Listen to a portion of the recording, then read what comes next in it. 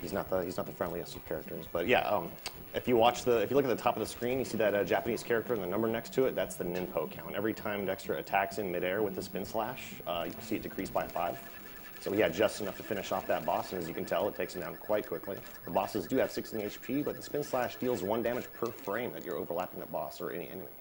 So it's pretty much invaluable to take down the bosses as quickly as possible. This run is very precise. It's been highly optimized. Something to notice is that when you slash your sword, there's a 20-frame cooldown before you can slash again. And actually, if you're standing on the ground when you attack, it forces you to stand still. But when you're in the air, that does not apply. So you'll see Dexter will pretty much make every attack on every enemy that's necessary to kill or proceed in the air. Now there's other sub-weapons in this game besides the spin slash, even though it's the most broken one by far. As you can see, it like one hit kills the bosses. And actually every single sub-weapon is going to be used throughout the course of the run at some point, so you're going to get to see them all. And right now he's going to get the orange throwing star, which kind of has a cool boomerang effect that you're going to see in the next stage. And your license revoked. 108. It's okay, you got a 131 coming up in the next stage.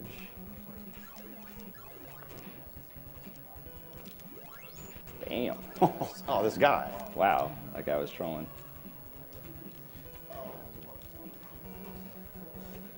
This sub-weapon coming up here is not one that's reusable. It is in Ninja Gaiden 2, but not in Ninja Gaiden 1. So it only lasts for a certain amount of time.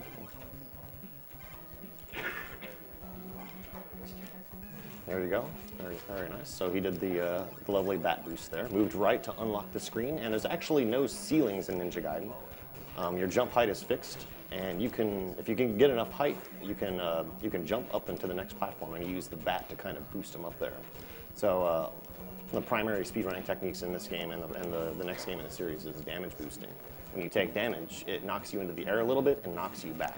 Of course, when you're playing through this game for the first time, enemies are very lethal whenever you're platforming around bottomless pits. It's not uncommon to get knocked into pits, and it can make it quite difficult. So does it feel like perfectly blocked by Dexter that doesn't want to scoot over on the couch at all? Sure. Well, You don't have to, just say. just see if we got enough room on my mic wire. Okay, is that better? Yeah. Oh, oh no, man. Okay, so there's actually no spin slash in Act 3. So there is. Are you kidding me? There is an art of the fire wheel, which will allow you to take down the boss as quickly as possible without spin slash. I can get it on the next screen. Yeah, Do you know where it's at? he can, but it's slower to get it. So Well, yeah, it's really off the beaten path to get the fire wheel. So we'll see. Dexter's choice here. Stage 3-2 is where the game really wants to weed out new players to the series.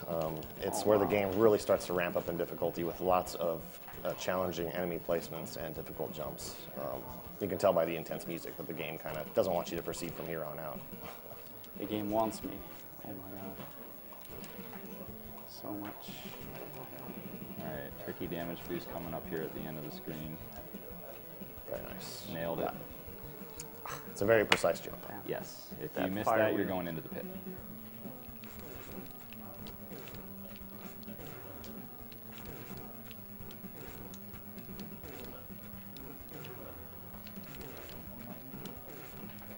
Oh, whatever. Okay. That's a tricky boss to be done sword only.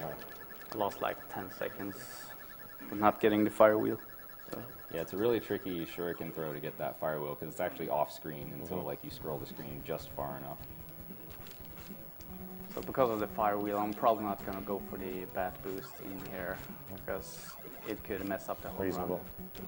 Yeah, this is another one of those boosts that if you miss it, it kills you. There's a good deal of those in this game. So I'm just gonna walk and walk. Okay.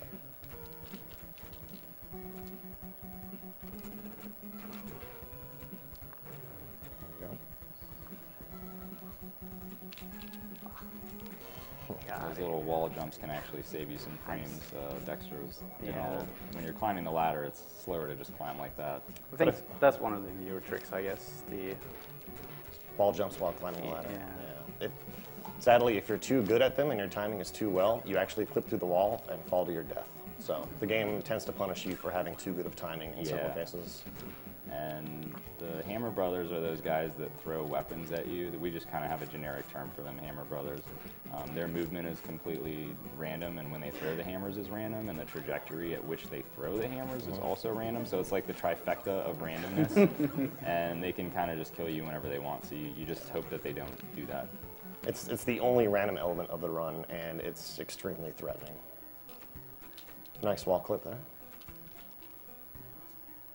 4-3 is one of the first longer stages of the run. It's composed of several screens, and you can kind of tell the game really ramps up in difficulty here. But there's some neat tricks in it. It's a really interesting stage. Lots of fun platforming. Nice. Double sword slash cancel. Yeah, Good recovery there. You'll notice what Dexter's doing when you're jumping in the air and you have spin slash. You'll automatically use it if you press the attack button. You have to actually press down in order to cancel that and use your sword. And there's actually a glitch associated with this mechanic. You'll see that coming up in the late game when battling the final bosses. Very nice. That's a tricky one. Very typical boss, once again.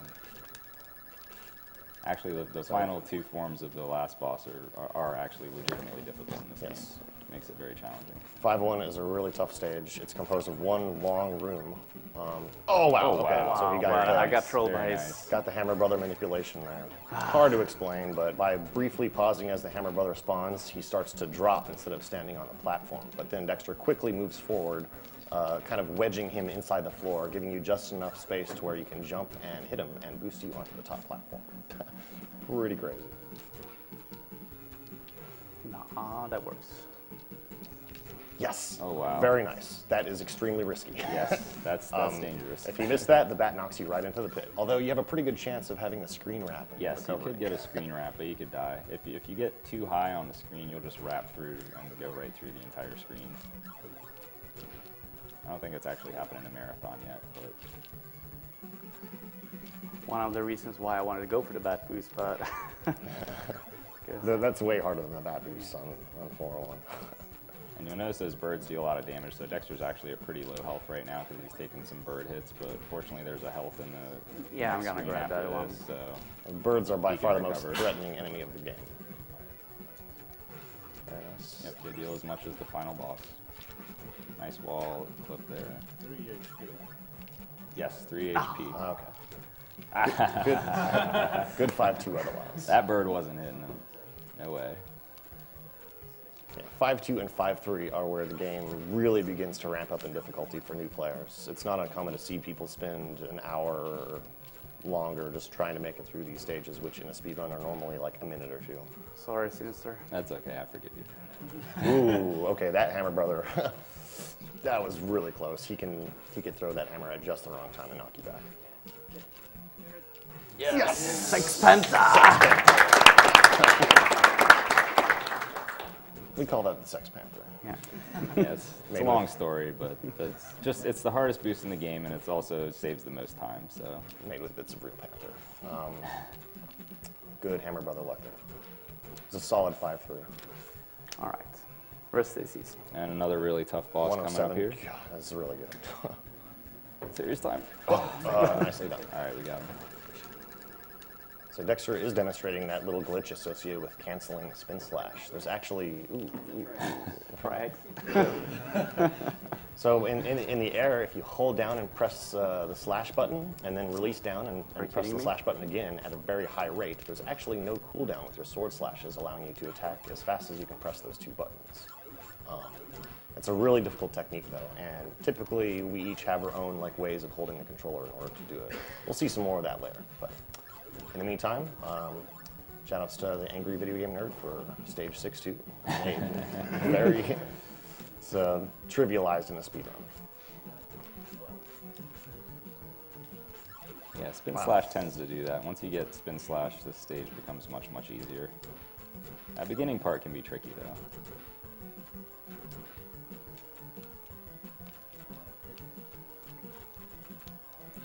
That works.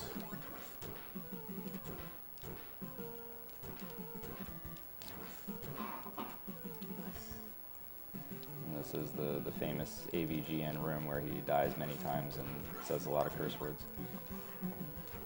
But all you do is you jump and press B. I mean, Yeah, it's I not don't that get hard. it. I don't know. What was he doing there? I don't know. Yeah, I'm not gonna go fake, so I'm sorry. And another We don't damage blame boost you. there. 106 is a Yeah, solid 60. very, very, very good. There's a couple more tricky boosts left. Oh, that hammer. Very nice adjustment. The Hammer Yeah. Brother gave very bad luck, but Dexter adjusted to it perfectly and still got the boost. There's an intricate boost set up with this bird to bypass a very pesky Hammer Brother here, intentionally running out of spin slash. Nope, that's a bad. That's Oh, bad. yeah. Yeah. Good read, though. Yes. By looking Yeah. at the bird's vertical position, he could tell that he wasn't going to be able to Yeah, make that if boost. the bird was too low, he would have just barely cleared it and fell in the pit and died.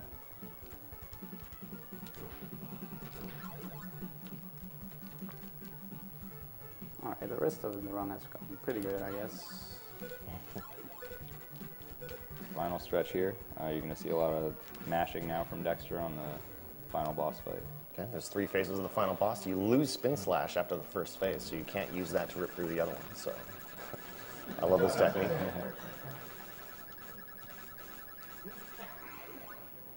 Sweet some speed.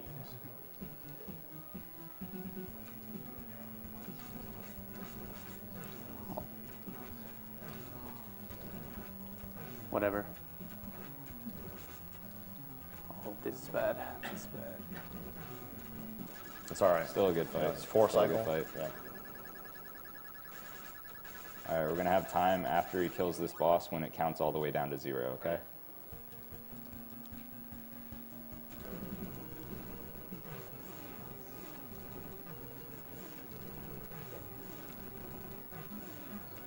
There So we go. good. Oh, Wow.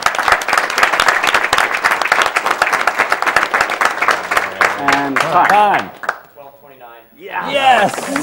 So close to Very it. nice. Awesome.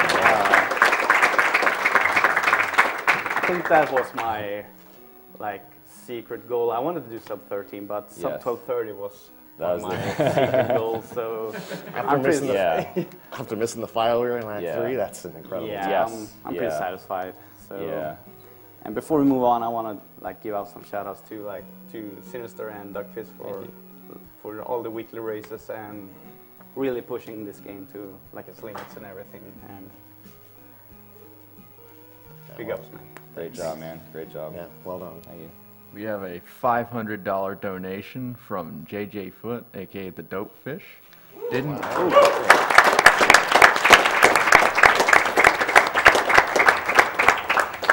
Didn't get much sleep last night, but still excited for the Ninja block. In recognition for that Chip and Dale win, Sinister One can decide where to put this.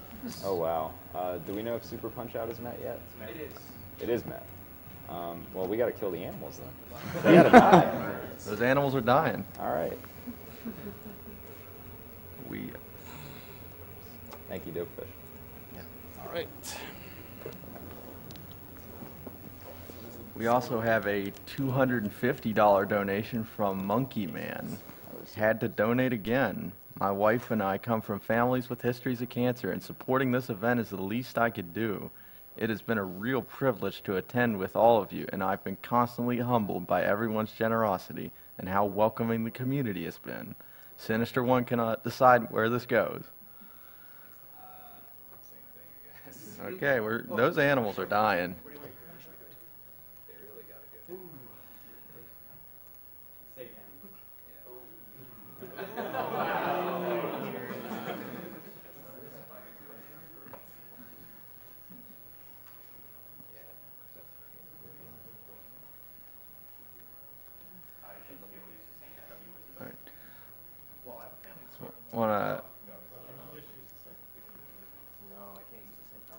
We have a $300 donation from DJM858. Couldn't think of a better time to donate than when Duckfist, Dexter, and Sinister are on the couch. Here's to some fun Ninja Gaiden runs and somehow some awesome Punch-Out tomorrow.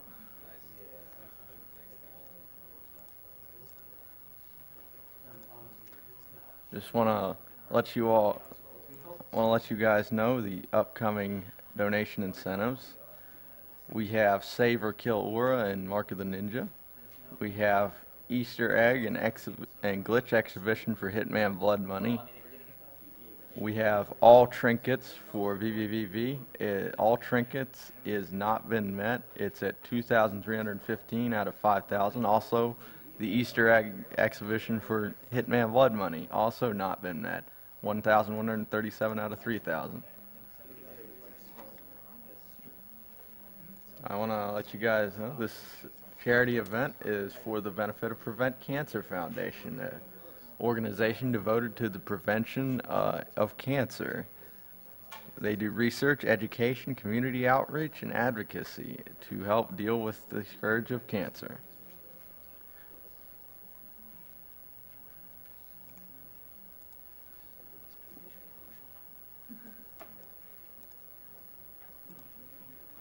We have a $100 donation from Anonymous. Merci, Mr. MV. Shout outs to the Germensch restream.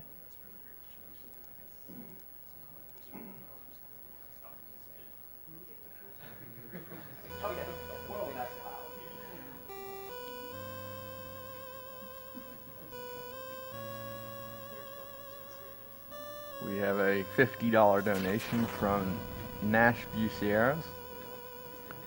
Duckfist Mega Man 4 run last year inspired me to pick up the game again for the first time in a decade and try speedrunning it. Put this towards sword-only Ninja Gaiden 2 as punishment for destroying my productivity and encouraging the biggest time sink in my life currently.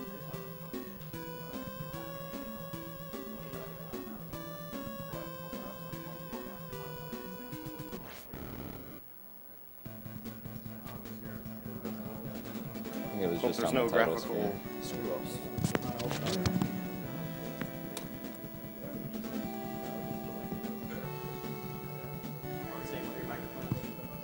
Just Sinister one. I'm still on the same one. Okay. I want to let you know dude. that, I'm on Yeah, we're 7. using the same mic. The same set. Yeah, same set of mics. I want to let you know that the prizes for this Dude, this block thing is are terrible. a Ninja Gaiden final boss pearler, a signed Mark of the Ninja poster, and a Squid Ninja Gaiden print. Any money well- donated will go toward this. Okay, just a disclaimer, I'm probably not going to be doing that much commentary. I'll chime in like a little bit for a couple of things, but kind of requesting mostly serious time for the duration of the run. It's sort of like... We're doing it. We're doing it. We're doing it. Major shout outs for Twitch for letting this happen. They're going to give us a big donation for maximum concurrent viewer count, so you guys better invite your friends. All right, so I just wanted to cover a couple of small things before the run. Yeah, pretty much everything from 2-2, stage 2-2, and for the rest of the game, it's incredibly hard. Sword only is a pretty tough category. Like the primary differences are between that and like any percent is you actually fight all the bosses instead of just having them die instantly. I mean, there's not a whole lot to explain. There's a lot of technique, but it goes by so fast. I mean, it'd be impossible to explain it in time. I mean, feel free to just throw in a few pointers, you know, or whatever. Chime in a little bit. But in the meantime, it's a quick run. It should take under 14 minutes. We'll see what happens. I also want to point out I do have 3 planned deaths throughout the run. 2 of them are optimal. One of them is more of a marathon safe strat that I do in 2-2. But it's really hard to get a run without any unintentional deaths, so you might see a few more. We'll see. So don't panic. Leave that up to me. So, you guys are ready? Okay. It's going to be a 3, 2, 1, go. Alright, so 1-1 is actually not the hardest stage, thankfully, but after this it does get really difficult, but one of the reasons that Sword Only is so hard in Ninja Gaiden 2 is because they actually decreased the size of the sword's hitbox from Ninja Gaiden 1 to Ninja Gaiden 2. I have no idea why they did that, but they thought it would make it more challenging, maybe, so...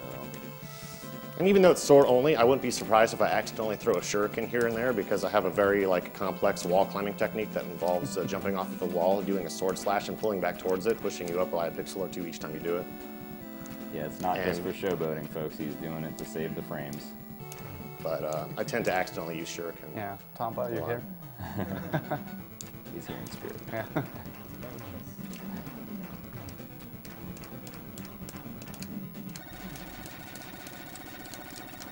There's that wall climbing. Yeah. And you can get out of bounds a little bit here and there. Nice. Nice. One of the tougher hits to get in the game. Definitely. Yeah, Ninja Gaiden 2 differs a lot from Ninja Gaiden 1, I would say. I mean, more memorization, and I would say it's a more difficult game overall. You'll see a Well, lot that's more my damage opinion. boosting in this game as well. You actually don't lose any horizontal velocity after taking damage. I hate this stage. Really tough stage here. Serious time. Music's awesome.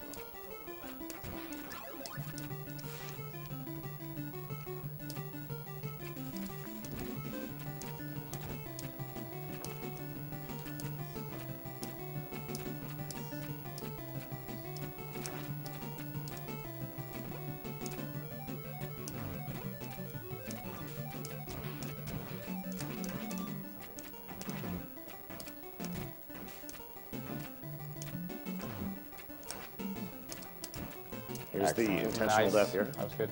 Yep. Need full health for the boss. Yeah, the boss is really, really tough. Nice. Excellent. There we go. I can't believe I got that.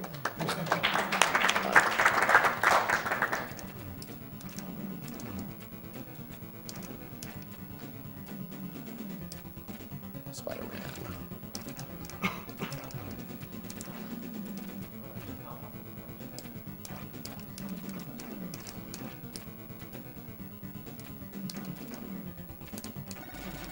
So unlike Ninja Gaiden 1, there's stage hazards in this game, and the snow and wind in that stage, and now this stage has darkness, you can't see what's going on.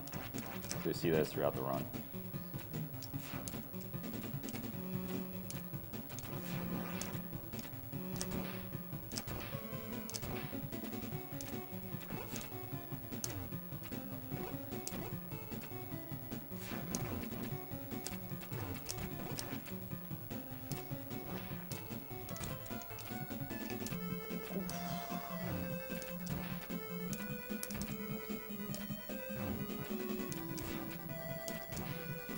Great maneuvering Right, there by Duck yeah. Fist to avoid death. Enjoy the music, fellas. Nice, good boost. That's the best you can get.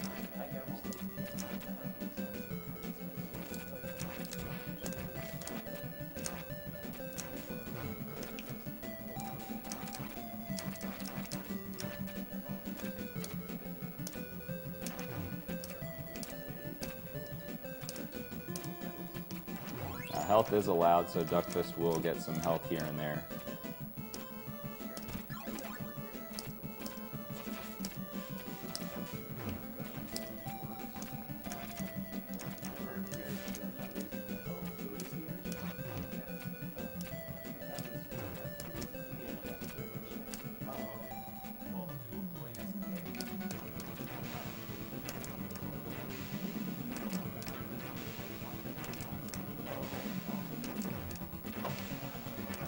Perfect. Nice, That was really good. nice.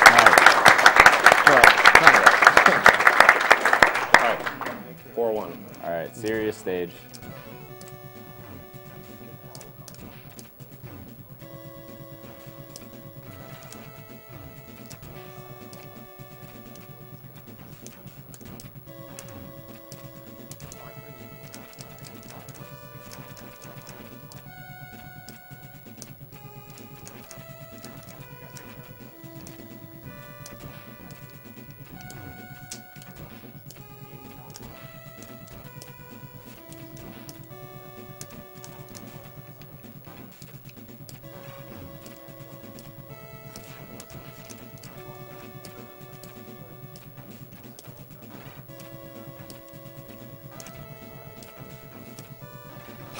Very good. nice. Very good.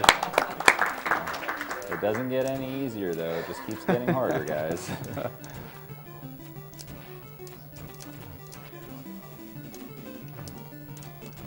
All right.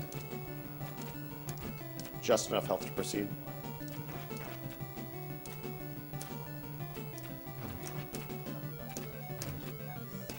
Yes, that's incredibly hard. Very good.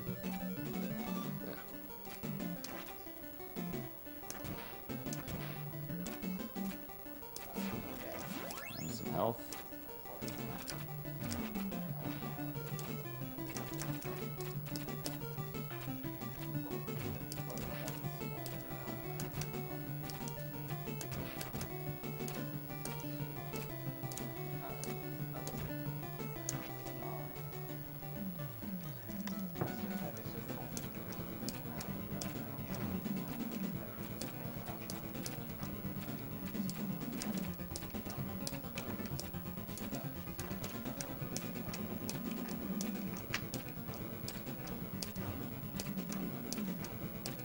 All right, nice.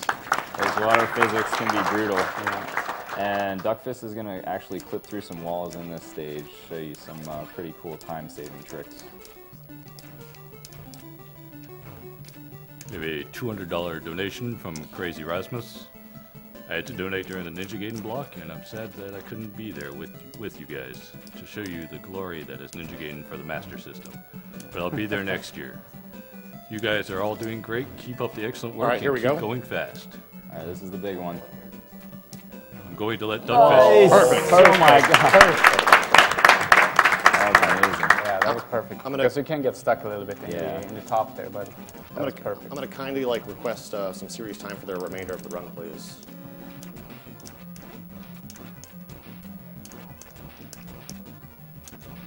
Oops. All right.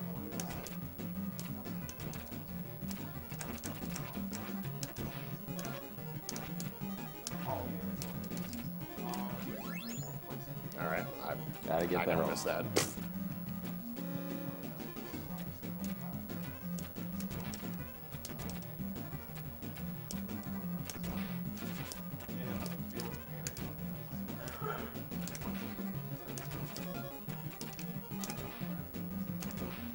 This boss coming up is really tough to hit with sword only. Duckfist's going to try to hit him a bunch of times each round now. One hit, 15 HP, 4 cycles is optimal. 4 hits, that's good.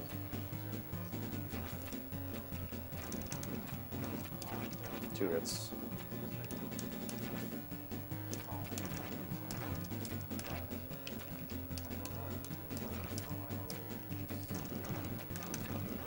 Five hits. Wow. Nice. That's really good. Great. That's very good. All right, Duckfist's going to take a bunch of damage in this stage because he's going to be setting up the death boost he mentioned at the outset of the run.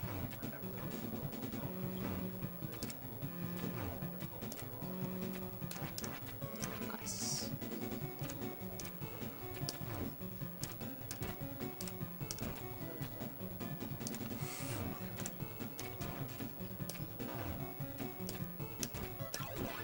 Yes. That's good.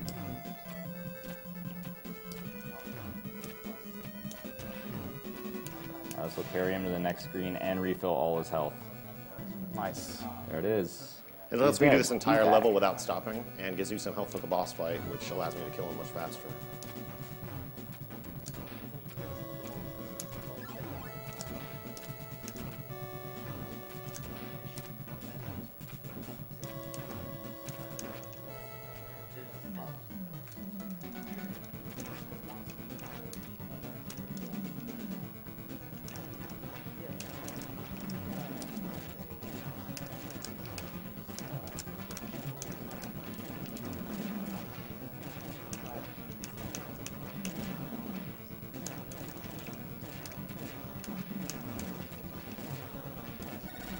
All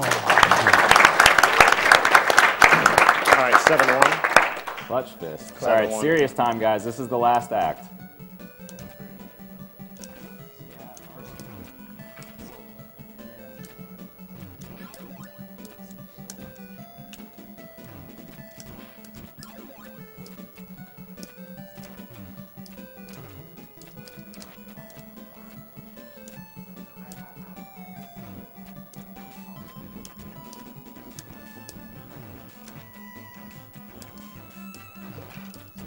Yeah.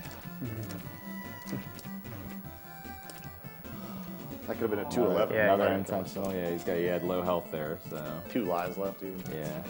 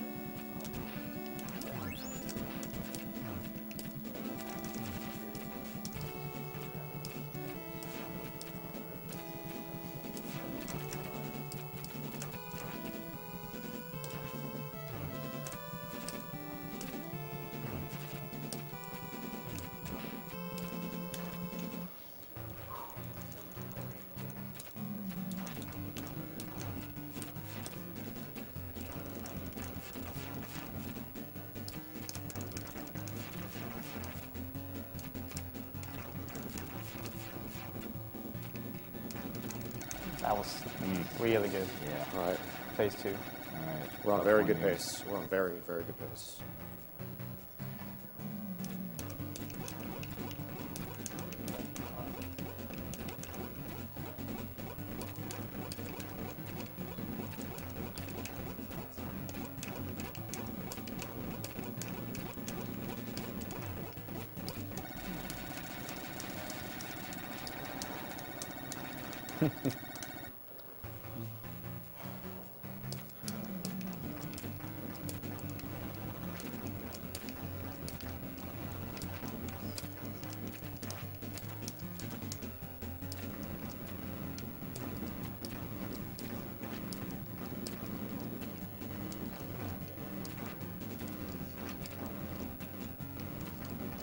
All right, get ready for time. Get ready for time. And time.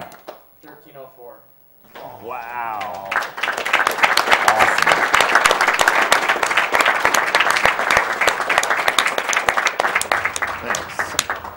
Thanks. There was no unintentional deaths in that run. I haven't gotten a single run like that my entire time here, and I've done about 30 or 40 runs. And that's the best time I've gotten while I was here. So. Duckfist made that look easy, but it's like the furthest thing from easy. The world record's about 14 seconds faster than that. That was amazing. Well, okay, we don't do the SDA timing here, so it's actually, yeah, but there's an extra like 2 seconds, but just easier to start that way. So, yeah, enjoy the 2-minute exploding castle, and thanks a lot for having me run. You know, it's a pleasure. Thanks a lot for all the support from everybody around here. Like, I've been complaining about this run since I got here, and I've gotten nothing but like good support from people and good feedback. And it's been amazing. So, thanks everybody.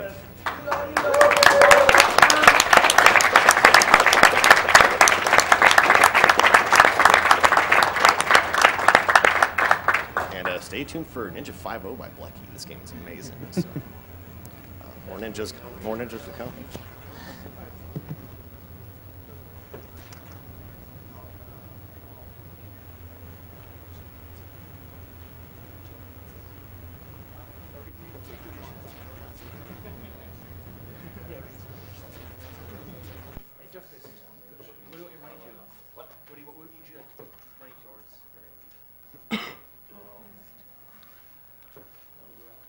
We have a $100 donation from Who's Been 14. My father has been fighting cancer for 12 years. Thanks to exercise and chemotherapy, he's doing quite well, and he's still cycling up and down mountains to this day. I wish the same fate to all those who can hear me. Put these $100 for the name Vinny for Perfect Dark. We have an $80 donation from Topher.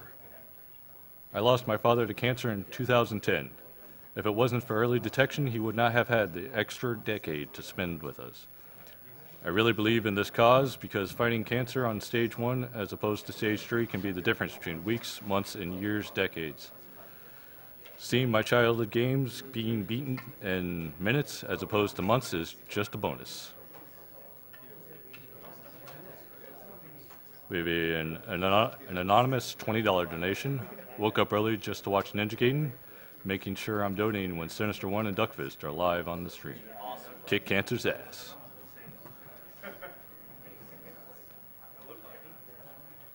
We have another anonymous donation of $40. Hi guys, thanks for putting on this amazing event. It's amazing how much has been raised. Well done all runners so far, and good luck to the guys yet to play.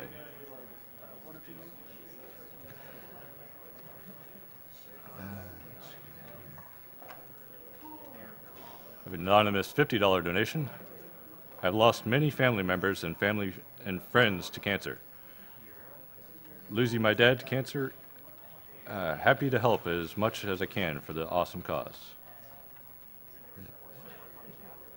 I have a $15 donation from JK Wong 111. Always a fan of the Ninja Gaiden speedruns. This game kicked my butt for years back in the day. Thanks for all that you do in the fight against cancer.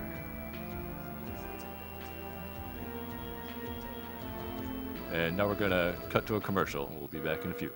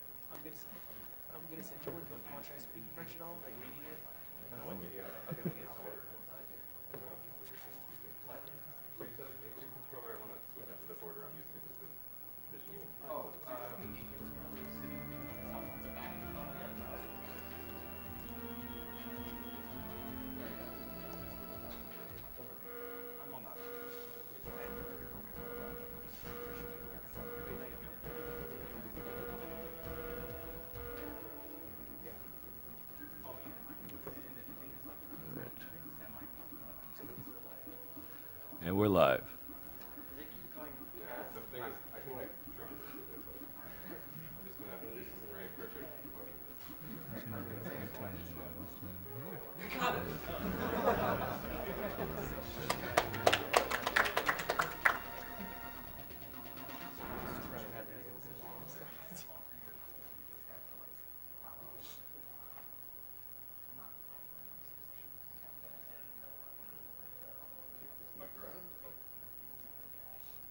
We have a $50 donation from Julie Yopi. Hello all. Sorry, English is very bad. And I'm sorry because I'll probably screw this up. Merci à vous et à Mr. MV pour le travail fait pour ce bel événement. Germanich Rumel. You got him? Yeah. Okay, before we start the timer, I do just want to take like 30 seconds to illustrate one quick thing about the game that's really important. I'm just waiting for my thing to respond. Okay. Okay, I just want to show this off since I won't have time in the run, just that the jump slashing of this game, this is Ninja 5.0, the jump slashing of this game is very important, but when you land after doing it, there's a short delay. However, you can cancel that by doing what's called grapple canceling. And you can use your grappling hook to cancel it like so and totally avoid that delay. The other big thing, the same thing happens when you land from the air, but if you do that and grapple just beforehand, then you cancel that out. So obviously, those two moves together appear in like every screen throughout the run.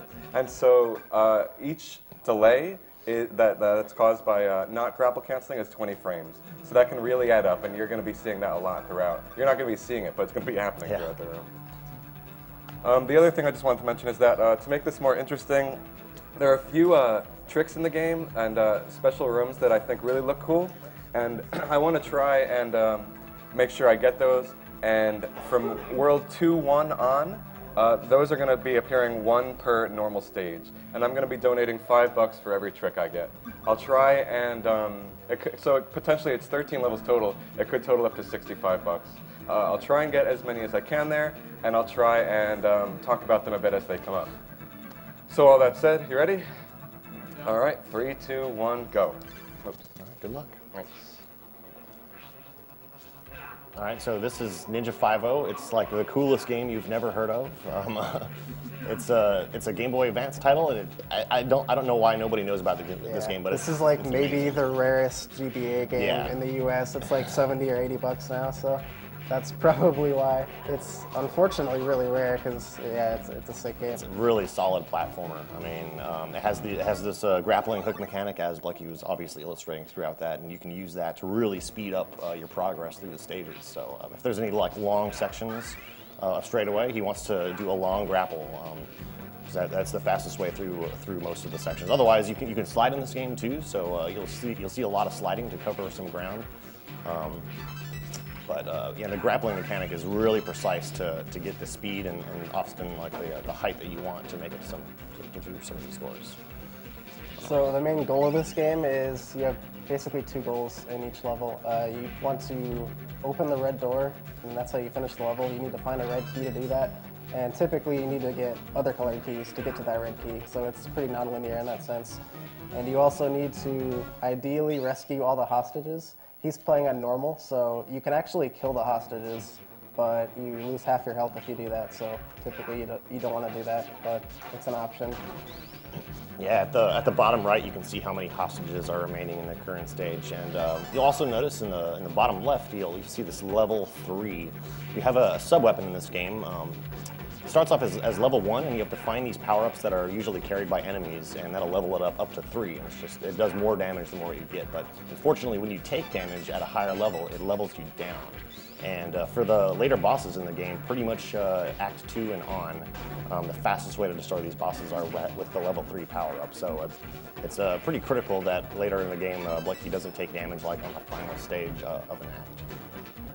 Yeah, the level 2 power-up or sub-weapon, I guess, is basically the same as the third one sometimes.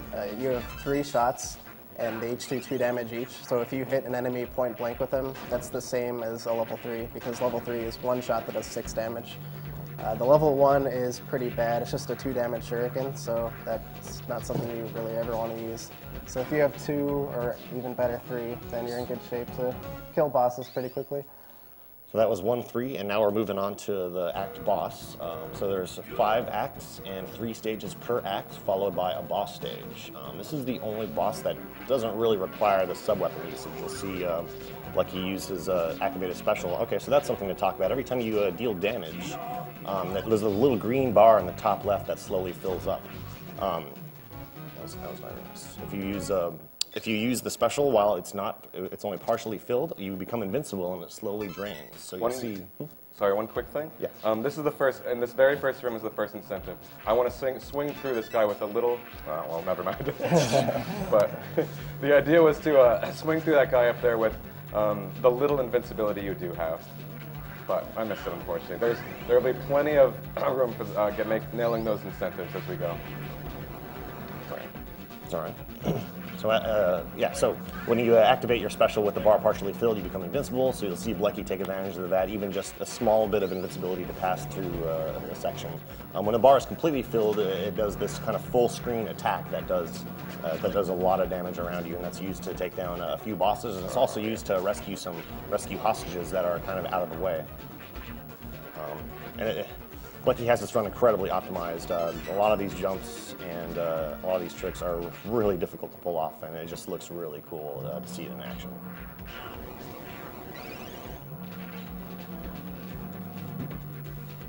I think you see the full special attack from the full meter twice on the run, and he mainly just uses that to get enemies that are pretty far out of the way but on the screen to kill, so he doesn't have to like maneuver through this hedge maze of a design. So I just killed that hostage. I barely scrolled the screen off accidentally, so the guy that's carrying the hostage just kind of went back to his normal position. So I had to kill it, but whatever.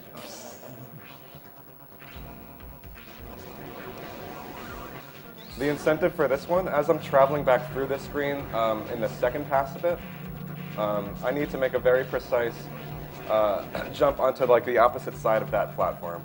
So let's see if I can do it when on the way back. I need to do like the entire room really well, and then the hardest part is the final jump at the end. Here it comes.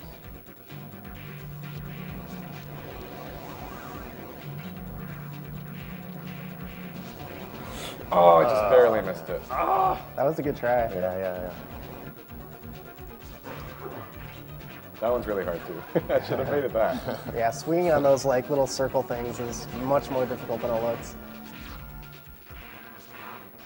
Frogs were nice. Not bad. So Not bad these luck. little frog dudes, they're the only enemies that are like randomly placed in the game. All the other enemies are always in the same place, so they can be kind of annoying if you're really unlucky.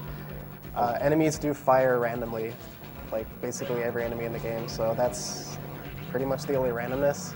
It can screw you over pretty hard in a few levels, but for the most part, the randomness is really low in this game, so that's really nice. The incentive on this one will be the green room in the upper right. I want to do that extremely quickly. This is actually my favorite level because every room is goes really quickly. Yeah, speaking of randomness, a lot of these stage hazards, like these burners and some of the lasers and the moving spike platforms, those are all fixed whenever you enter the room that has them. So there's no randomness to that. And as long as you follow a set path that Blicky has routed out, you can pass by all. Here's the green room.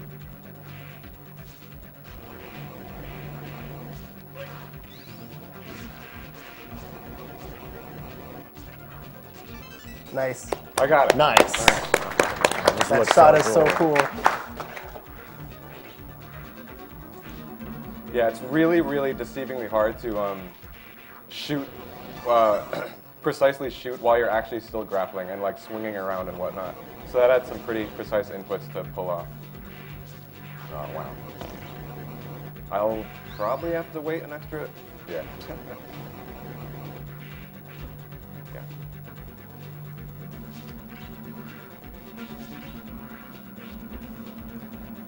This is just a reminder of the upcoming donation incentives. We have the Hitman Blood Money with the Easter egg and glitch exhibition. And VVVV, all trinkets. Age of Empires 2, the scenario bed war. Half-Life as a hazard course. And Portal with the run type. And those incentives are currently at $1,200 out of $3,000 for Hitman Blood Money, $2,750 out of $5,000 for and the Half-Life training course is at $568 out of $6,000. And for Portal, Out of Bounds is winning at $1,147, and Inbounds is trailing at $861. So that last boss is really random based. It's really unfortunate. Once he gets off the frog, he can do a few different things. Jumping on the frog and jumping around erratically is what you don't want to see. He just rolled back and forth, so he was pretty nice. So that was a really good fight. Okay, here's the incentive for this one. I really want to make this swing. Got it. Nice. Cool. So I think we're up to 10 now. Yep. You can Burning make a hole in your 55, I pocket. believe in you. What? You can make 55, I believe in you. That sequence of jumps is quite hard. Basically, to use the invincibility Duckfist mentioned before, you have to push A and B at the same time.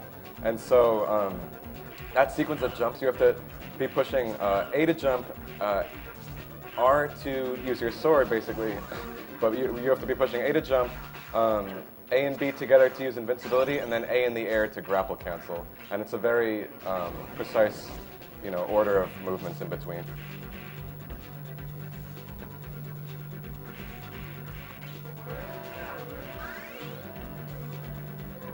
What's 3-2's thing? Let's see. Yellow There's swing. this extremely difficult. I'm going to be going. I'll say it as it comes up, but there's an extremely difficult sometimes one frame, sometimes impossible swing that looks just absolutely incredible, and I really, really want to get it. I probably won't, but let's believe. So if you haven't noticed, during the sliding animation, you are invincible through the duration of the slide, so you can see that Lucky's making it past and doing this quite easily just by sliding through them.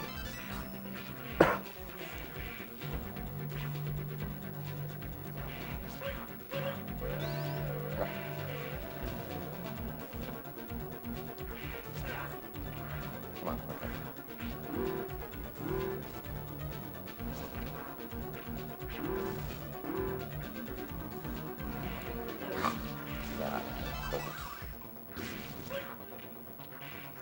There's a backup in this stage, that really doesn't matter. But that is the first unintentional hit take, so as you can see, I went from power level 3 in the lower left to 2. After this room will be the incentive one. Oh, it's so hard. Good luck. Oh, I was so close. That was really good. Yeah, if you do it, you can swing all the way around, and the chain just carries you all the way around.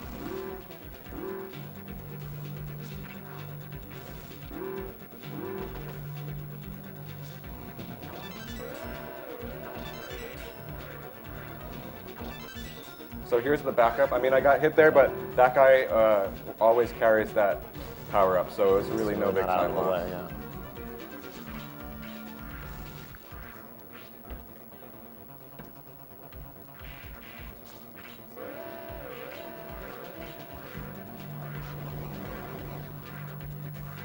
All right, good. I really want to enter this level with fully powered. What's the thing in this one? 3-3. No damage. No damage, okay. Hard level, no damage. Yeah, this level's kind of lame. It actually has backtracking, and that's never cool. And I was gonna say never cool in platformers, but I guess it's never cool, period. This is a hard room. Oh, that way he was like frames from destroying me. Yeah. It's really nice that he killed those ninjas because he's gonna have to backtrack through them, and it's just kind of awkwardly placed if they're still alive. You'll see it one more time in this specific level, but in that narrow corridor down there, I used all 3 ways of refreshing your attack in this game. Yeah. So while Lucky was hanging from a grappling hook, you can you fire your sub weapon at a fixed rate normally, but if you're suspended from the grappling hook and you fire the sub weapon and then release the grappling hook, you can fire immediately. In addition, whenever you land on the ground, it also cancels that cooldown. So if you're suspended from a grappling hook, you can do 3 quick shots by firing, releasing the grapple, firing again, and firing while on the ground. So you also use that strategy for a boss coming up. There you go. There you go. Nice. That room can be tricky. Those enemies on the bottom left are stubborn sometimes.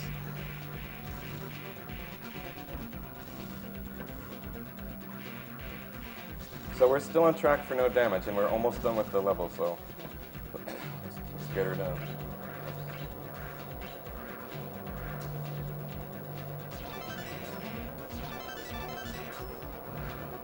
Oh! I swear, it's not just because I didn't want to pay $5. It was right there. Maybe that's a 250. Yeah, 250. We'll say 250. So we're up to 1250. This boss is also a little random, but usually it's fine. You can deal with him. He'll just bounce around however The he second feels. phase when he goes into a dragon form is just kind of annoying, but like he's going to build up a little bit of invulnerability by landing a couple of shots, and hopefully that'll let him just kind of handle anything that this guy throws at him. Please, just time, whatever. Ideally, you hit him before he starts, kill him before he starts spinning. But he gave me pretty bad luck there. You just kind of have to react to what he gives you in the end. But he spent a lot of time on the left there by me, so I couldn't really spend any time shooting lasers at him to get more stuff. So when I get down to that yellow room there, the intended route through that room is going all the way around counterclockwise. But if I get this first try, I'll do $5. And I get Nice. Okay. That's a really tricky grappling position. You can swing up that wall. Normally, if you just stand to the far left and jump, your grapple can't quite make it all the way up. But if you have to utilize that small space to swing up and then grapple, you can skip all the junk in that room. It's only like one of 2 actual sequence breaks in the game, I think, and the other one is one you'll see soon, and it's basically the same idea. It's easier than that one because the shaft is a lot smaller, but.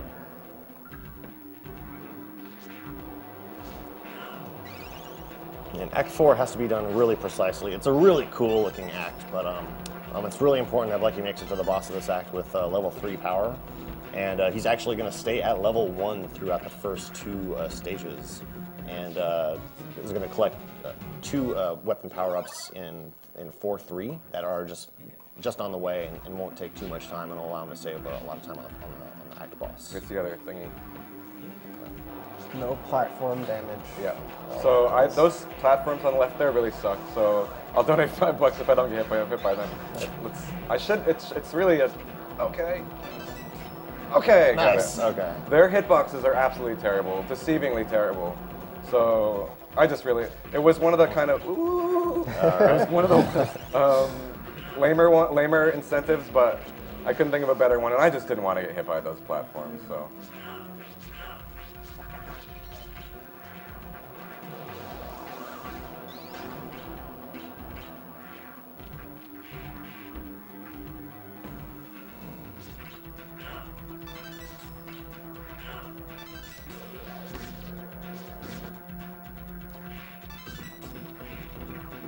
I should have made this one no damage entirely.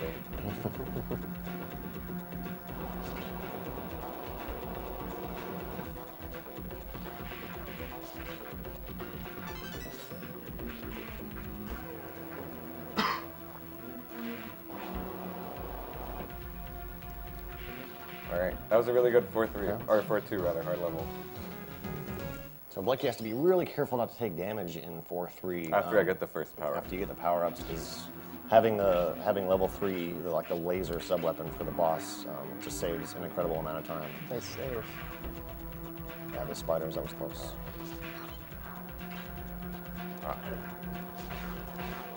So that I didn't get a first power-up yet, so that damage doesn't matter at all. The first power-up is at the bottom of this room.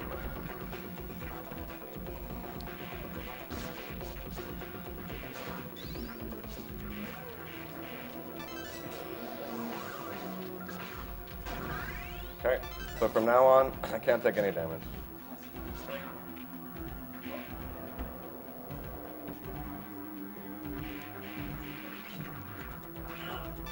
That guy wanted to laser me mad.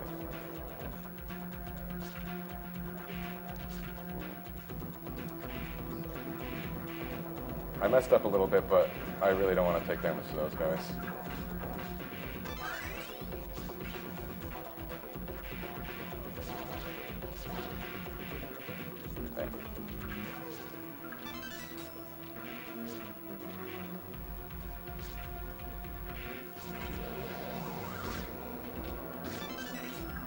Woo! Oh, so that's actually pretty hard. I didn't take damage. Okay, I gotta be quiet. This is the hardest room of the level.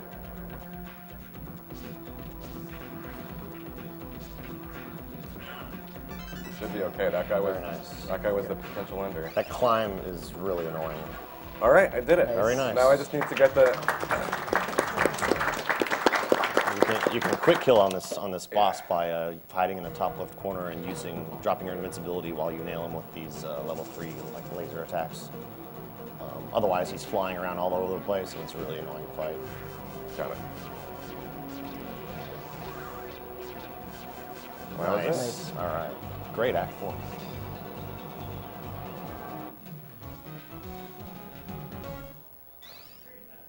Yeah, if you don't have level 3 on that boss, it's a train wreck.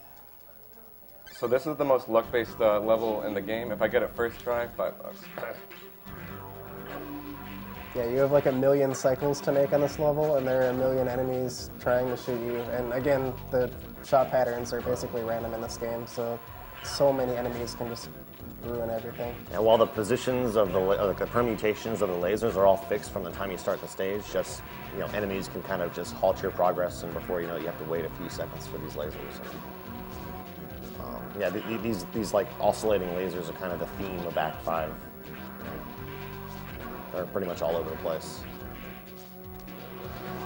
I did everything that was hard, so Perfect. I just gotta kill That was this idiot. Very good. So, Close enough. That was it. That never happened, so I'm really happy Nice. that I was able to first try that stage. Okay, in this one I just need to, there are a sequence of slides, very precise. I need to make it past that robot. oh, I'm no. just gonna redo it. I mean, Okay. if I do it this time, another He 250. needs to land on top of that little moving, like, Roomba guy. All right. Roomba, nice. It does look like a Roomba. Yeah, a little bit.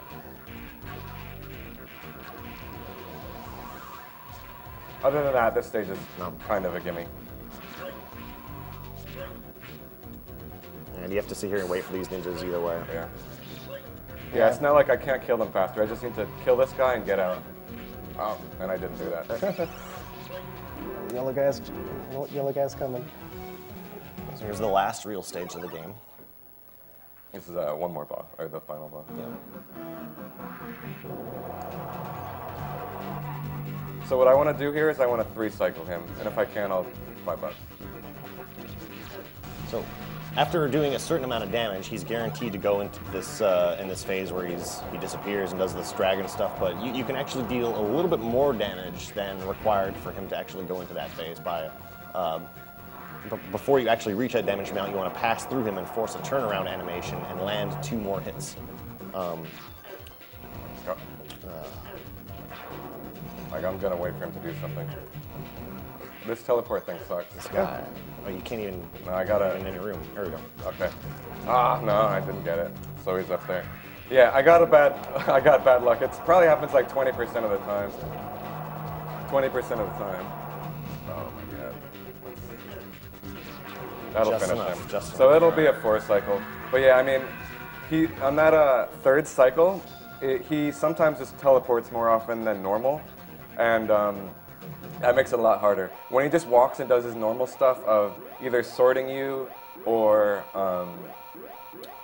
turning around if you're on the other side of him, then you can do it. Final stage of the game. Got a I wanna Super get- Metroid style escape here. I'm gonna redo Just that. tons of lasers and burners and really precise grappling here. And Blacky's actually going to donate an extra 5 if he can get this in 60 seconds or more on the clock.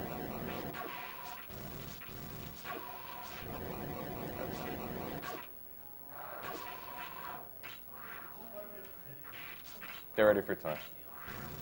Oops, whatever, it's fine. No, it's not. I gotta safe it. So these things 2-shot you. I'm not gonna get this, unfortunately, but I just want to finish. Please finish. Please finish. Please finish. Please finish. Okay. So time. Okay. Cool. All right.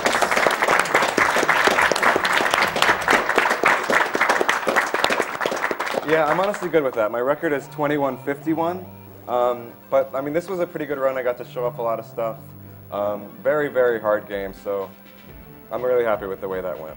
You just doubled the price of this game on eBay. Congratulations.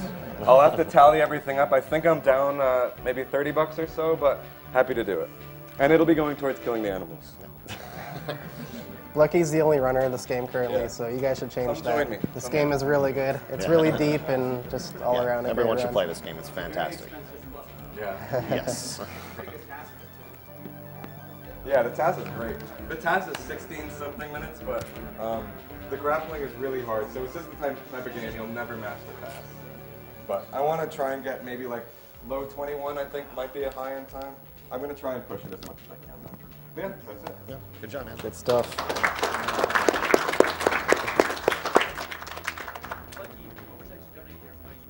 What's that? Killing the animal. Up next, we have Mark of the Ninja, run by Railcoon.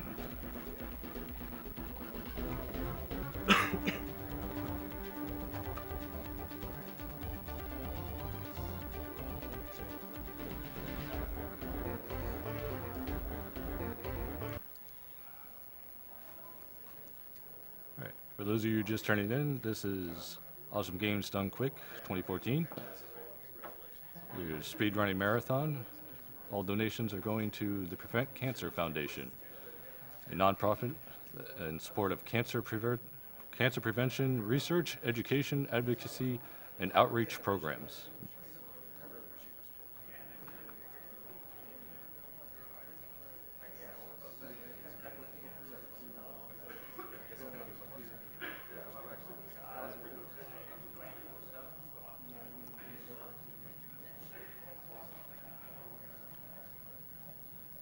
We have a $25 donation from Nostalgia. Great run and commentary from Blecky. Had to donate. $50 donation from Ryan TTB. For those affected by cancer and those who haven't, I strongly suggest reading A Fault in Our Stars. Thanks guys for the great runs. VVVVV.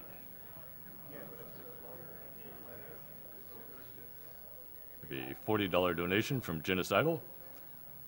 Good luck on the run, Blecky, and shout outs to the rest of the #blind crew. Shabango. Let Blecky and Boney each put $20 where they want. We have a $15 donation from Zephoria. Great thing you guys are doing here. Too many people suffer, and you guys are making it so much better. This is a shout from the Saber Squad and NGT community. GG ADGQ 2014.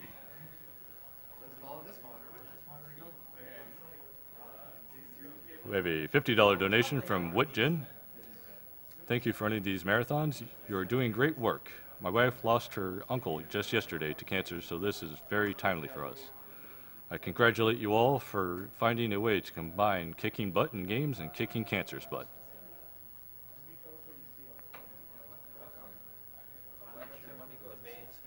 We have a $10 donation from Visa. Hearing all these sad stories convinced me to donate. Thanks for the event, guys. Let's kick cancer's arse.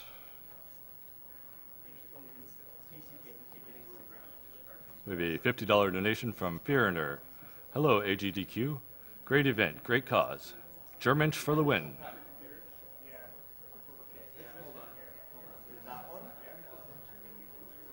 We have a $20 donation from Daniel Games. Here's a second donation for being so awesome at the classic games I played when I was a kid. Again, I want to thank everyone involved for making this charity marathon a giant success, including the viewers who advertised to their friends. We have a $50 donation from Cedric. Thanks for the fantastic NES runs and commentary. Go Team Blecky.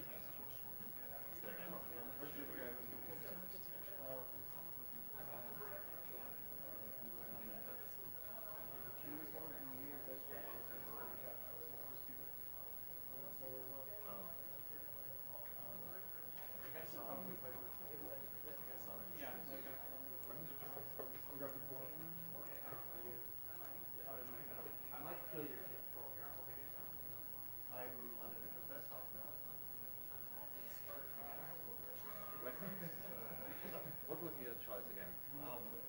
File name for movie creation, Alexa, I'm not sure. A couple $100 on that already? Yeah. 650. And then can we add a donation as well? Or a donation idea as well? That's our donation. It's like, Oh, same one? well, it's Gold Rush. Alright, okay, you should.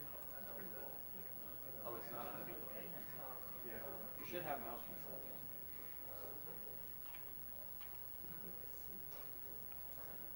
Did I unplug the wrong ones then? Sure This is a pass-through on my keyboard. Where is it plugged in? It's plugged in here. Okay.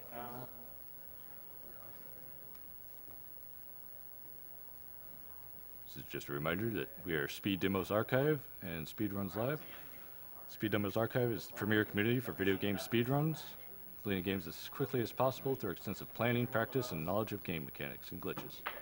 While Speedruns Live is the best site to race video games online against others. Players of all skill levels are welcome to join, whether you like to become competitive or just race casually with friends.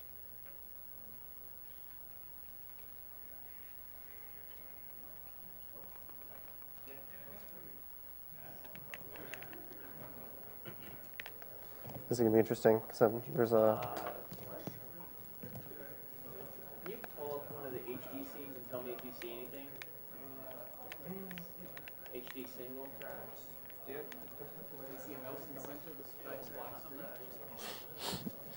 Does this move it? No. Okay. Restart Omni's PC. We've been having issues with his USB ports.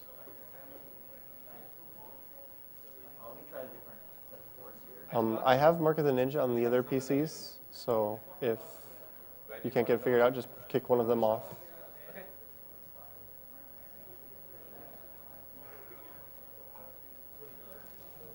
Am I like live right now?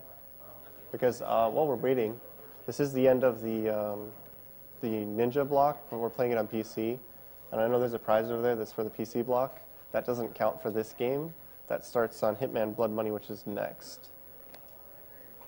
So I just wanted to make sure people don't get confused over that. Start donating to try and win the Taika statue. You gotta wait until What about the doubles? Blood Money. Race co-op one? Either of the double HDCs.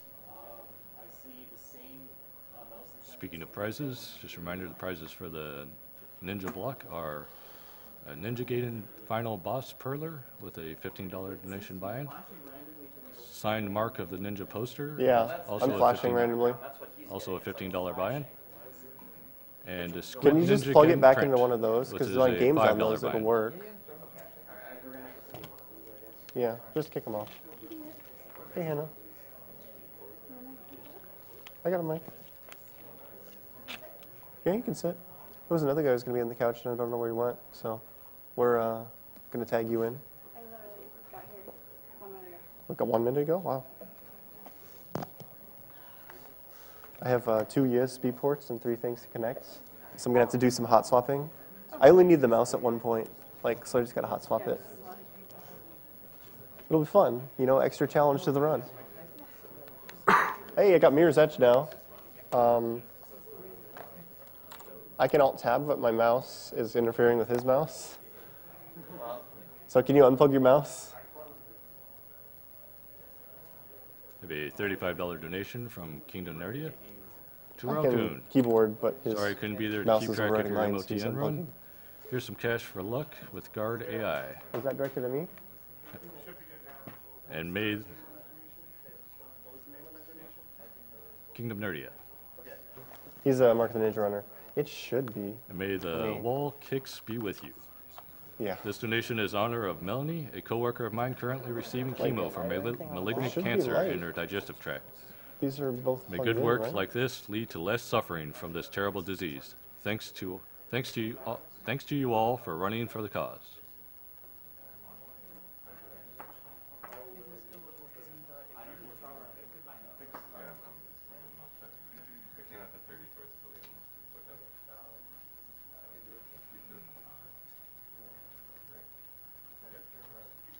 A $20 donation for Mammoth. Great skills for a great cause. Looking forward to seeing MOTN run.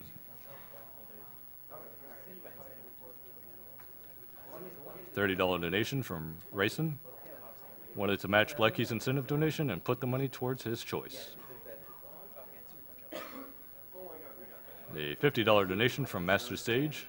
Taking money out of the PS4 fund for you guys. Love watching every year. Thanks to all the runners and all the people behind the scenes. You're amazing. Let's hit 500K.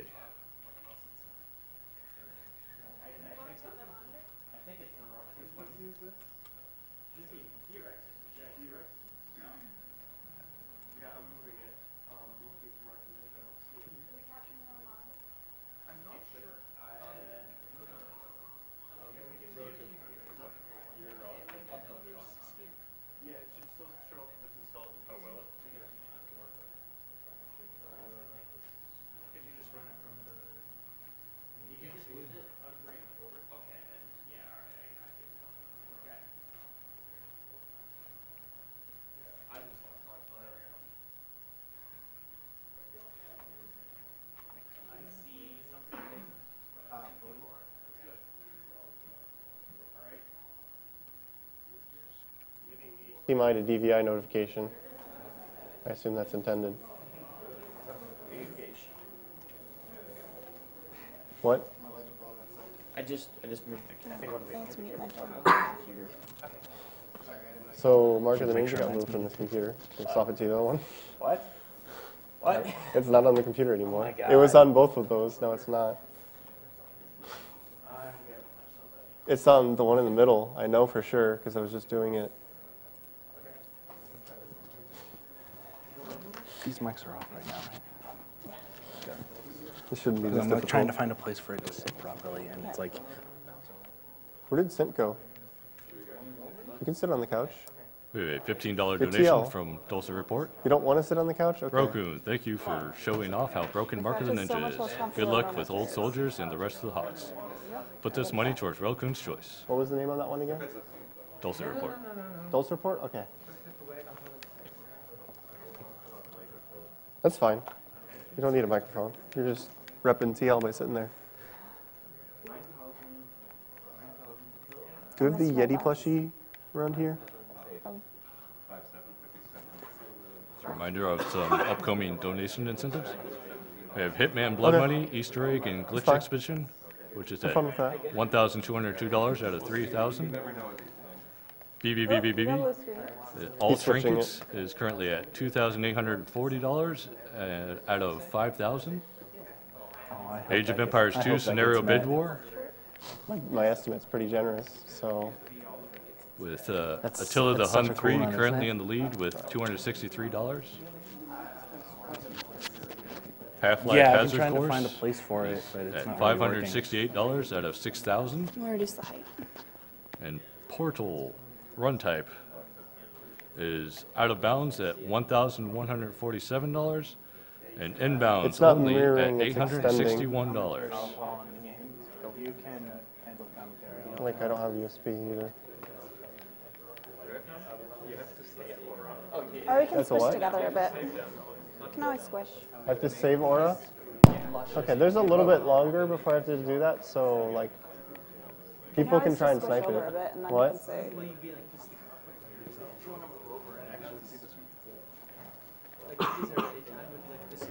Yeah, I can tell you when to cut it off. How long do you need in advance to cut it off?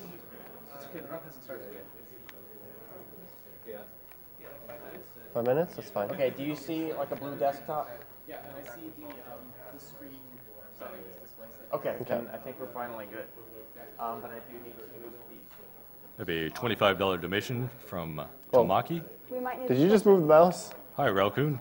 Originally planned to donate this during the StarCraft run. Just unplug that mouse. But hey, you introduced me to this amazing game with your runs. So here's a bonus donation, and I'll We're still stealing your donate PC. during the SC2 run. Good luck and break stuff like only a ninja can. Also, kill Orca, because I didn't have the balls to do it in my casual run. Oh God. Okay, so is Mark of the Ninja actually on here? Can I sit down? Should be. Can we, like, switch off of this so I don't show his Steam account? I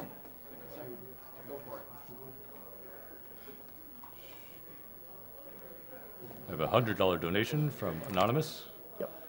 Incredible I job can from launch incredible it people. with Keep up the not good for job. Steam. Hang on, as long as I'm logged in. What did I just alt tab into? The Void. Good, good. You all tabbed into another dimension. Okay, what's open? Yeah, it says purchase. Yeah, I know, I can fix that. Which drive this is on? It's I probably have a C. $5 donation from Manette. I never donated to anything, and donating to this great cause makes me feel much better. No. I've wasted Where all my are these PayPal money new on donating, files? but it was definitely worth it. Copies.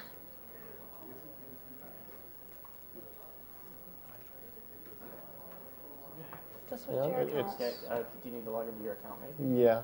Okay, If well, that doesn't work, I can just log in. Okay. I have a $50 donation from Railmom. So proud that AGDQ community and Railcoon for their efforts to raise money for the Prevent Cancer Foundation. This dread disease needs to be wiped out. Thanks again for your help. Yeah, it's working on it. Did you know that Rail Mom is momly or backwards?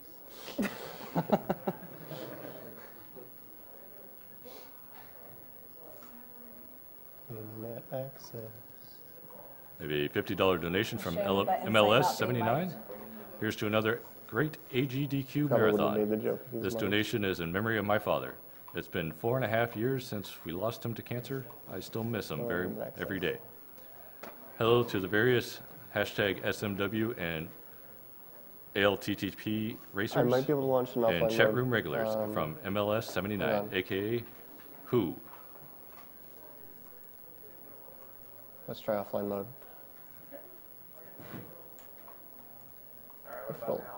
Yeah, right about now.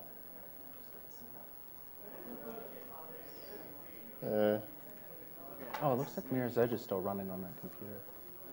That was cool. Let's close Got a Mirror's $20 donation from Matt Horstman. Should have internet. Got home just in time for one of my all-time no. favorites, Mark of the Ninja. Cancer won't see us coming. Internet access. Let's try this again. Game is not ready to play in offline mode. Okay, so let's switch Alright, users. Kill me. Okay, well turn it, make it so he can't, because he's gonna have to log into Steam. Alright. Am I good? He's not visible, right? Yes. Okay, alright. Thank you. Got a $20 donation from Shea Waldo. Great Ninja Block. Half of this goes to Borderlands cosplay, and the other half goes to Butlet as the Wind Waker file name. Great timing. I need to confirm that this is the correct version. Hang on. It should be.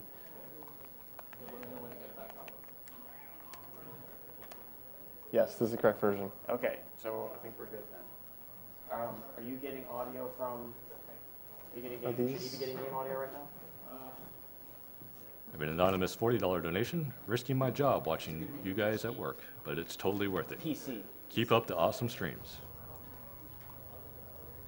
Is the audio connected to a different PC right now? What should I be hearing? I don't know. Should you be hearing something? You should be hearing noises as they change. You can hear the clicking? Maybe the audio's set to the wrong device? You hear the clicking noises on the menu. You can hear this? Like, I have a $20 donation from Warpony. I don't know if there's Awesome menu Rainbow music in Dash the menu. t-shirt. Ralcoon. Even if we all know Pinkie Pie is best pony. Put my money to save the animals because no speedrun in Super Metroid is complete without saving them. Hearing anything out of there for some reason. How important is audio for this? It's not important. Okay, but you're hearing it? Okay, then I guess we'll go. Okay. Okay, are we ready? Make sure mouse is working. Okay. Need the mouse for exactly one trick. That should be widescreen. Wow, All right. caused so many problems open. Let's get ready to get started. And oh, I just heard the sound. Yeah, it's coming from the monitors in here. Oh, it's behind me.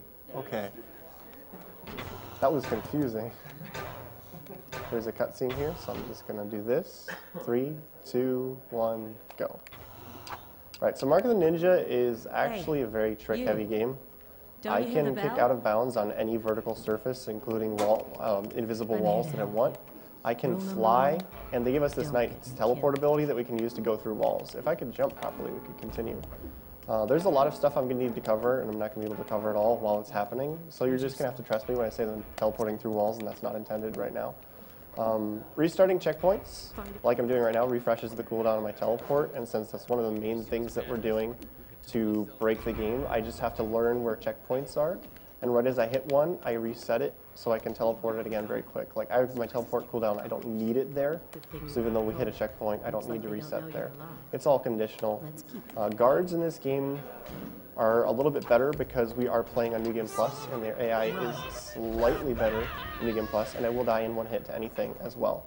So it's an interesting trade-off because, you know, I have broken abilities I shouldn't have at this point in the game. But also, this is really hard. If I aim too high, then I wind up there, and there's a very particular spot where I'll land, which is over here. Yeah, good. So I traded off the ability of having all of my endgame abilities for guards being slightly better and dying in one hit to anything. The main trick you're going to be seeing is just teleporting through walls. The way that works is when I run at a wall, if I time it where I hit teleport on the right frame, I just appear on the other side. We have no idea how that works. It shouldn't work. By everything that we know, it just does. That guard didn't decide to kill me. Guards have really set AI patterns. What they do is when they see you, they'll like get startled and they'll have a startled animation. Then they will reach for their gun, like watch this guy. Oh my god. And then he grabs his gun and he starts aiming and then he starts firing. So it's very easy to avoid a lot of guards because they also have to aim steady their shot, and you can see their tracer stop moving, and then there's a slight animation before they start firing. Sometimes guards can just super cop me, to use the GTA term, where instead of going through any of those animations, they will fire immediately and just shoot me in the face. And since I die in one hit to anything, if a guard decides to do that to me, I'm flying right now. Yeah, I'll explain it in a minute. Then I just die. and then I have to just, go back, try and avoid it. So that's the second main trick in the game, is flying. It's a very simple animation cancel. When I have a moment, I can show you how it works, because there's no way in hell I'm coming anywhere close to the record in this game. Ooh, excuse me. This is, I'm doing this wrong. That would be helpful if I did this correctly. So when you start a glide animation, he starts to move upwards a little bit. Can I have some water? Oh, yeah.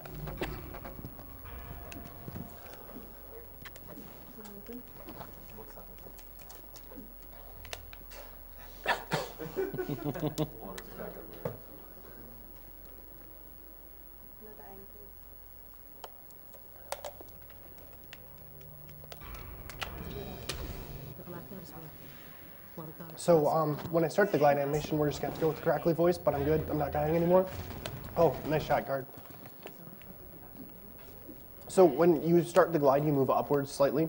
And when you stop time with the focus mechanic, the game forgets that you have already used your glide. So you can glide multiple times and stop the animation before you start to fall. So it just means we can fly, basically, however we want, as long as you press the buttons in the correct rhythm. Right now I'm crouched in the narrow hallway, which sticks my hitbox partially through the ceiling, which then allows me to just hold up and teleport, and I wind up on the floor above. The next main trick that we use to go out of bounds is the wall kick. If I run at a wall and stop running at the correct distance, I will line it up perfectly every time. Otherwise, when you watch me turn back and forth repeatedly against a wall, you'll notice that the ninja, his hands and his face will be a different distance from the wall every time if you look very closely.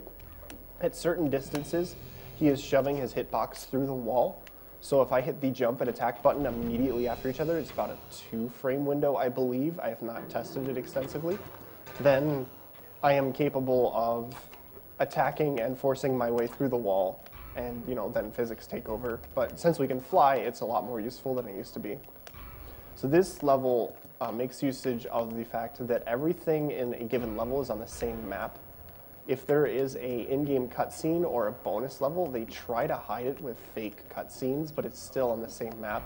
And since we can kick out of bounds, fly, teleport at will, etc., we are going to go into the bonus room because it is located in a very convenient place on the map. I did not need to open that door. We need to open this door. Anyways, so we're going to go into this bonus room. That guy is really good. I just landed right in front of him. He's just like completely clueless. Guards are like that sometimes in this game. You can just be sort of jumping in their face and they never realize that you're there. I really like this game because casually it's a very, very good stealth game. It's very intuitive, everything flows very well, and all the stealth is completely optional. So let's try and get this first try nice. That was just I let go of the run button at the correct time. So now we are on top of the level because the bonus room is way above the level. There's about a 3 to 4 minute auto scroller in this level, so we're running over it currently. And at the end of the level, because of the fact that we can kick out of bounds on invisible walls, we can force our way back in bounds and then hit the end level trigger, skipping everything. Also, the levels, the end level triggers are there, and they don't actually check for anything. The only reason I'm not teleporting to gain distance is that this whole area is flagged to be not teleport viable. So I'm using slide cancel. At the beginning of a slide, your horizontal momentum is slightly more than usual, but at the end of the slide, there's a long delay before you can use any inputs. So if I cancel the slide animation by jumping out of it, I carry that increased momentum, and it's the fastest way of traveling horizontally. This next level has a cutscene skip. At the beginning, there's normally like a 30-minute cutscene, and there's about a 30-second cutscene, but you spawn above the cutscene trigger because they were trying to be cinematic and have the ninja land on a tree during the cutscene. But that means there are a couple of frames where you have control, and so we just teleport sideways and avoid having to hit that. So then if we kick out of bounds on this wall, we can skip the whole basement section where you have to break the gas main. So we're just going to casually fly in this direction and then grapple up to this vent, because you can grapple to things out of bounds, it's very handy. Then teleport up through the ceiling here. This game is extremely broken if you haven't gotten this idea yet. And, oh, I didn't trigger this, we need to break this. So, oh, I threw the wrong item. So because we skipped the cutscene, my HUD hasn't appeared yet because the HUD appears at the beginning of at the end of the cutscene. So I'm like, that sort of thing can happen where I'm trying to do something and it's not working, and I don't know why, and then I realize that I am on the wrong item. So what we're doing here is we're just teleporting past these lasers because, you know, having teleport early is a little bit ridiculous. And then resetting the checkpoint so that we get our teleport cooldown back. It's the fastest way of ascending. I don't have sound, so I don't know if I got it. There is a faster way of ascending through there, but sometimes when you do it the way that I did it, some of these points that you have to break with your melee attacks or with your darts will just break by themselves. It's really weird. I have absolutely no idea what triggers it. It saves about 15 seconds whenever it happens. So I just go for the opportunity for that to randomly happen because I have no idea what triggers it, and it happens maybe about 25% of the time. This level is fun because the old way of doing it, I used to fly directly up because there's a nice long death plane to prevent you from scaling the building and skipping most of it, but it doesn't extend all the way over to where you start. So you used to be able to just fly straight up and then fly over the death plane and then just skip everything anyway. But flying is slow because it uses a stop time mechanic, and because of that, every time you have the focus active to fly, the game is not advancing. So we've tried to cut as much of flying from the route as we can.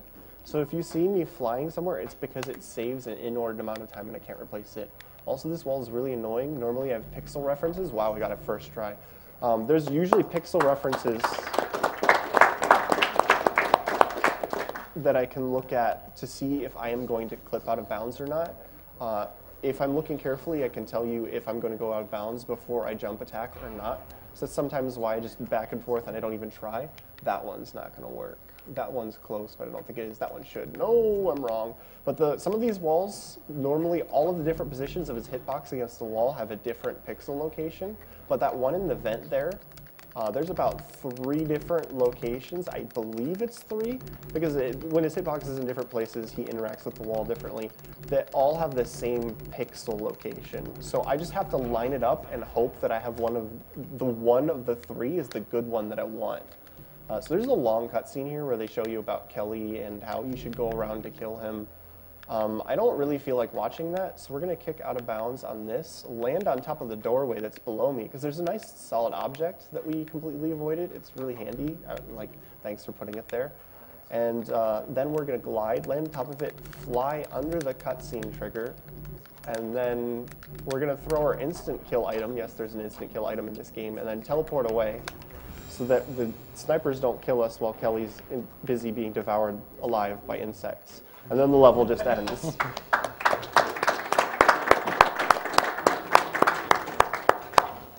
So you mean to tell me that this is not how this game is supposed to be played? No. I had the wrong item selected. Sometimes it just likes to change you back to the darts. It's kind of the default item. So I always have to be careful about this.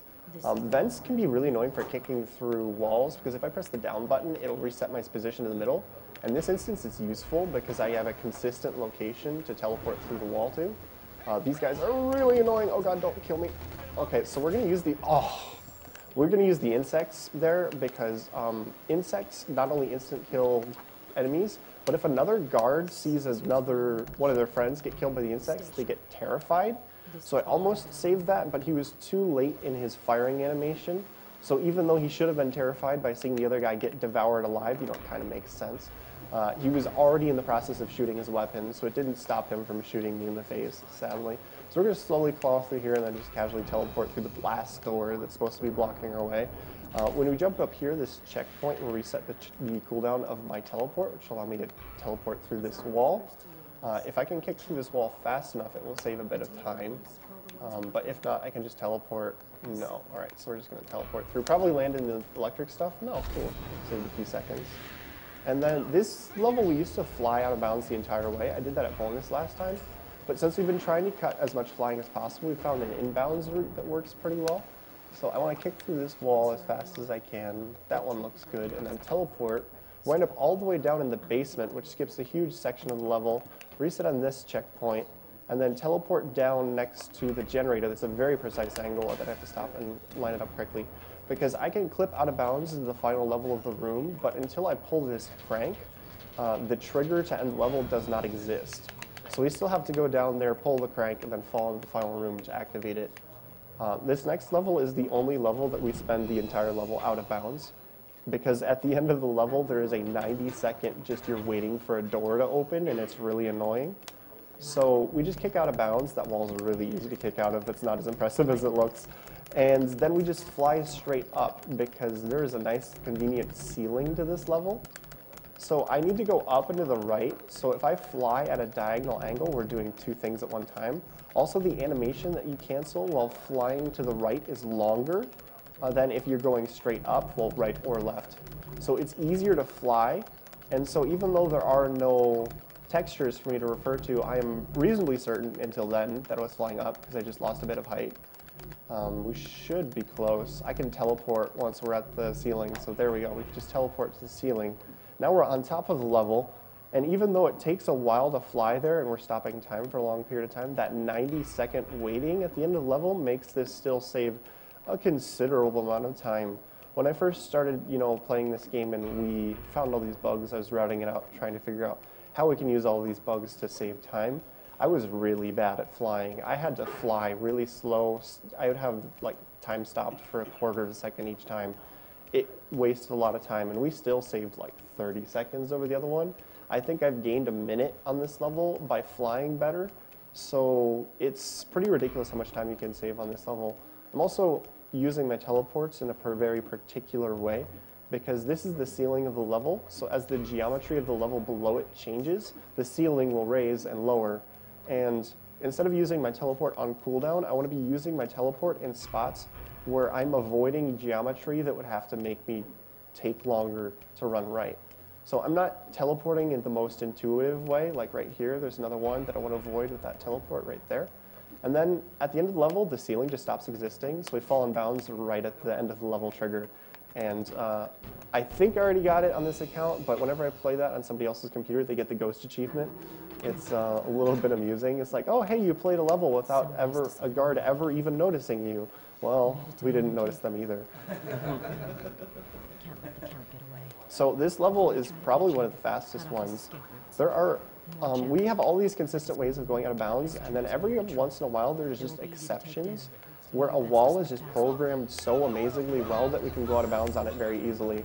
And I say well because it's good for me, maybe not so good for the programmers. Oh, that sniper just wrecked my face. Let's try and avoid that. Okay, they got terrified by the guard getting devoured in front of them, so then he didn't wreck my face that time. This guy's really good aim, I'm not too concerned. He's just going to keep shooting at me. But then if we hold right, press A to grab onto these hooks, he's sticking his hitbox out of bounds, and I can just teleport, go through the wall, and we're right at the end of the level. This level is probably infamous for people who played it, and they're like, well, how would you speedrun this level? There's a really long forced cutscene. Because you go in, and your goal is you're finally killing the dude. And then after that, there's a really long section where you're in a dojo, and you can't do anything except to walk. And it takes like a minute and a half. But since we found out that everything is on the same map, even behind fake loading screens, I started hunting around, okay, so where is the dojo on the map? We're going to use the bonus room again because the dojo is actually right next to the bonus room. And this is the one point where I'm going to need the mouse. So we go into the bonus room, we're going to clip out of bounds to the bonus room again, fly over to the dojo, clip into the dojo. There are two ways of clipping into the dojo. One saves 10 seconds over the other one but isn't as funny. So we're going to use the funny method because this is for charity and we're trying to amuse people. And I just clipped into the loading zone to return to the level. So now I have to go back into the bonus room and clip out of bounds again. It's a silly mistake that wastes a little bit of time. But it's better than if I had clipped into that hallway further on, because past the loading zone, there's two invisible walls that there's no way to escape from. So I'd have to then reset the checkpoint. Actually, I think I have to reset the level when that happens. It's pretty bad. So we're going to be a little bit more careful. Our screens are going to white out because we're too close to the loading screen. That doesn't always happen, so I'm just going to have to fly blind, but it's all right. And then we're going to fly up here, land on an invisible floor, and then run to the right a bit.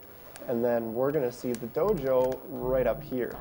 So the other method that's faster, you can run along the top, and then there's a really weird collision thing that you can just jump in at the end of the level. So using the keyboard here, because if I line this up precisely, I will teleport in, hit the trigger that removes my control from everything except for walking at a very high speed. And if I let go of the controls at the correct time, Oh, we're going to reset that because I want to get this. Oh, I have to reset the level. Hang on. This is too cool not to do, and we have a generous estimate. So we're going to just try that again. It's basically a Zelda super slide, but faster while going forwards. And it looks really silly. I like to call it Ninjas on Ice. So let's get that wall kick first try again, just casually. That's harder than it looks. There's a little bit of a setup for it, but I've been having trouble with it recently. So we'll fly back over here to the dojo.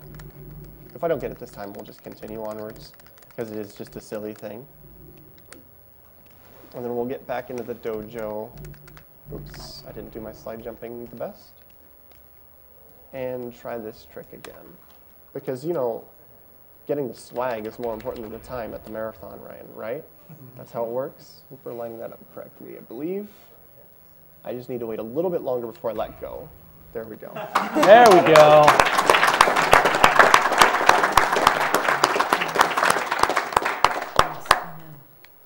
So the reason why the other method is faster is because when you enter this room, the game actually locks the boundaries of the level into this room until you read this scroll.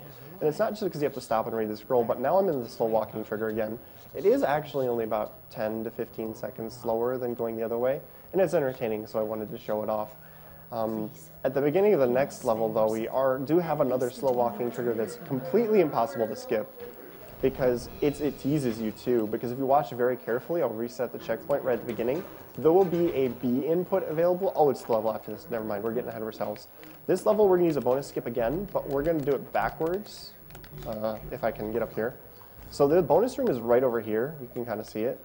So what I want to do is just casually kick through this wall. There's no consistent setup. I just have to spam until I get it on that one. Complete the bonus room. And then it's like, okay, you finished the bonus room. Let's put you back at the entrance, which is halfway through the level. This level is actually extremely long. There are 3 objectives you have to complete. You have to pick up a bunch of items. And going down to the basement actually is the unintended method, even though it is supposed to be a little bit freeform, which just winds up being a little faster. The objectives are basically laid out like a triangle, but doing the triangle in this direction means there's a little bit less backtracking. So we're just going to teleport through that wall, push the box. We'll grab the sumi, which is the plants they use to give me the tattoos that give me all of these superpowers. Because, you know, we're not just a ninja, we're a superpowered ninja. And then we're going to teleport past this guy because he's annoying. He didn't see me. He usually shoots at me. And then there's a guy with the keys over here, so we're just going to casually, you know, if I can drop off the wall, please, thank you. We're going to teleport through this wall, throw some insects at him, pick up his key. But I have to wait for this teleport cooldown because there's a jerk of a sniper up here, and snipers cheat, so I have to jump and teleport as soon as I land because he will fire his sniper at me, and that's the only way to make him miss. Snipers do not miss ever unless teleports are in the equation.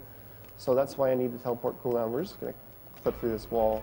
It's a little bit faster. And then, oh, I can reset checkpoint here. Right. That would be helpful if I had the teleport selected. And then, there we go. Just barely avoid those darts. Skip the puzzle. We can skip every puzzle in this game. It took a while to find out some of the puzzle skips. But some of them can be extremely long. The puzzle in the last level is maybe 3 minutes long. There's a couple like quasi-auto-scrollers. Professor Broman was going to be here, and I was going to make him speedrun the last level, even though he's never played the game before. So do you want to speedrun the last level, Sint? Do it. Oh, come on, it's easy. UA did it last year. You gotta see if you can beat UA's time on the last level. Peer pressure. All right, so if I reset the checkpoint here, you'll see a B input above his head for half a sec, like 1 frame, exactly 1 frame. And then I went in, and you don't gain control for about at least half a second. And when you're holding a body like I am right now, B makes you drop the body. So the game's just teasing you, making me think that I could drop Dosan and just sort of leave him, which would be amusing because then Aura says we shouldn't just leave him here for the vultures. We'd just be able to drop him like whatever, see ya, and continue through the level. That's Aura, by the way. We haven't seen her much because I've been going so fast that she can't keep up with me. At the beginning of the game, she said rule number 1 is don't get me killed. The cutoff for whether I kill her or not is probably going to be at the end of this level. So if you want to snipe that, you better be fast. Because I think currently saving her is winning. And killing her is half a second faster. Singular's winning by $45. $45, okay. Ooh, that is close. So it's much closer than it was before. I meant to teleport, not throw a dart at the explosive. That's generally not the best idea. Okay. So these are the hardest enemy in the game. They're stalkers. They just have a radius around them, and if you enter that radius, they detect you. They will also chase you. Ooh, that was not what I was supposed to do. Wrong wall. If they detect you, they will just chase you for half the level. It takes a long time for them to reset, and they have really good aim. But we can teleport through the radius, and somehow they don't see you. The teleport is actually a little bit of lazy coding from the developers, because it's supposed to be like he's moving so fast it feels like he disappeared. But how did that even happen? But instead of trying to program the ninja being at all of the places of the teleport at the same time, they just made him disappear and reappear. So that's why the teleport is as abusive as it is. We can use it to just do a lot of unintended things. That guard's really annoying, so I get shot by the sniper, but intentionally I drop the explosive by hitting it with a dart. We'll wait for the sniper so he doesn't cheat and kill me again. And then he walks into the explosive and dies. So this guy's gonna shoot at me, don't hit me. Oh my god, okay. So that guy can hit me if he decides that he's on his game today, and since I die in one hit, it's generally something I don't like to have happen. Oh my god. This wall is thicker than most, so I can't just hold right. I have to hold right as well as slightly upwards. Otherwise, you get an error sound and he doesn't go through the wall. So that's why it took me a few tries. We are actually nearing the end of this game. It is very quick.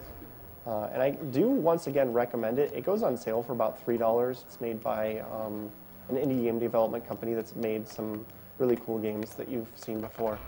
And, you know, it's, oh, nice. Where am I going to respawn after that? Ouch. So this is my favorite wall in the game. I'm actually kind of glad that I died there because I didn't really get to show you how broken this wall is. Most walls, it takes some effort to get through. All this one I have to do is walk up to it and I crouch. I don't know. I have absolutely no idea how that works, why it works. It shouldn't work. You should cut off the donations for Aura now. And now we're in the last real level. There's a playable cinematic at the end, which is what I was going to try and get sent to speedrun, but he doesn't want to do it. So Hannah, do you want to speedrun the last level of the game? I'm so good at speedrunning platformers, you have no idea. It's after this one, so we got a little bit. So right here, when you throw an item in focus, well, you know, when I don't mess it up, you gain a little bit of height. So if I stand in the right spot here, and then throw the item down, okay, yeah, I did it wrong. The roof here is a little bit arched, even though it doesn't look like it. We'll be hitting another roof that has the same architecture. I can point it out. So if I just jump like right at the edge of it, I'll hit the roof and then get knocked back down. So I want to be a little bit to the left to use the item throw to gain some height because it's faster than flying, since flying wastes real time. We're just going to wait for this Mark of Serenity cooldown because I messed up. And then it saves having to use the stop time. So like I said before, we try and avoid that whenever possible. So now we're falling off the roof because we're not hitting the jump button. Intentionally, we're up here, and that roof that I was jumping in is shaped like this. So that's why I have to be a little bit out from the wall to do that trick. We're just going to land right in front of the stalker, and then she's going to be confused about where we went because we're going to disappear. Or I could do this completely wrong and get killed. That's fun. So we're just going to play peekaboo with this door. And then, because the guard, it really confuses the guard. He's like, wait, he's in front of me. Wait, where did he go? There's a door. Oh my god, he's in front of me again. Oh, I don't know how to fire my gun. So that's just the backup strat, and it's a little bit silly. And we're nearing the end of this level, because there's a really long puzzle at the end, but I don't really feel like doing it, so I'm just going to skip it. This guy coming up has really good aim. He's amusing. So there's a really narrow hallway. He's got a shotgun. And he's going to turn and fire at me and miss. Oh, he hit me today. Cool. He is on his game. Like, you can't even be mad at the guards when they kill you because it's just like, that's a good shot. Like, you just got to praise it when it happens. So we just skipped the entire second half of the level by teleporting at that vent. We're going to trigger this cutscene, and then we're going to hand this off to Hannah to speedrun the final level. So you have to beat Yue's time. I think he wasted a couple of frames. It was pretty good. So hold right. And then, you lost, I think, maybe 3 frames there. We'll be generous. But it's going to be difficult now. So we're going to come up, and there's going to be 2 switches. they're going to throw mix-up at you. You got to mash B to pull the switches without wasting any frames, and then after the second switch, you got to turn left. It's the mix-up. It's really hard. But if you switch to turning left while he's in the animation for pulling the lever, you won't lose any frames. Then you pull a sword off the altar, then you got to turn right again. Okay, you're going to have to slow down. Okay, so what won the donation one? We're saving Aura. Okay, so it's half a second slower, but it's all right. The people have spoken. So I'm already default losing? She's already losing. So mash B, mash B, mash B. Then you want to mash B on that one, then switch to left. When you finally face Azai, And then you want to mash B and then switch to right. I think there were a couple frames wasted in there. Your mashing wasn't that great. I don't control it. How to controller? So this is actually a really good climax to the game when you play it normally. It's well constructed, and it actually it presents you with a choice at the end, which is why it's a donation incentive. And I just sat there for a couple minutes just going, oh my god, what do I do? Because the whole game was constructed really well, and it's a really devious choice. People always ask me which one's the good ending. I don't think there's a good ending. I think there's two bad endings. You could argue it endlessly for quite a while. You could argue they're both good endings. You could argue they're both bad endings. There's a downside to each ending, and there's a good side to each ending. I believe they meant to stick you exactly halfway between the two people that you have the choice of killing. So I originally thought going to the right and killing Azai, which is the one we're doing, would save frames, because then we wouldn't have to waste animation frames to turn around. But then I discovered, when I tested it out, that he's actually a little bit closer to Aura, which, does that mean that's the good ending? Is that intended? I don't know. So turning around and killing Aura is half a second faster. But So that's the good ending for speedrunning. Yeah, that's a good ending for speedrunning. For a normal playthrough of the game, I am not sure. So this is the easy part, because since we just have to kill Azai, you can just keep holding right. And then you mash X when you get close to him. Okay. And as soon as he goes into the animation for killing Azai, that's time. So as soon as you see him just start to swing, it'll go into a cinematic. Time.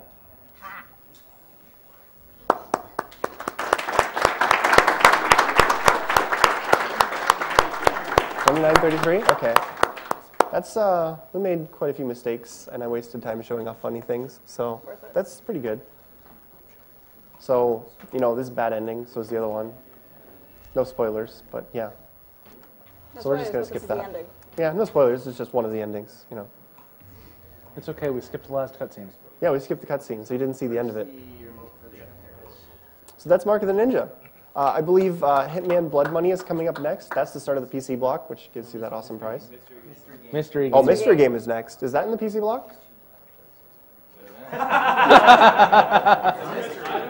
I assume we're waiting until Hitman Blood Money starts. It's a mystery if it's a PC or not. Revealing the platform would reveal the mystery. Exactly. Okay. Can you point the front of the frame meister pad towards me? All right. Somebody, so you guys can get the. Maybe an hour or 15 minutes, maybe. Am I on? No, I need to be.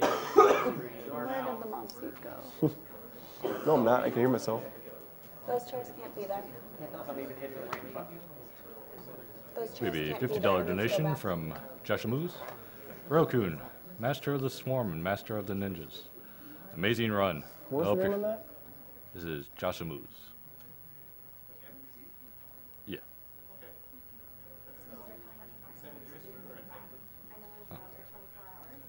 I hope you're having fun, and I'll meet you guys next year. $20 donation from Christopher Thunstrom. Keep up the good work. Shout out to Lars and Alex from GWC. A $25 donation from Kane. My love to all the runners. I will need to stop by next year. Dear Rail, breathe, dude. Also, if you don't get ninjas on ice, I'm going to launch you to the moon. Yeah. You got it, so there's no worry about that. $20 donation from VM Kid. I don't know anybody who has cancer. Hopefully we can greatly increase the number of people who can say the same thing. Keep up the great work, and I put my faith in Blast Hard Cheese.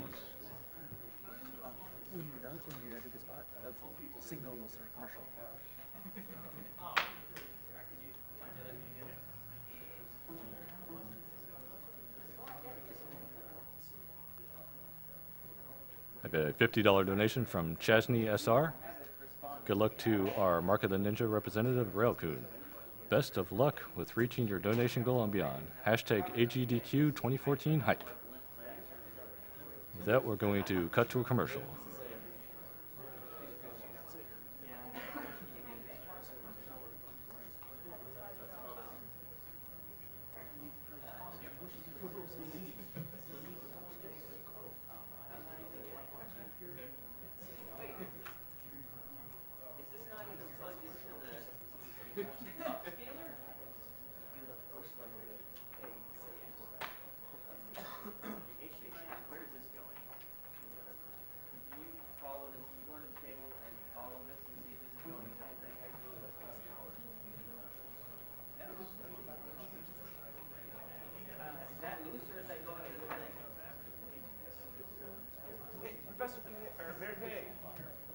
What's the game name for the dashboard? Can you just come over and mystery game.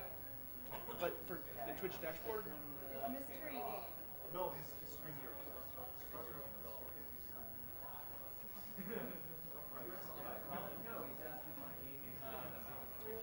Okay, the upscaler's off and they're still getting a signal. What?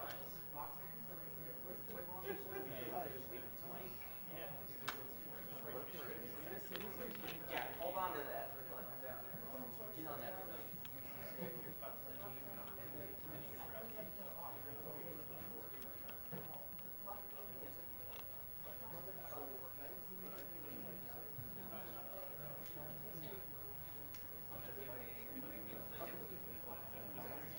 And we're live again. Sorry.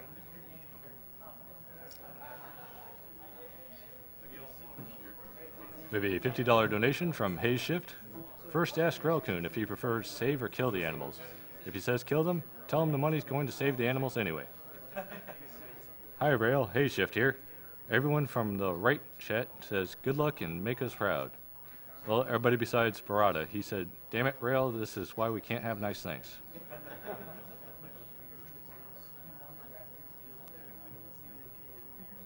Maybe a $20 donation from Yodi Odel. Go Railcoon. TL ponies are watching you. Luna best pony. Have a $20 donation from Dikigo. Help, I'm trapped in a donation factory. Have a $25 donation from Claw. Well, once again, it's that week when sleep has taken a vacation. Awesome runs as always. Let Railcoon choose where the money goes. Have a $15 donation from Banana Pancake. Thanks to the staff and runners for making this marathon possible. I enjoy every moment and I hope my little's contribution will help the Prevent Cancer Foundation. Cheers from France. Have a $15 donation from Pronk. Here's another donation to fight cancer. Put it towards Blood Money Glitch Showcase. We all want to see this, people.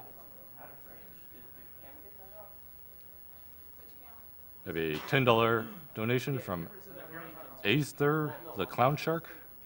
Awesome work all you guys are doing. Thumbs up from Denmark.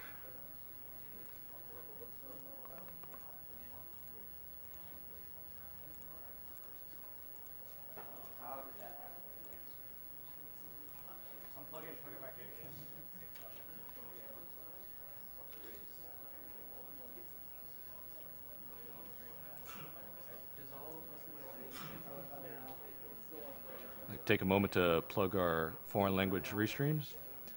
We have the French restream at http://twitch.tv/MrMV and the German restream at twitch.tv/exe.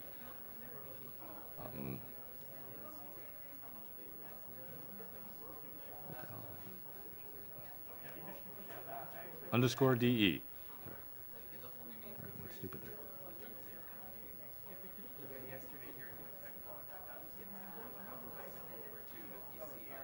I also like to plug the Yeti,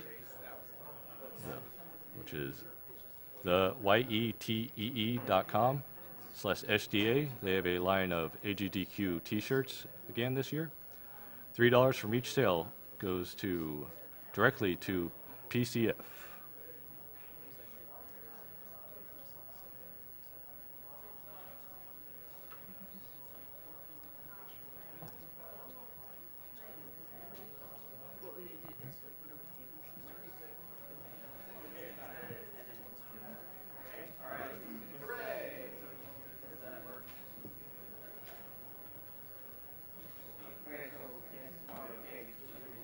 reminder that Twitch is also going to donate $50 for every 1,000 viewers up to our stream's maximum concurrent viewership.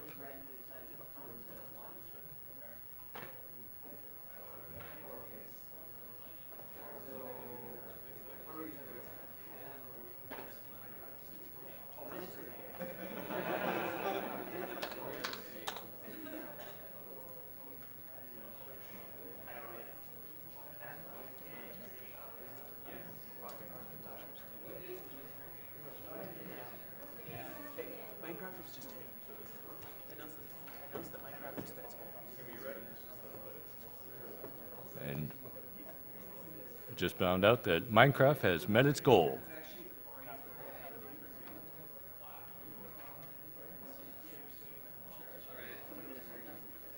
Mayor K, what would you like your donations to go to? All right, so everything should go to Blindfolded Super Punch Out. Super Punch Out, okay. Super Punch Out Blindfolded. Anyone who... What's the estimate? What's that? Estimate? Let's say 15. And the Skype goal is good as goes. That's it, guys. All right. We'll start whenever you're ready. Cool.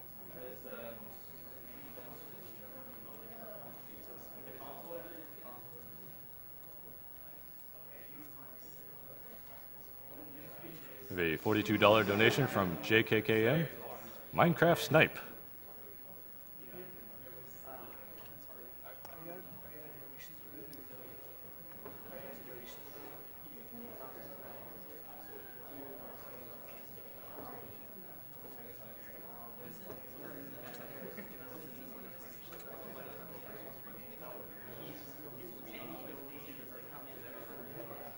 We have a $50 donation from Stein.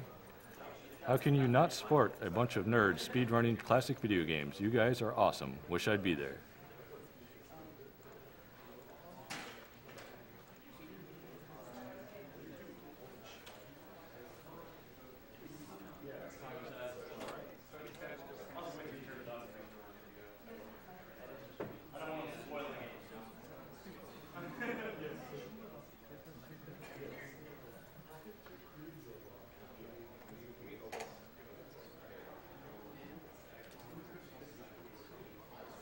After the mystery game, we have Hitman Blood Money coming up. It has a donation incentive of Easter egg and glitch exhibition, which has not yet been met. It is currently at $1,252 out of $3,000. Get those donations in.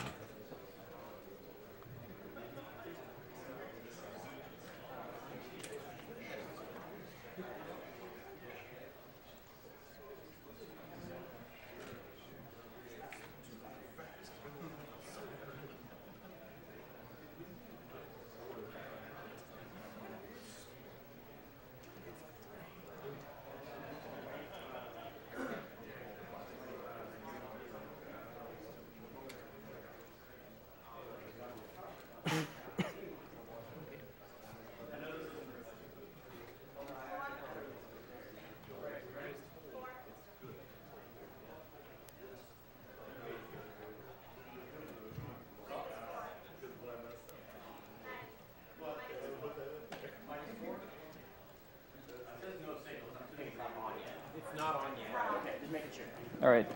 Are we ready? Yeah, I'm going to start the script now. Okay? All right, cool.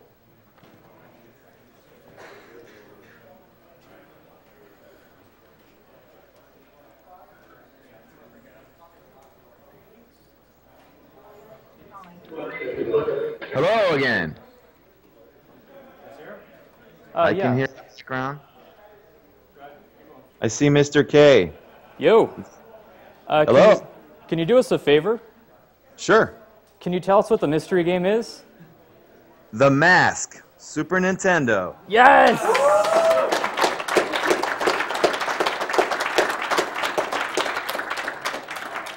Wow. Yeah, cool. This game was kind of designed to be speedrun, so I'm glad Mayor K is trying it out. So go ahead and introduce yourself if you wouldn't mind, Matt.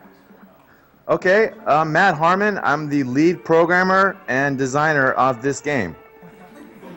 It was a while ago, of course. We are extremely excited to have you with us. Thanks for joining up.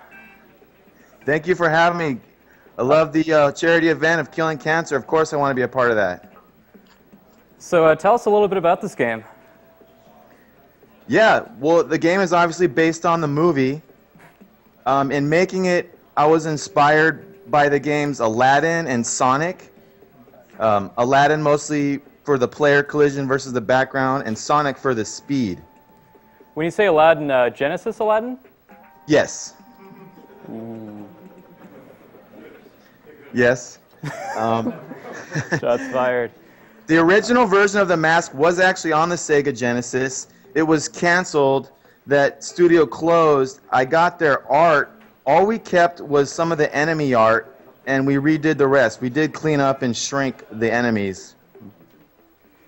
Yeah, pay attention to some of the enemies, especially in the first level. You'll see they look pretty fierce. You said it was more of a serious game, right? Yeah, it was probably more based on the comic than the Jim Carrey film. Well, should we go and get started? Are you going to put it on hard? I think so. Yeah, we're on hard. Okay. So the hard option, all it does is change the amount of starting lives. There's no effect to damage or anything like that. Good to know. It also helps my ego. Yeah. So this game, my goal was to make it 60 frames and be able to go as fast as I wanted. The trick here is my characters are larger than most 60-frame games. So that was the challenge, and that was so we could have a lot more of the Tex Avery type animations, so you could see, you know, more dramatic animations. I think you let him go pretty fast in this game.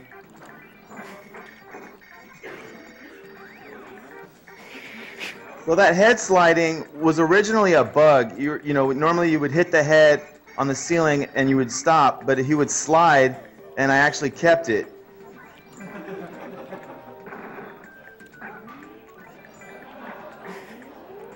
And I just collected Milo the dog. He increases. I should mention a few things about the mechanics. So you've got mask points to do some crazy tricks. Whoops. There's that. And the tricks he can do, he can run psychotically fast. He can pull out guns. He's got a horn. He can do a tornado. It costs the mask points.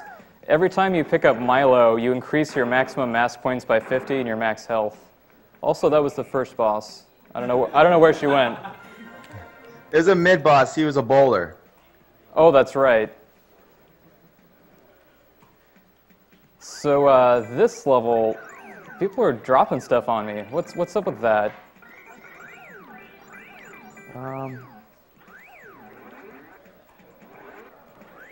I'm actually watching you, seeing how you're speedrunning the game. Excuse me.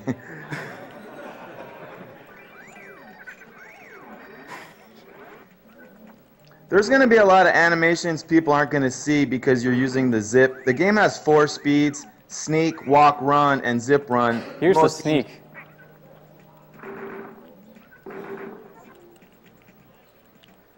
Cool. There's also some pretty cool idle animations. I doubt idle animations ever get seen during speedruns. What we can do is maybe after I finish up, we can...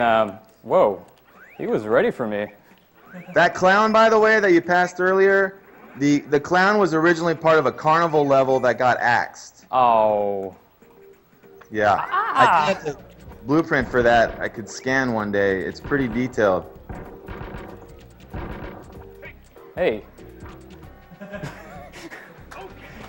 I don't know if anyone can notice, you really can fly around a lot in this game.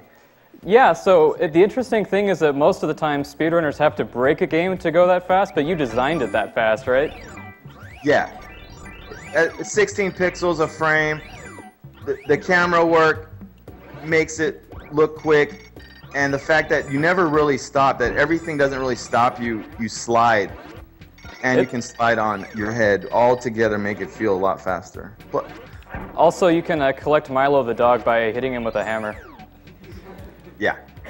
I canceled we've got a falling animation where he goes splat. but you can cancel it by whipping out the hammer. Ah. I love this boss.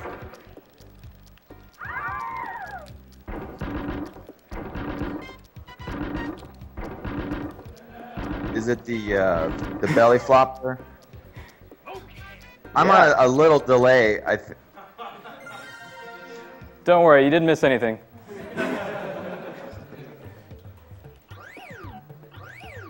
So our elevators don't obey the law of physics, of course. Yeah, I'm already on the next stage. Cool.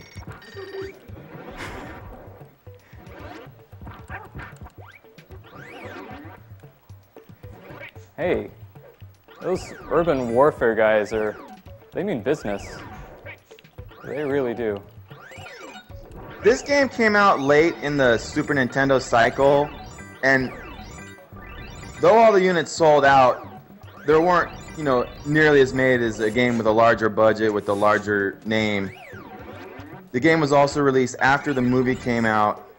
A couple interesting facts I wrote down. So in the movie, the Mask actually wears his hat a lot, and we decided not to give him his hat, mostly to kind of save some sprites, memory and usage. But the Mask hat is a continuation point instead, and it works better that way, and you probably won't see it if he doesn't die, but it's a pretty cool animation when he comes out of his hat.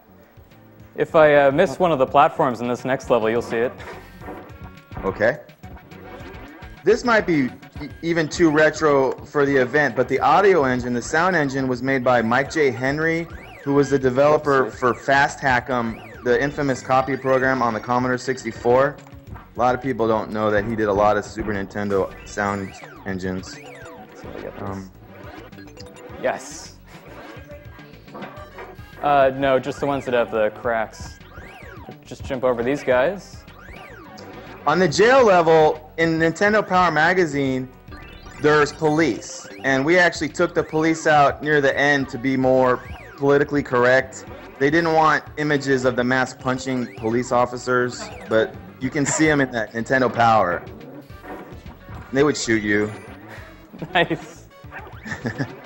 So I know we talked about this a little bit. The prison boss is really dangerous, and I'm worried about dying and looking bad. So the safest thing I can do is just use the horn the entire time.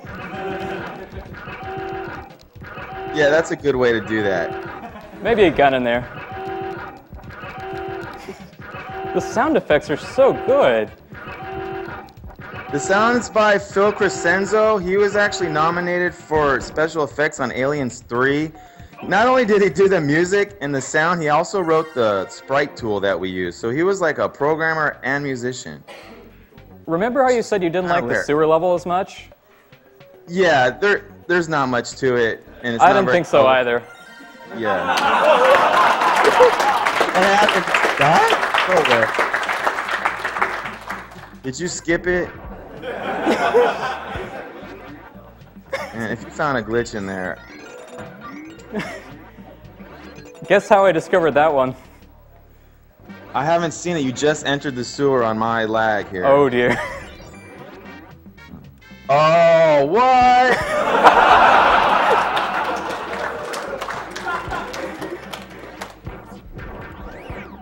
Hey. Okay, that explains the 10-minute run, I think. Yeah, that definitely helps.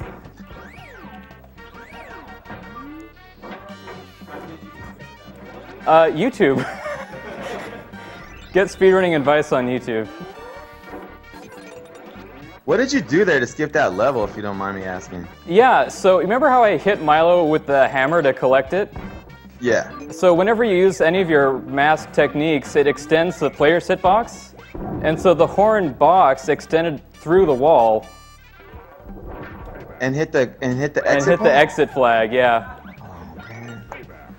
So for this guy, he takes a long time. So the thing I'm going to try to do to cut off some time is the gun move can actually do double damage if you kind of knock him left and right. Oh. So. No, I didn't know that. About that boss, like I get flack sometimes. There's two masks in this scene, and in the movie there's only one mask. It's kind of obvious why we we did that, the creative liberty, because without the mask, the boss would be more boring, and we're not going to make all new animations of the player without the mask just for the ending. So I kind of have to farm for the mask points, and I'll do have a little fun here. Yeah, you get them from the music notes, right? Yep.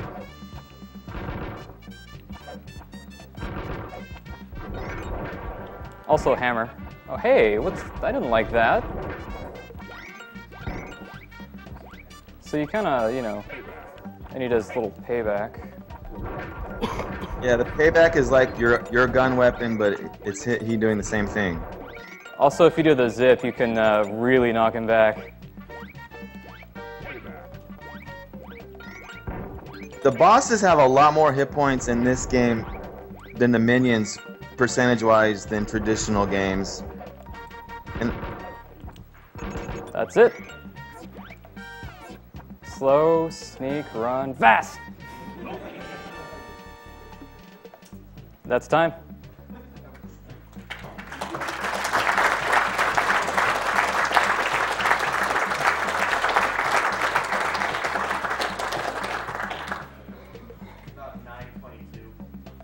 Oh, I kept my promise. That dancing scene is so good. Cool. So, how'd you like the speedrun? Excellent. Thank you for letting him go that fast. It was really fun to do. Yeah, anyone should try it just to feel a game that goes a little faster than normal. It's nice because the movement speeds are optional, so when I first learned the game, I went slow, and then I held R to run, and then as I got more confident, I can hold L and R to zip, and that's when you really have fun, because he moves like a cartoon character. He really does. Great, great. That's what we went for. I really love that you guys let me comment on this. Great to meet you all. Definitely our pleasure. Your reaction to the sewer stage was priceless.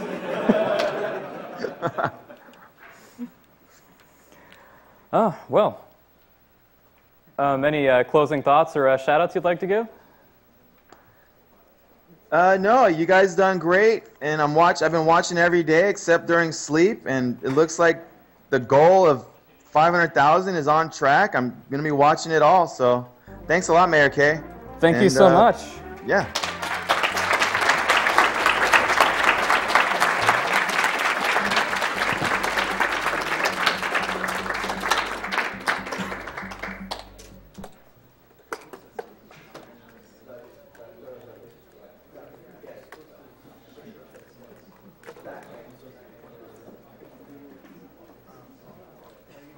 We have a $5.55 donation from Roll Fizzle Beef. $5.55 from Mayor K. Hail to thee, Mr. Mayor. First person to give out a hearty smokin' chooses where the donation goes to. I'll give it to Kay. A $100 donation from V Viking. Good luck controlling that bald man optimally, Cody. I get a $10 donation from Baza from VGCW. A small donation from us here at Video Game Championship Wrestling to ensure that cancer jobs to video games. Crossing my fingers.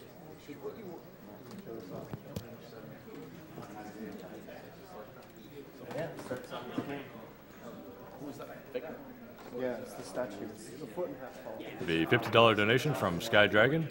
Hey guys, here's another $50. Shoutouts to Blindfolded Speedruns.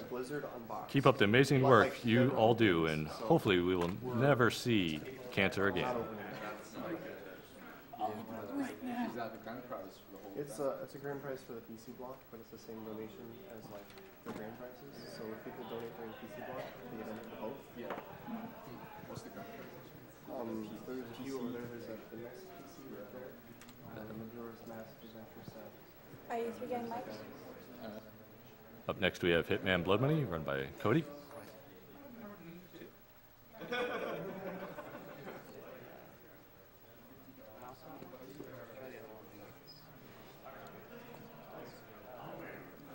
There's a donation incentive for an Easter egg and glitch exhibition. which has still not yet been met. We'll have less than an hour to get that in, and it is currently at $1,352 out of $3,000. Other donations coming up, we have for VVVVV, all trinkets. It's currently at $2,911.07 out of $5,000. Age of Empires 2 Scenario Bid War, which is currently has Attila the Hun 3 in the lead with $263. Half-Life Hazard Course is currently at $593 out of $6,000. And a Portal Run Type Bid War, Out of Bounds currently in the lead with $1,147.90. Inbounds only is only at $861.66.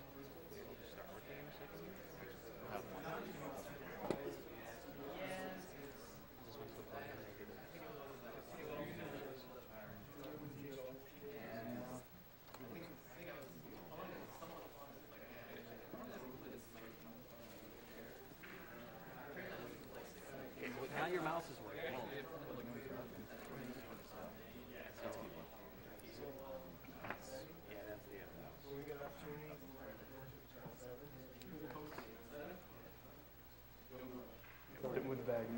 Yeah.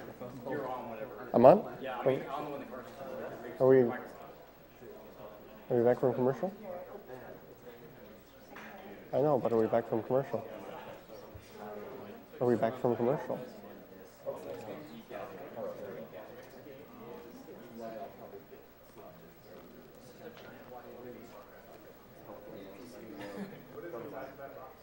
I'm about to explain it on stream.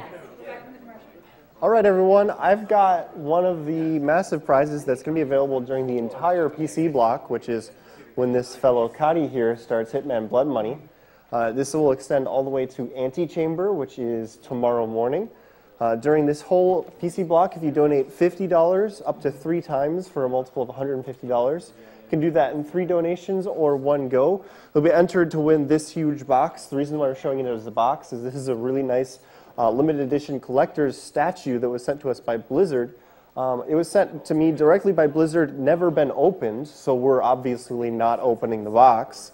It's valued at around $1,000. It can go up depending on how many are currently for sale. It was sold in 2007. This is a large 1.5 foot high, tall statue of Tychus Findlay from Wings of Liberty standing and posing over a dead Hydralisk. It's got some really amazing quality to it. If you know, obviously we can't show it to you right now.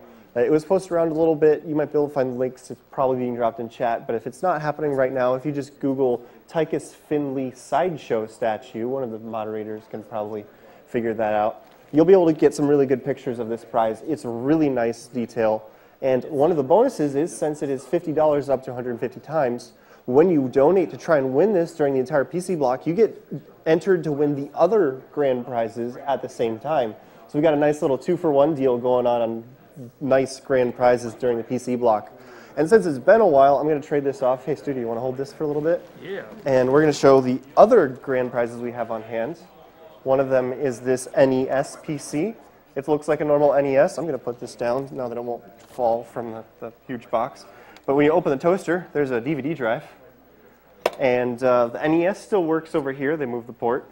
In the back, you can see all the plugs. This plays according to Buddy, I remembered his name this time, who made it.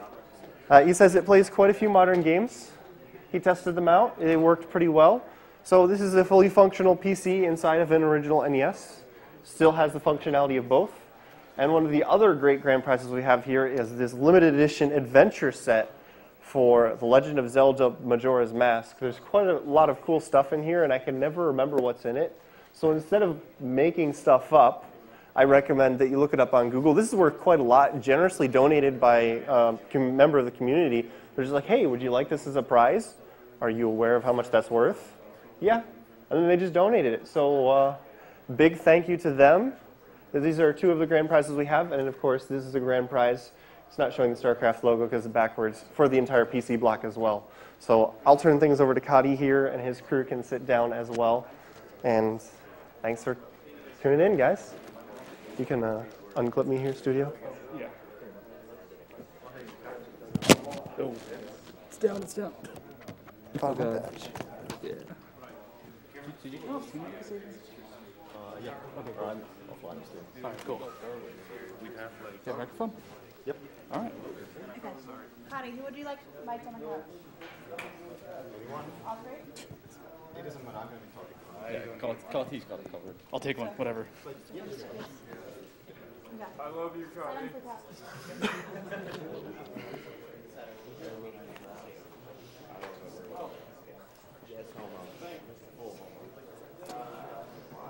Nice penguin. For those of you just turning in, this is Awesome Games Done Quick 2014 speedrunning marathon to help Prevent Cancer Foundation. It's a non-profit organization in support of cancer prevention research, education, advocacy, and outreach programs. Yeah.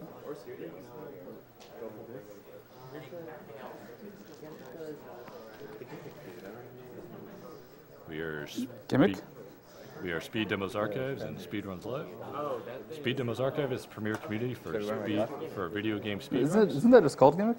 And Speedrun Lives is the best site to race video games online against others. Put it wherever you want. Where do you want? We are ready when you are. Right. Well, you learned before I start the run.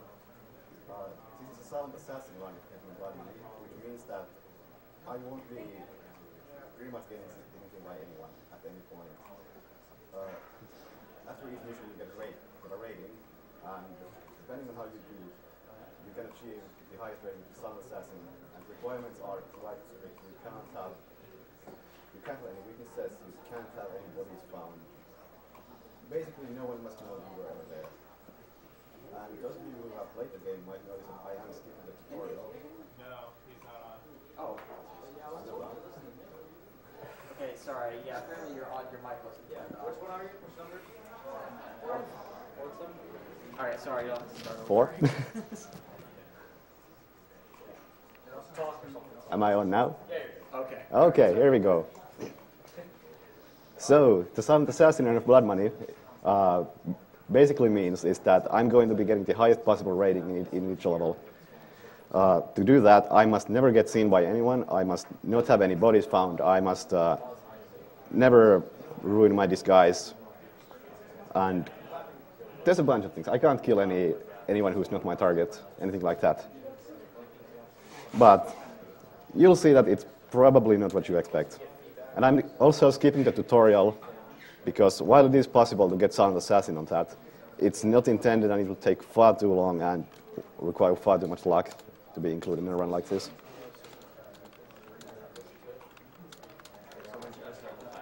Just a second. Like 3, 2, 1, go.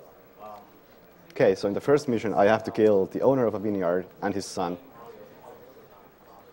And I'm going to demonstrate the amazing pathfinding in this game that the AI has. The guy in the pink shirt is my first target. He's going to see me in a restricted area, like so, and he's going to start following me. He really wants to tell me to get lost, and he's not going to give up easily. Like, unfortunately, he can't climb, so he has to find some other routes.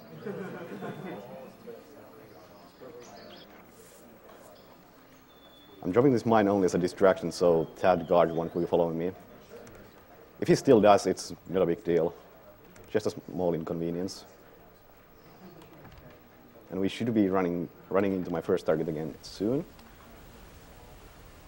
There he is. Nope. He's going to catch up to me eventually.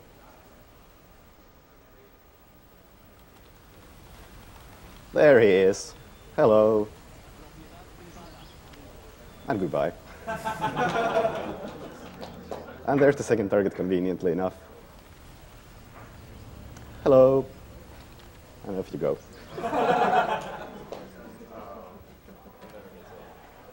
This game also has an accident mechanic, so those don't count as kills. Both of these targets just had an accident. So, not my fault.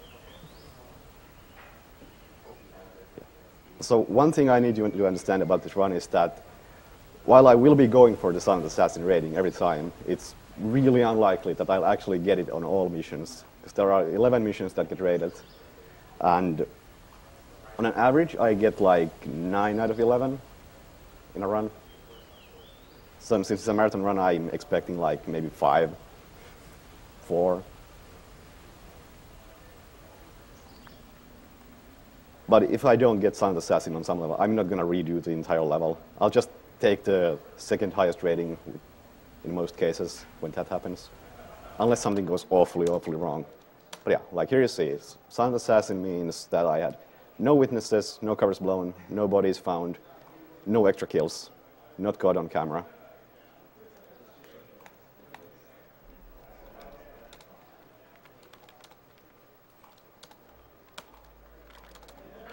Right, in the second level we are at an opera house, and we have to kill the lead actor and someone. I have no idea who that actually is. So they're just about to start the rehearsal, but I'm going to interrupt that by causing a bit of an explosion. The explosion makes the first target to go back into his room, where I can do a really silent assassination. I'm also not allowed to be in here, so just about everyone will want to tell me to get lost. But trespassing is actually not a crime in this game, so it's fine. It's like they might start shooting at me at some point, but they are still not witnesses, according to the game.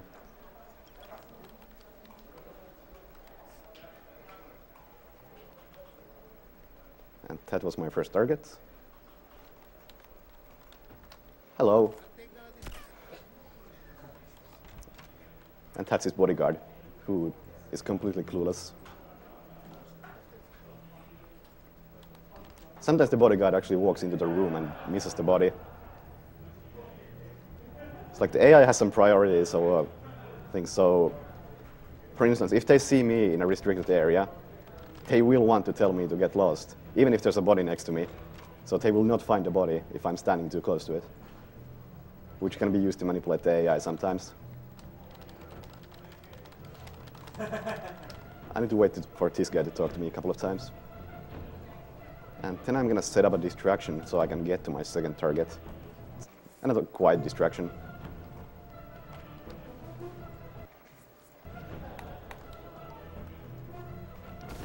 Real silent. So every single guard in the level will just go investigate that. And coming up is the most trickiest shot in the game. Mostly because my gun is really inaccurate at this point. I haven't been able to buy any upgrades to it. Nice. I have to be really careful because someone might see me from the stage. And there we go. Once again, Silent Assassin. Just some explosions, but no big deal.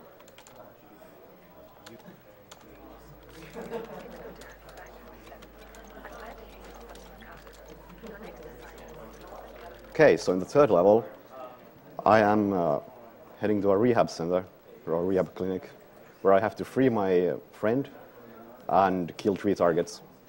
Only one of them is actually required to beat the level, but it's kind of a tradition in Hitman speedrunning to always complete the optional stuff as well. And once again, the silent entry blows stuff up. What that does is it makes everyone from this side of the building leave and open all the locked doors for me. And that's the last guy. So now this wing is completely empty and I can just freely move around. And here is the agent I have to save. And if there's any donations, now would be a good time because this cutscene takes like 70 seconds. All right. Maybe a $100 donation from Pyromancer Jack. Go Attila for age 2. Got a $150 donation from Black Rat. Thanks for keeping me entertained for the last couple of days. Greetings from Germany. We have a $50 anonymous donation. Please do the What is Love head bob. Maybe $50 donation from Chimene. I need that. Hold on, what just... What is going on? I'm not pressing anything.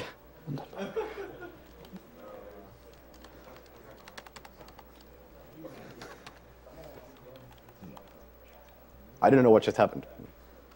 And I'm really curious as to how this is going to affect things.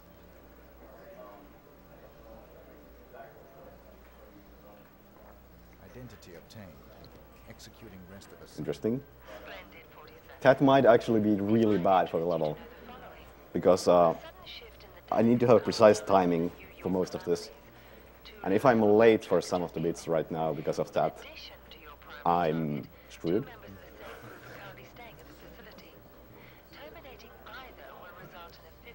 Good luck. Thanks. Understood. Okay, now the controls are working again. Okay, let's see what's going on in here.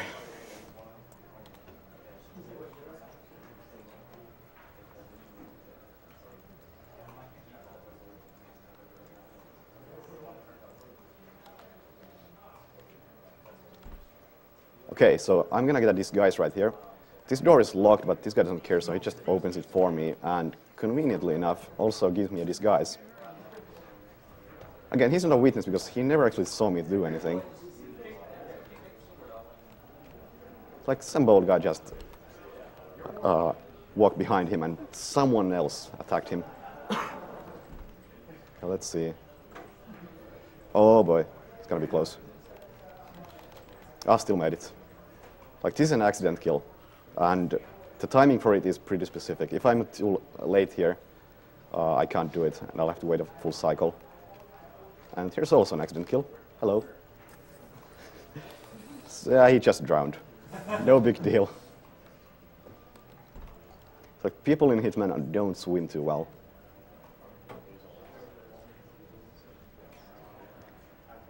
And I should be still on time for the last target. Here we go. Hello. Yoink. The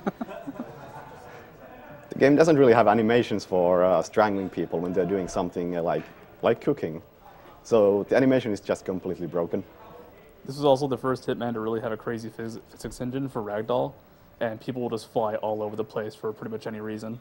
Oh no, it's not the first Hitman game with crazy Really? physics. I thought 2 Yeah, was all of them have. limited compared to this.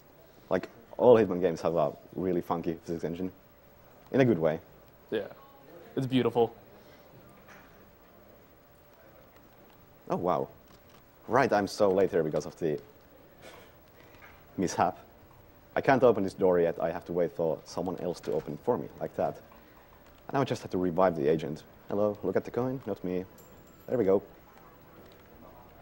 Yeah, keep your eyes in the coin. Not doing anything back here. So he's completely distracted by the coin I just drew at him.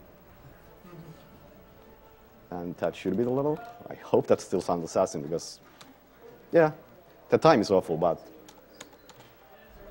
at least it worked out. I was really worried about that.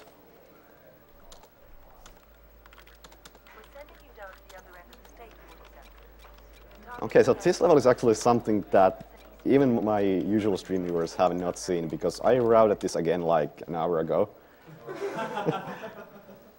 Just for fun. New strats. Yep, really new strats. It's like, since I only routed them like an hour ago, I'm not sure if they're fully consistent, but it's the shortest level in the game, so we might as well try. So I just drew a bomb down there as a distraction. You'll see it later again. So, in this level I only have one target, but I also have to get a necklace from his wife. Right. Apologies, I do have to take out the dog because he can one-hit kill me. Rest in peace, Frank Rizzi. Strongest enemy in the game.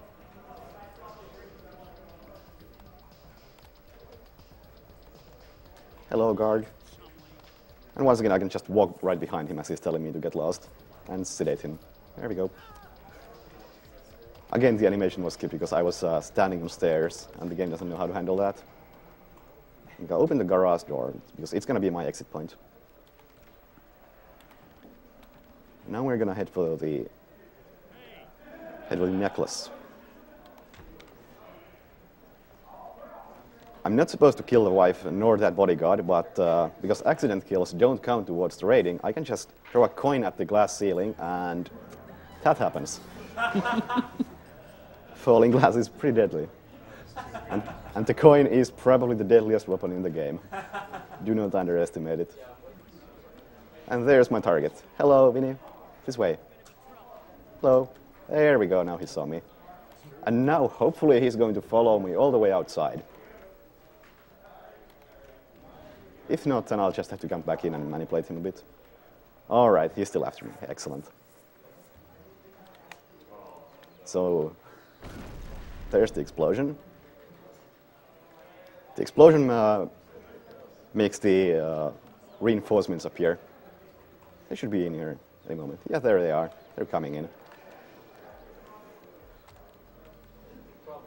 Whoops! And there's his bodyguards, doing absolutely nothing about it. Yes, I'm the assassin. Yeah, I'm pretty happy with that route.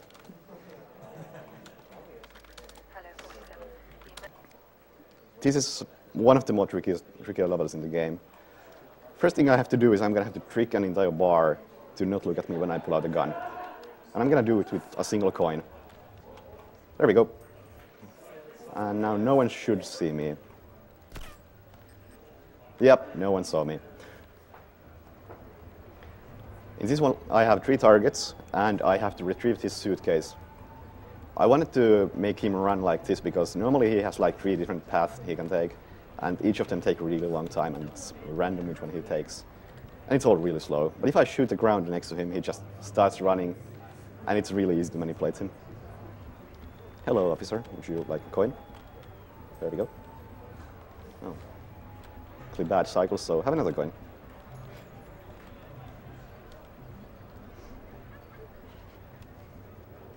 Here's my first target. Hello.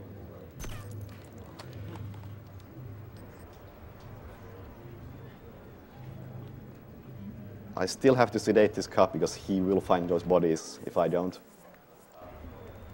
There we go.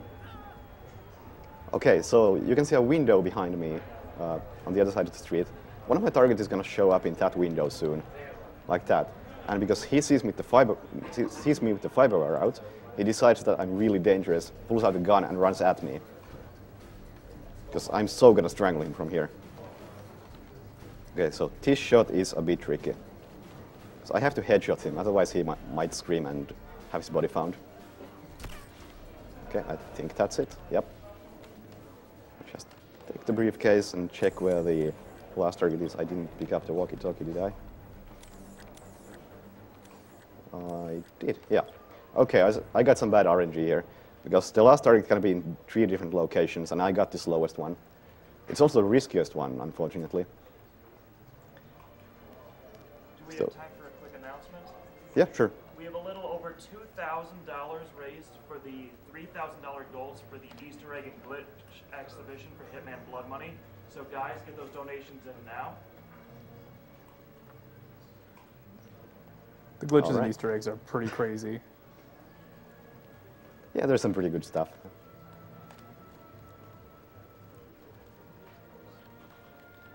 Yeah, I'm not allowed to enter this bar normally because I'm not wearing a proper suit. I have no idea what the dress code for this place is, but if this is not good enough, I don't want to be here. And the best thing is that if I do enter this place with this suit, they will open fire immediately.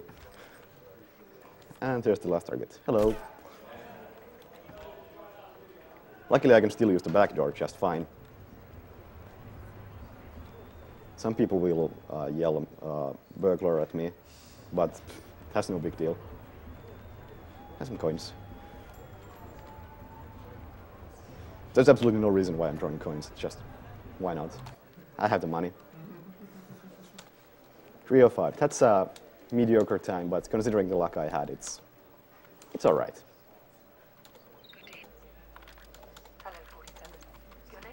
Okay, which level is this again? I guess we'll find out. Oh, yes. So 2 targets, that question mark is just a an extremely optional target who never shows up in your objective list. So I am not going to be killing her.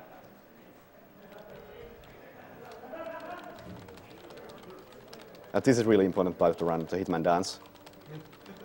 Always gotta do it when you wait. And not yet.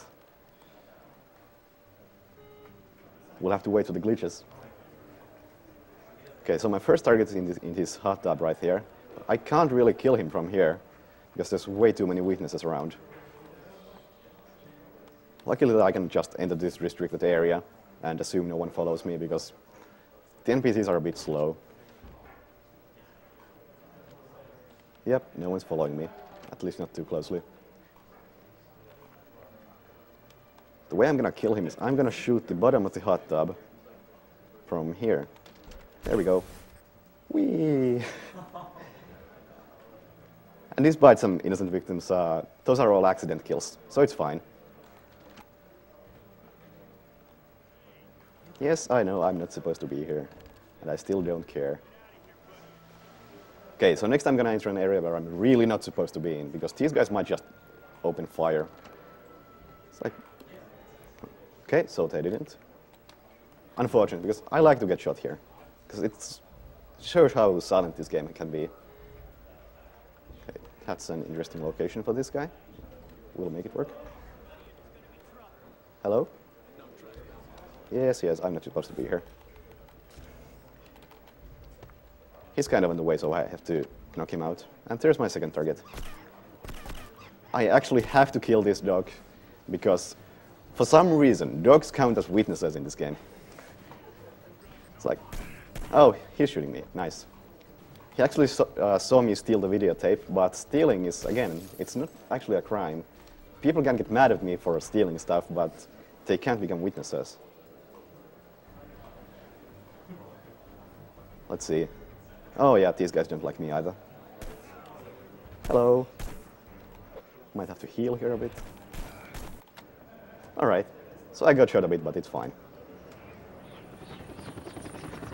Like, most people seem to think that getting shot has something to do with the rating, but it really doesn't. Because the NPCs can get really mad at you for just trespassing or stealing items, but it doesn't actually affect anything. And Silent Assassin.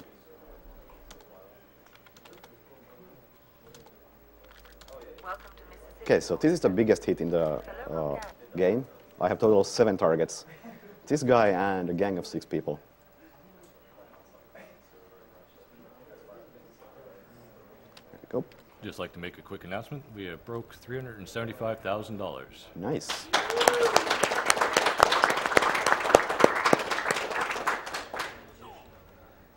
And that guy just had an accident. His body will be found soon, but once again, it won't affect the rating because accidents are kind of funny.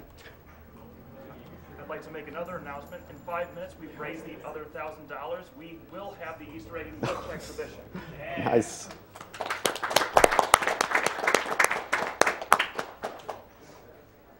All right, so that's 2 of my targets down. 5 to go. Actually, wait. Is it 4 to go? I'm not even sure how many gang members there are. I just know when to shoot them. I'm not supposed to be here either, but luckily that guard is not that observant. Yep, completely missed me. Here's one of the targets. Hello.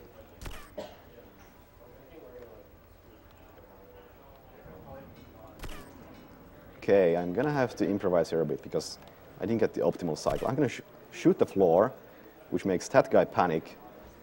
And my target here will investigate the matter. Come on. Hello. And now he's panicking, so he's unable to find the body. And he also never saw me with the gun, so he can't be a witness. And if things go as planned, he will never stop panicking. And he's unable to find the body, ever. And there is really something wrong with the setup because my mouse is not working. There we go. And because of that, I actually have a body found now. And there's nothing I can do about it. So this rating will not be Silent Assassin, it will be professional. And here's the only glitch in the run. I'm going to climb up these stairs from the wrong side and jump to the exit. I actually do die of the landing, but 2 bodies found. Now I'm really disappointed.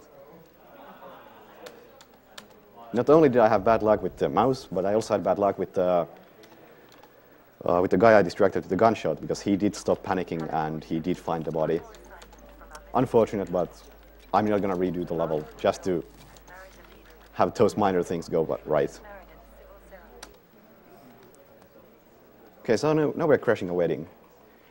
We have to kill the groom and we have to kill the bride's father, I think. Yeah, sounds about right.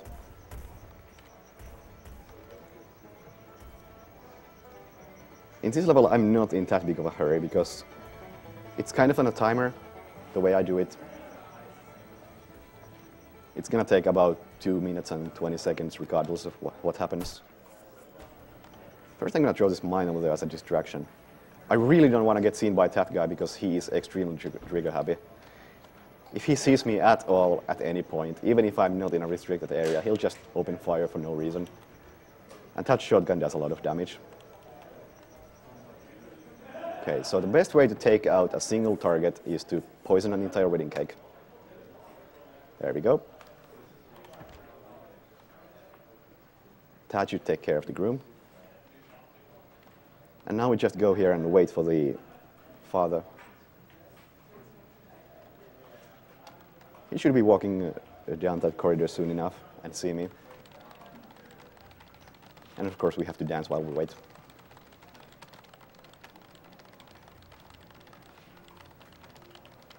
Where is he? There he is. And once again, because I'm standing on stairs, the game doesn't really have the proper animations for strangling, so yoink.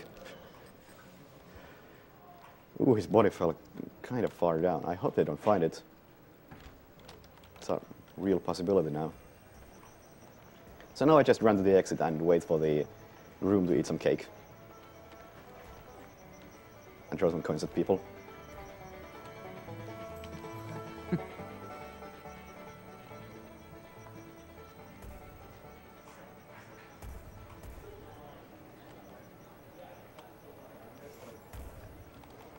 Maybe a $50 anonymous donation. My mom was diagnosed with lung cancer in 2001. She has been cancer-free for 13 years now. Great games, great runs, great cause. Keep up the good work.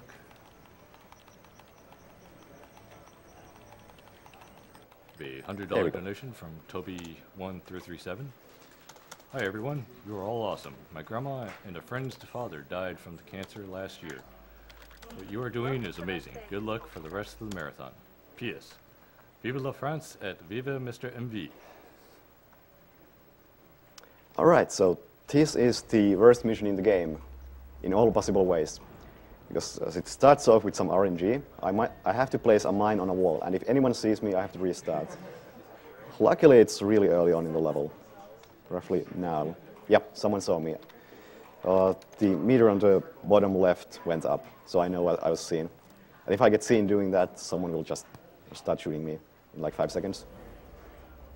But yeah, in addition to the RNG, it's also one of the longest levels in the game, because the final target takes 6 minutes, about 6 minutes to show up at all, and there's nothing I can do about it.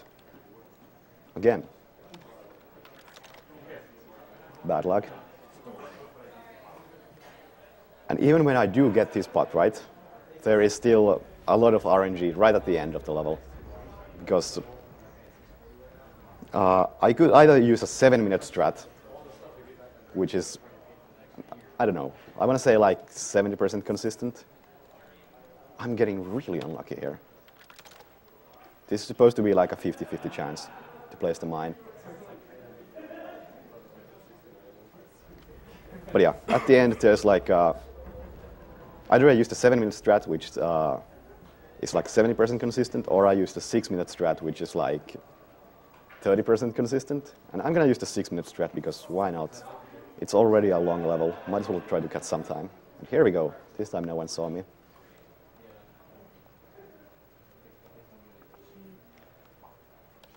So this level is a fantastic time to read donations because there is going to be nothing going on for most of it. All right, we do have plenty of donations. We have a $50 donation from Umada. Hello, Agdq. I've been watching your events from YouTube and finally caught your live stream. Keep up the awesome job and greetings from Finland. I have a $50.01 donation from Anonymous. Thank you all for these amazing runs. I'm glad to donate for a great cause and to also get a chance at some sweet swag during the Hitman run. My grandfather passed before I was born and I never had the chance to know him. So I hope that my little contribution will be a drop in the well to find the cure. So something like this doesn't have to happen anymore. Thanks. I have a $300 donation from Johnny Fox. Hitman Blood Money might just be my favorite puzzle game ever. So it's awesome to see a live run of it. I specifically organized my schedule to see it and have a chance to learn something new about the game I played for hundreds of hours. Thanks to Kadi and to everyone at Agdq in general. Your work is much appreciated. And yes, I think Hitman really is more puzzle than action. I agree. I have a $100 donation from Andy Baden. I just had to hide the body. It's like, I had to make sure it's behind the corner. I love what you guys are doing and to help fund R&D on cancer prevention. Good luck to all speedrunners. World record for all. P.S. This is going towards killing the animals. I have a $51 donation from Slag. Hi everyone. I would like to dedicate my donation to the speedrun of Kick Cancer's Butt. My grandmother tried it last year and searched some tips for New Game Plus. Also, continue. You're all awesome. I have an anonymous $150 donation. So let's punch cancer in the face. Keep up the swifts running. P.S. Give me that statue so I can make sweet, sweet love to it. Put it on my shelf. Have the runner put the money to whatever they want.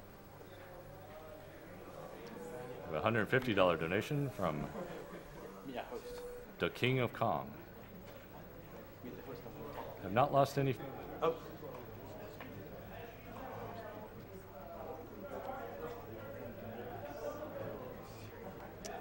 All right, so now I'm gonna get another suitcase, in addition to the one that was dropped in the elevator. This one is not required to get all the objectives done, but I'm gonna be using it to kill my last target. And that's what makes this level so risky. We're going to be doing a server upgrade, so we'll be down for about 10 minutes. Pretty much everything has been just a setup for the last kill so far. So this briefcase is actually required to complete all the objectives. It's not necessary to beat the level, but I'm still doing it because, like said, it's a bit of a tradition. It's gonna be waiting for me right here. I'll just pick it up on my way to the exit point. But first I have to get ready to kill the final target.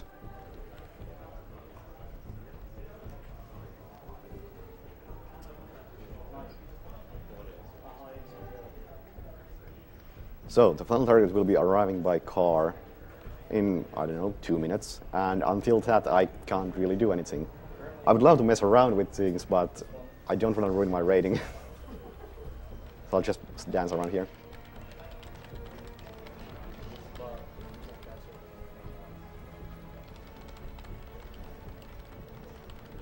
A $51 donation from New Mod.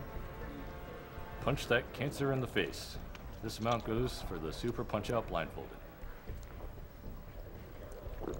Anonymous $50 donation. Great job. A $100 donation from Justin Perreal.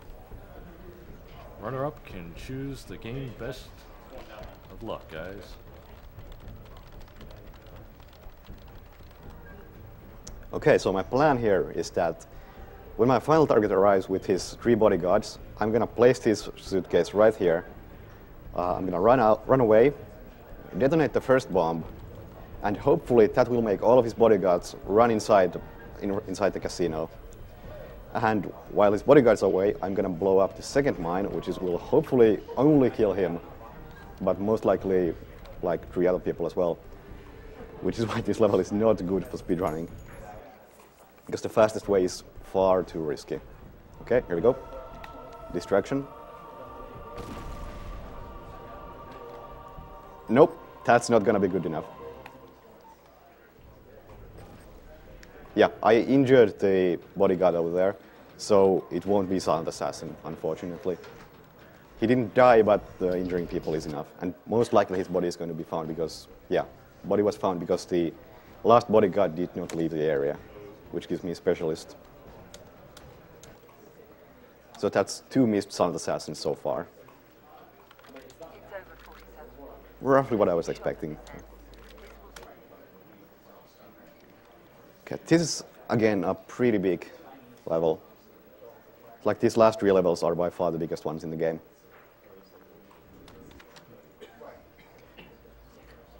In this level, there are 3 floors. There's the garage, in which there's almost nothing, and there's heaven and hell, in both of which there are 2 targets for me to kill. I'm gonna head to heaven first, just because I feel like it. I do have routes for both, so I can just switch around. Like, one thing I really like to do in... Interesting. Huh. I kind of made a big mistake, but I'm gonna try to make it work. Because that's what I like about Hitman. It's like, my favorite part about Hitman is honestly making a mistake and still successfully doing something. Like, I'm supposed to have a gun right now, but I forgot to take one with me. So I'll just try to do with this level without a gun.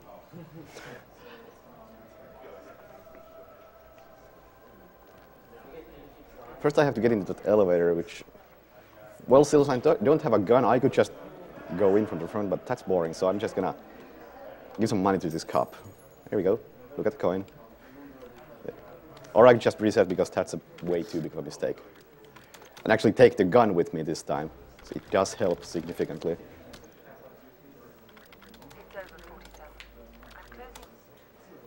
The $50 donation from AKA Lieutenant Dan. You guys are just awesome. Good cause, good times, good games. Keep it up.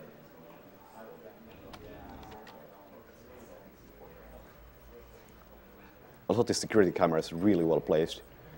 I do appreciate it. It's like, all I have to do is wait for here for a couple of seconds and doesn't see a thing. Incredibly easy to avoid.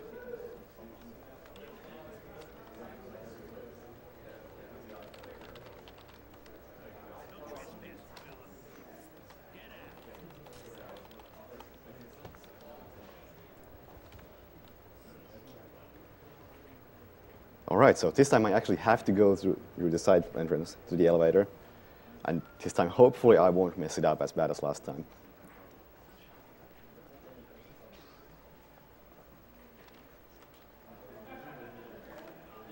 The entire level is pretty much a restricted area, so I can't move around in my own suit. Or I can, but people won't appreciate it. As unfortunate as it may be. Okay, this time, look at the coin. Not me, coin. See? There we go.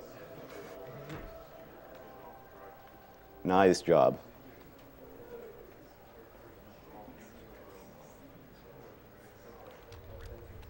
All right, and now to the top floor.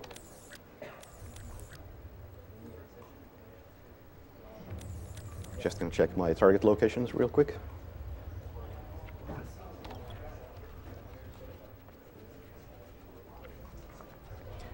I'm also gonna get a new disguise while I'm up here, because this is not a good disguise. It only gives me access to really small portion of this upstairs area. Okay, so this guy right here is my first target, and the woman who's going on stage is my second target. I'm not gonna let her go on stage because her singing sucks. Instead, I'm gonna just give her money. That also makes her go back and makes it easier for me to kill her. And for my first target, I'm gonna be waiting right here, in the toilet.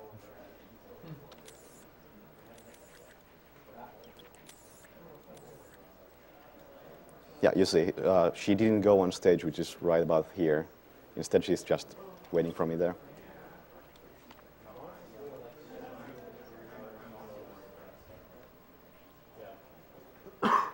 Hello.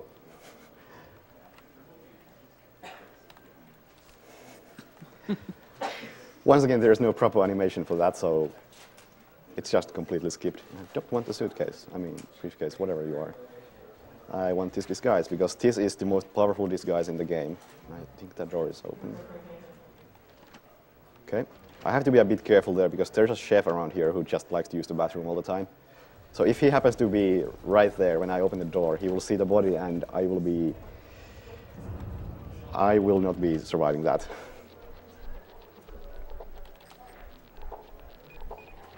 This computer is once again an optional objective, but using it also makes my second target come to this room, which is really convenient. There she is. Hello. I think this is like the first time you actually see the strangling animation, even though she's like the fourth person I've strangled. And luckily no one ever goes to that room, so I don't have to do anything to the body. We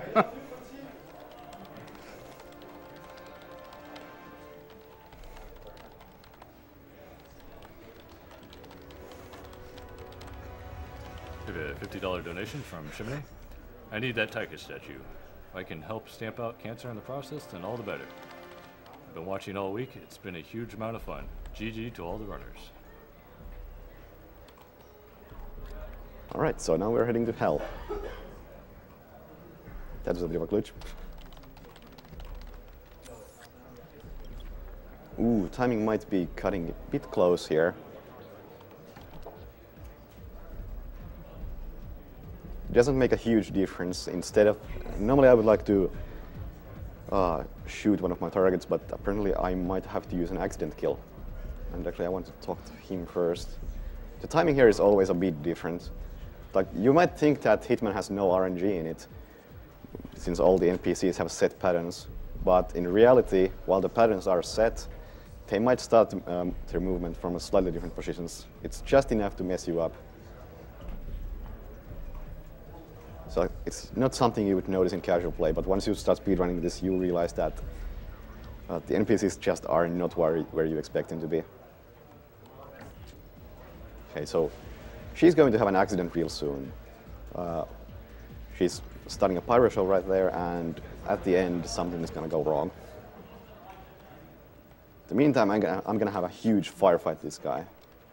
Actually, you know what? I don't have to have a firefight this time around. Because it's going to take a while for that pyro show to go, so I'll have to wait anyway. Instead, I can just avoid some bullets. Like, he doesn't have a great aim. That's some Matrix-style dodging right there. Yep. Like, this is why I need the gun, but apparently not gonna be using that. So I do like strangling this guy. It's amusing. It's like, he has an MP5, I have a fiber wire. It's like, what was he thinking? He doesn't stand a chance.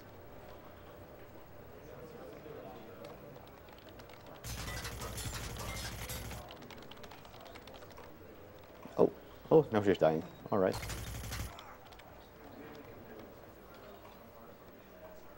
Are you gonna shoot me?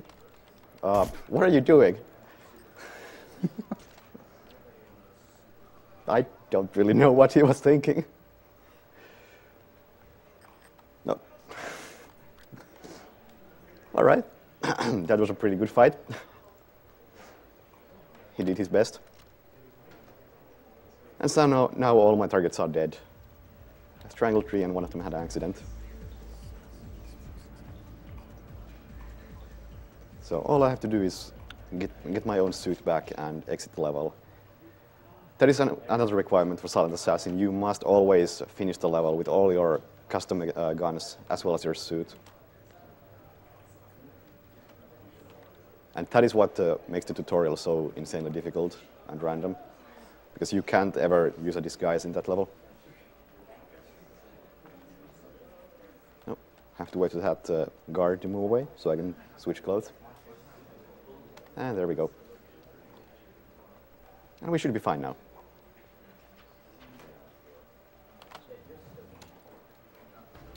Yep, Son of the Assassin.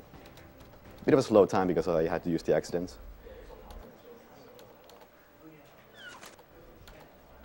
Alright, this is the last main level in the game. We are attacking the White House. And since the Easter egg thing got met, I'm gonna be doing something special here. You can consider that the Easter egg exhibition starts now. Anyway, the first thing I have to do is I need a disguise. The best way to do it, lure a guard into the toilet. Yeah, there's a mirror right there, it doesn't matter.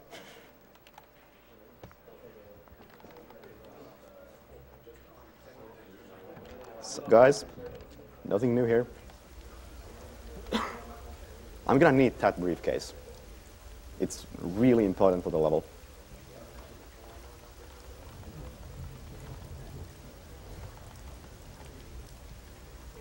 There we go. And despite being a part of the White House staff, I still can't go around the rules and walk through the metal detector with a briefcase. That is completely fine though. I can just draw it right through it.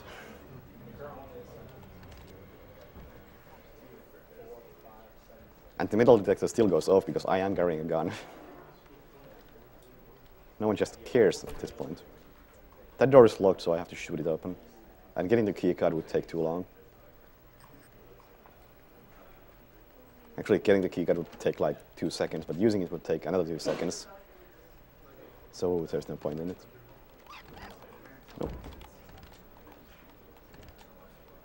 What is that guy talking to? Okay, so this is the vice president. He's one of my targets here. There's something funny going on with the AI here, because if I shoot him and there's blood, his body will be found. But instead, if I just strangle him,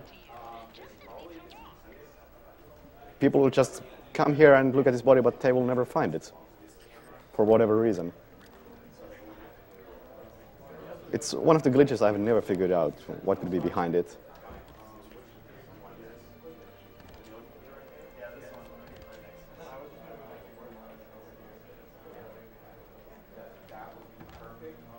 Okay, I'm gonna be abandoning this suitcase for a while.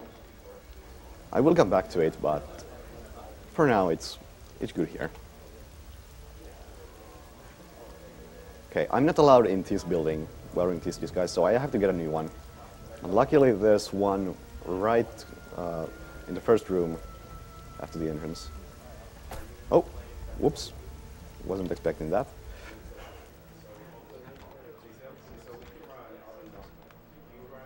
There we go. Like, all of these guys are now somewhat panicking because they saw me enter the room, but since I switched disguises before they actually got to see me again, they are just confused as to where I went. Right now I'm getting seen by 1 million cameras, but it's gonna be fine because I'm gonna steal the videotape at the end of the level. If I didn't, it would ruin my rating.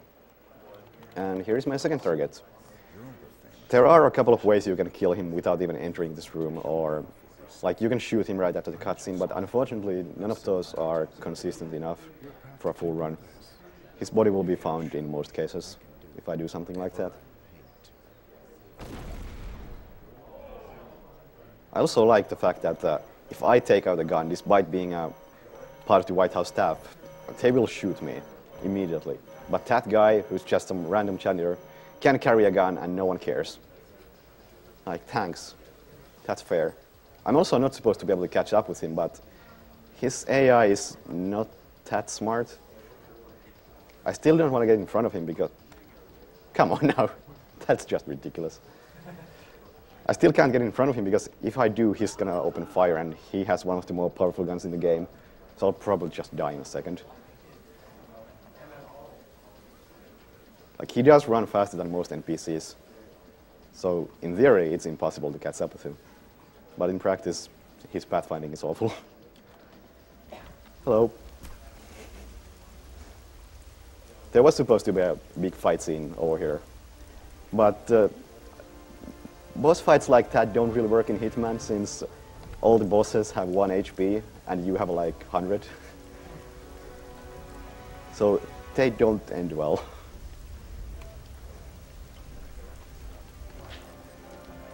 Okay, so you're about to see the first Easter egg in the game. I have no idea how anyone would figure this out, but you'll see. 1, 2, and 3.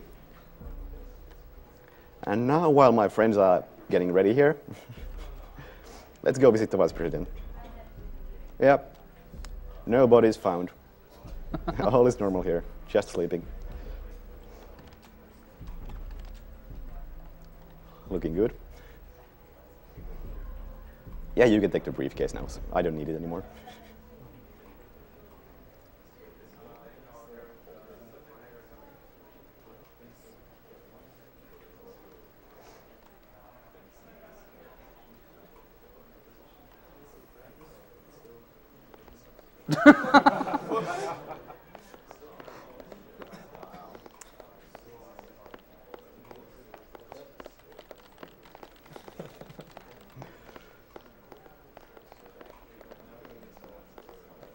Yep.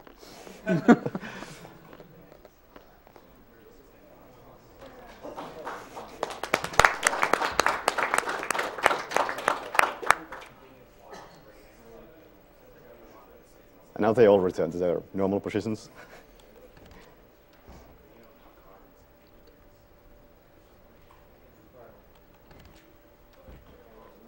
Okay, I still have to steal a videotape. And oh boy, he's not supposed to be here. That's scary. Please go away. Please. There we go. Don't want you here. Just close the door just to be sure. Because if anyone sees me take that videotape, I will get a witness and I will get a cover blown. Because I'm not in my suit, so it does make a difference this time. Well, let's hope no one sees me as I get my own suit back. There we go. And we should be fine.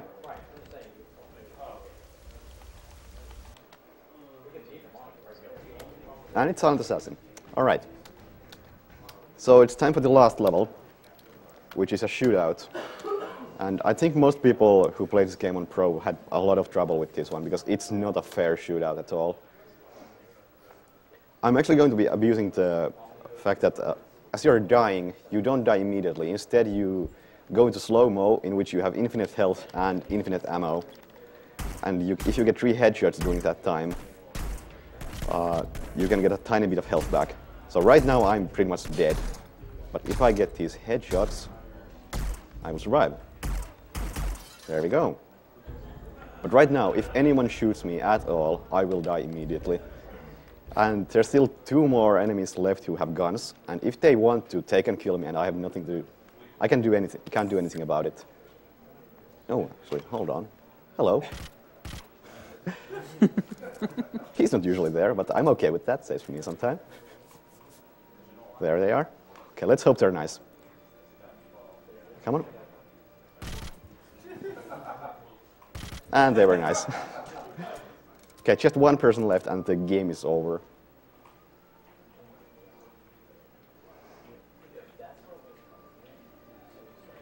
He should be right over there. So get ready with the time. Come on, time. Oh.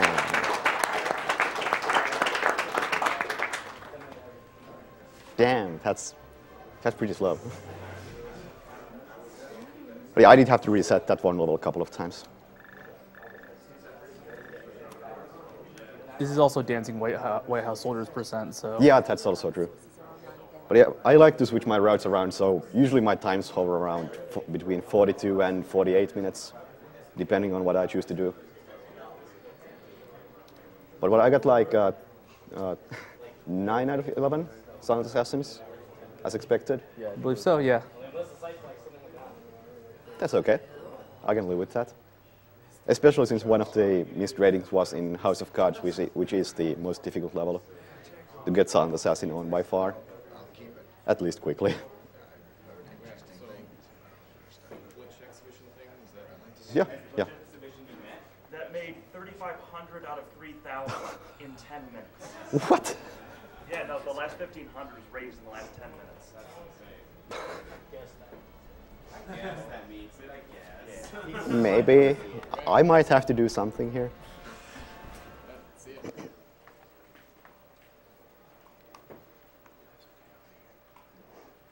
I think I'm going to start with the glitches because I feel that those are the less impressive thing here. The Easter eggs are really good, so.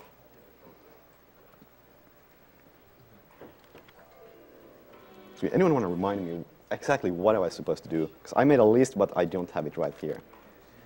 Killing the guy on the So first thing I'm going to have to do is... the thing on the boat? Hold on. It's like, I'm going to be a really filthy cheater and open up a cheat engine, because it's going to make showing some of this a lot faster. And I don't want to waste too much time on this, doing absolutely nothing. And it's actually quite required for this glitch, because it's going to soft lock the game, and the only way to finish a level is to, well, cheat.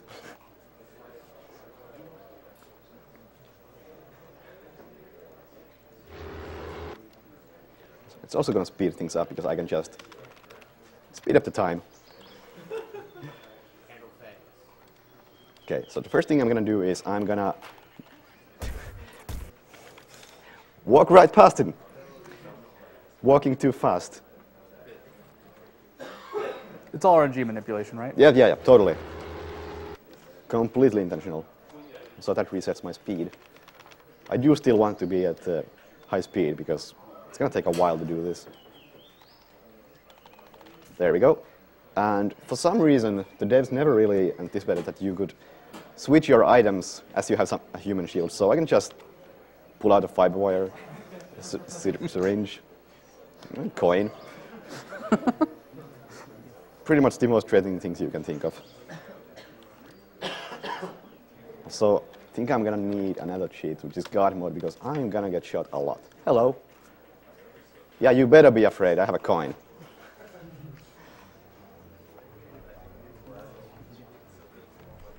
Oh.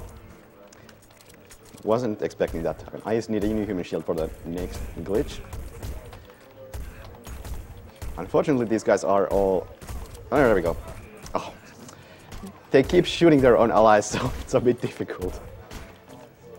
There we go. Now, please, do not kill him. Okay, I'm gonna have to kill you because you're in a bad position, as are you. Alright, so... Oh, didn't get it. Look, guy, please get a human shield here. Where's my gun?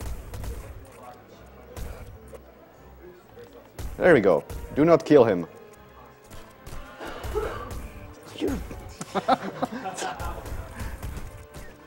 Alright, come here and stop killing one another. It's not very nice. Alright, actually. You know what? You don't need that. And you don't need that.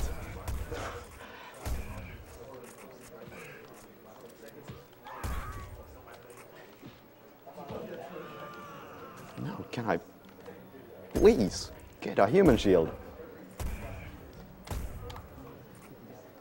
God, that was difficult.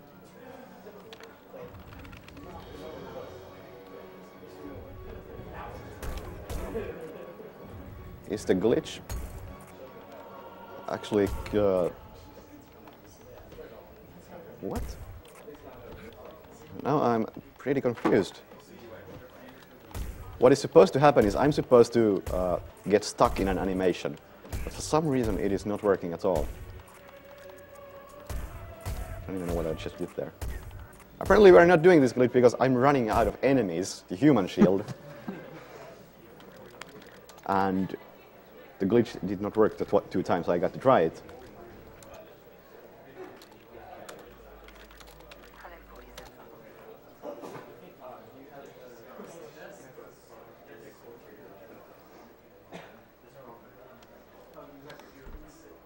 in this map there is a bit of an interesting thing that the developers overlooked. I'm gonna need some enemies around here. There we go. That's a nice explosion. Should bring in people. That is actually not about the God mode that I have on. If you shoot a mine, you take no damage, even if you are standing right on it. Alright. I'm gonna hide these bodies real quick. I need more ammo. There we go. How about infinite? For some reason, right over here... Like, I discovered that by accident because my own mine fell through that hole.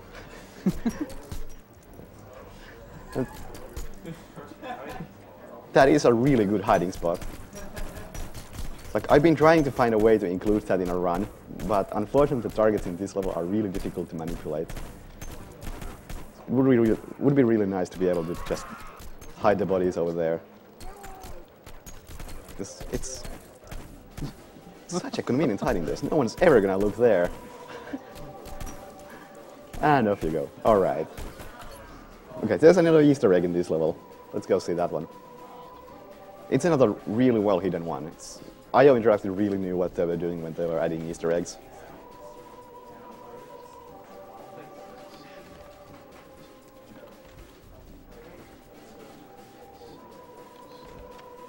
No. Don't want you here.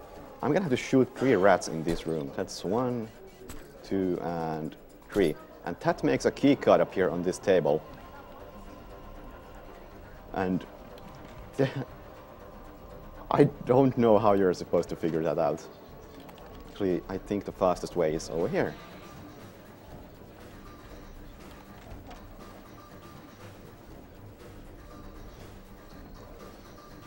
I also like how the key card is really far away from the door you have to use it on.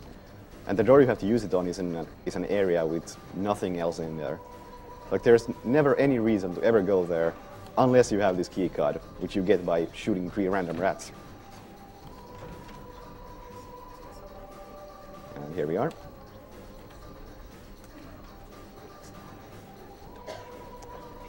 Hello.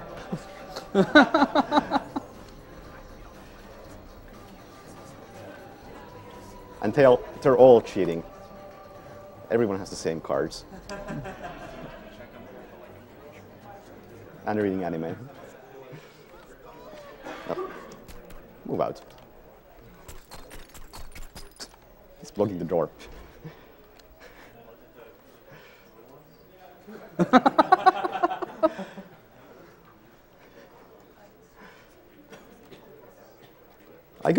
I could just shoot them, but they're having fun, so why would I? Like, let them have their fun. Okay, so what is next?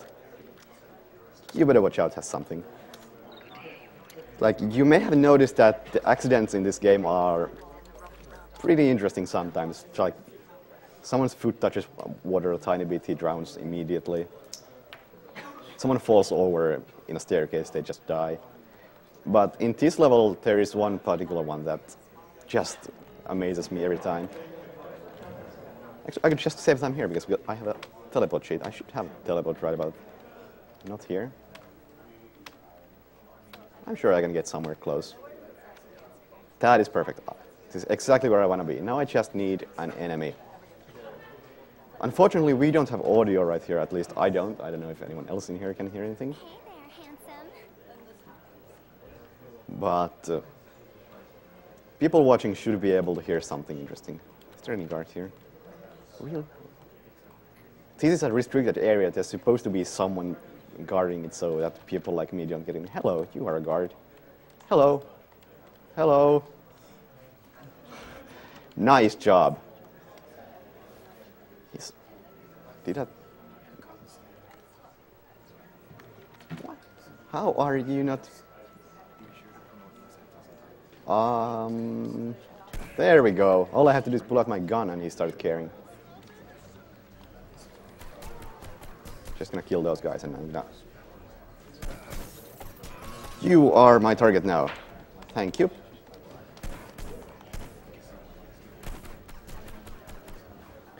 And for some reason, this bit of the floor is pretty interesting. Because just listen closely. You're gonna hear something you're not supposed to be hearing.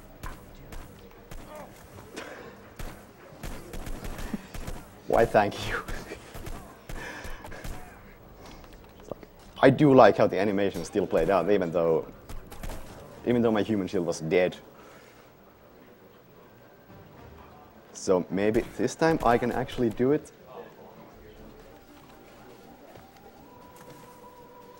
I assume you heard that. I assume there was a sound. Because he just drowned. Right there.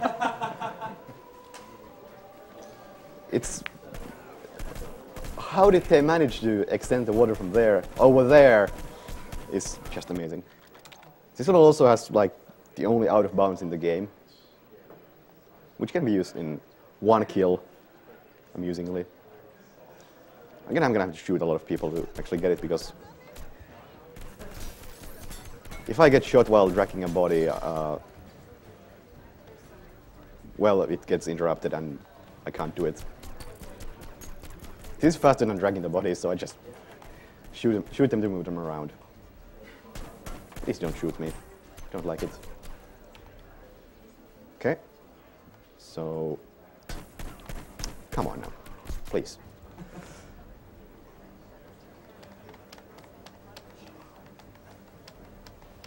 There we go. Hiding that body. Just like that. And I can actually see the hot tub from here, so... Actually, I think I'm like under something, so I can't shoot it from here, but I can shoot it from here, maybe. Wait, am I still under something?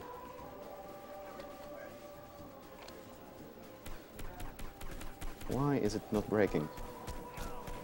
Actually, that could be hardware related. Dang.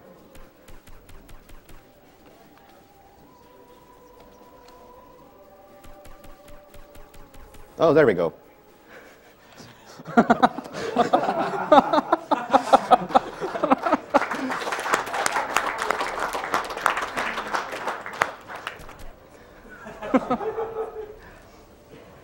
And they're all accidents, so it's fine. Even if I shoot him afterward, it's still an accident.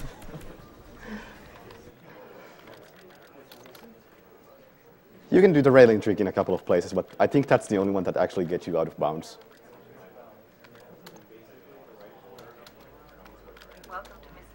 Oh, this one I'm definitely going to have to use the speed up glitch for, or glitch cheat. Yeah, glitches are cheating, remember that. I read that once in a Kotaku article. Triple speed.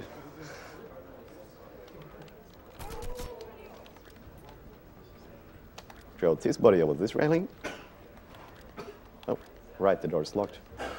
Luckily, picking the lock is really fast, for some reason. Oh, what are you doing? Oh, actually, I think he's running in the right direction. Just using a different route. No, he's not. Where is he running to?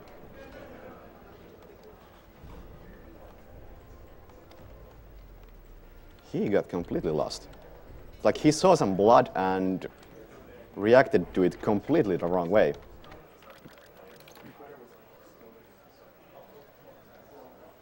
Let's try that again with double speed, because triple speed is a bit difficult to control.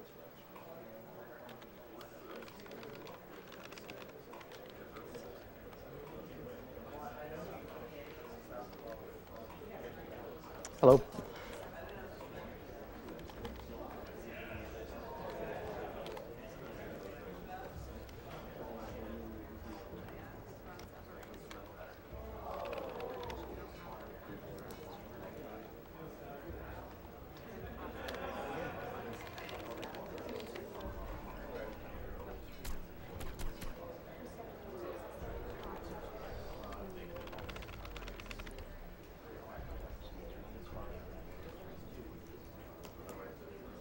Okay, so I drew one body over that railing, and I'm going to do this body over this railing.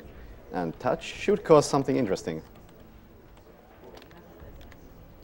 Okay, I guess we're running at high speed, because opening the cheat menu at high speed is really difficult. And there we go. Right now, every single NPC on this ship is a zombie.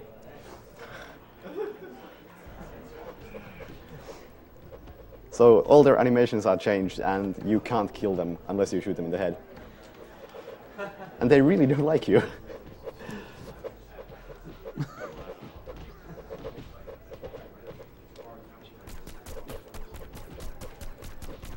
Yeah, eventually they get it back up. So, again, really cool Easter egg. I think there's one more. Yeah, this one. This is a really simple one. And I think it's a really good one to be the last one. What are the wheelchair guy kills? Oh yeah, the wheelchair guy kills. I'll show one of the wheelchair guy kills because the run was slow.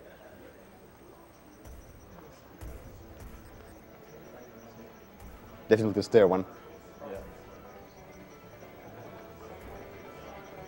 So, in the corner of this area, there is a coin. And if you shoot that coin, interesting things will happen. Probably not what you'd expect.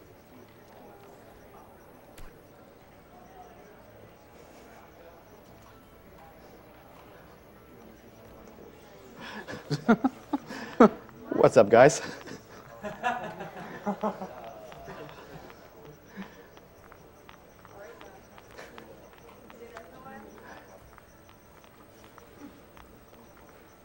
And then they just lose interest and go back to fighting.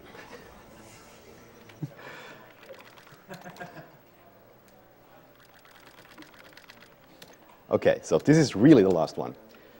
Because in this game there's only one NPC with a wheelchair, so they didn't really pay too much attention to how the wheelchair actually works. Okay, right now I have infinite health and infinite ammo, so just whatever. Okay, he's following me, and he should suffer an interesting death in just a moment. Because there's no ramp here. Oh no.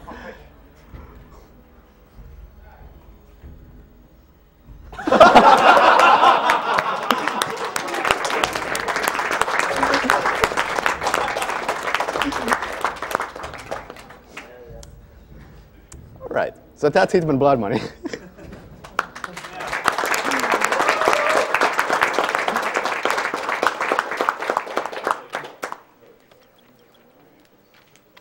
All right, we have some donations to read off.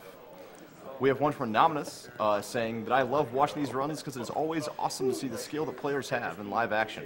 The fact that you guys use your fan base for a good cause is all the more reason to watch. Mad respect to you guys, and let's money go to the choice of the first person on the couch to air 5 the camera. $150. Where's it going? Let me think about it. Okay, let him know. Also, another $150 donation from the King of Kong. Have not lost any family members to cancer, but have had some family friends come close to losing their loved ones. Donating to try and make sure that cancer won't ever have to affect anyone's family again. Good luck to all the runners, and big thank you to all the people that make this event possible. Blindfold super punch out. Blindfold super punch out for $150 bucks. Where do I go next? Right there. So, someone asked someone to air 5 the camera, and so he did it. $150 for blindfold super punch out.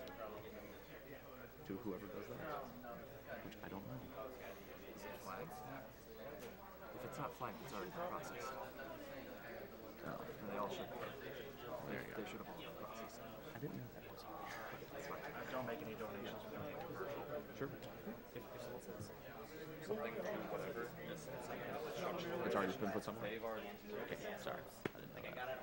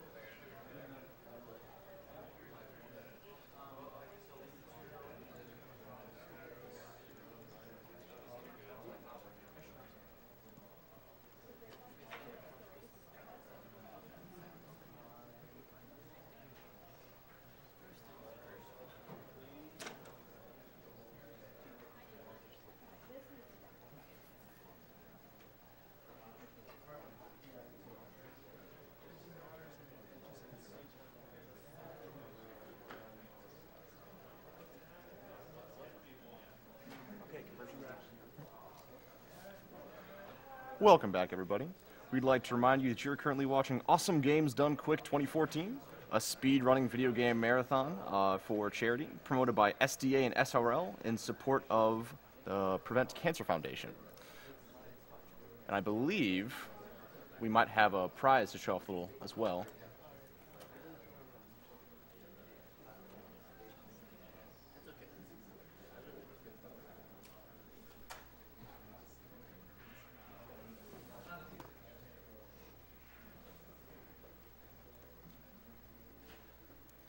So right now on stream, this is Railcoon holding up probably one of the greatest prizes we ever had. This is a limited edition Tychus Finley statue, which is incredibly rare, still boxed, and an amazing prize. I think it's a little over, it's 1.5 feet, correct? Yeah, it's 1.5 feet. Still in box. If you want an actual picture of it, go ahead and put it in Google. You'll find it relatively easily. This thing is amazing. It's also really heavy. We'd love to show it to you, but it'd kind of defeat the purpose of having a mitten condition box. That requires a minimum donation of $50, which will also go ahead and put you in the grand prize pool as well. Oh,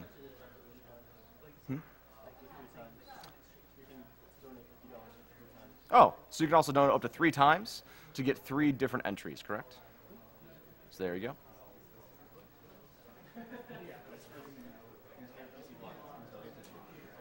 So you can go ahead and do that during the entire PC block. All the way up to what? Antechamber. That's when we're going to cut that off.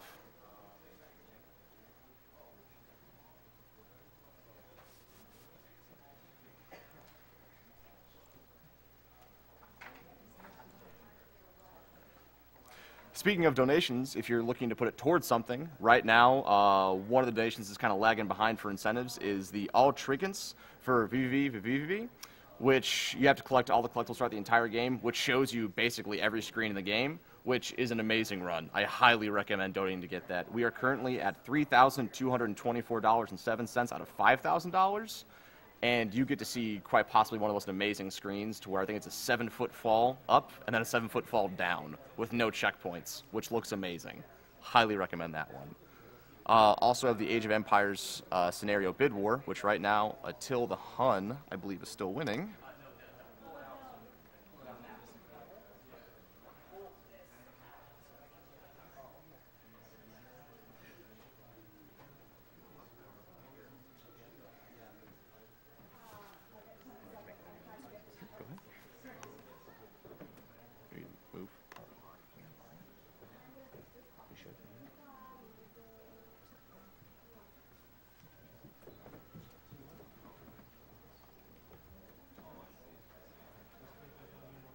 So I'd like to remind everyone exactly how subscriber mode works for this stream. We have $5 to subscribe to the stream, and you get access to the emotes for the stream, and that's for 6 months. So you get to use those emotes for that whole 6 months until the next marathon, and all of the proceeds that come to us from subscriber mode, which is half, go directly to the charity. And unfortunately, we are turning subscriber mode on for the chat for the rest of the marathon. So please subscribe. All of your money is going to a very good cause, the Prevent Cancer Foundation. Thanks.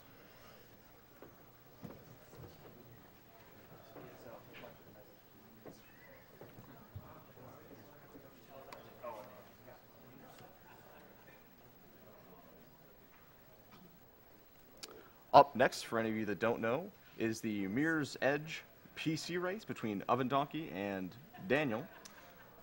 That should be phenomenal. After that, we also have The Elder Scrolls Skyrim by Wymorn, which is also an amazing run where basically you just walk through walls the entire time. It's phenomenal.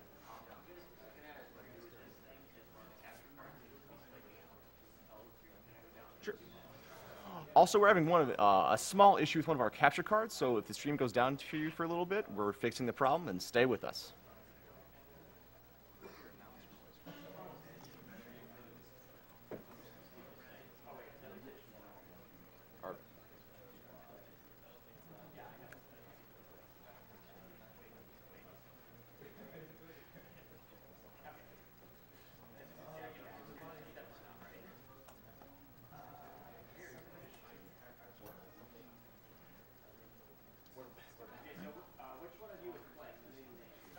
All right, and we're back.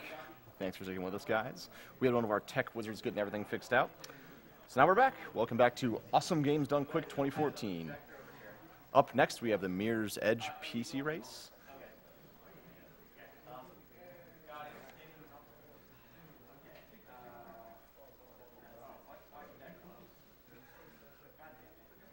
By Oven Donkey and Daniel.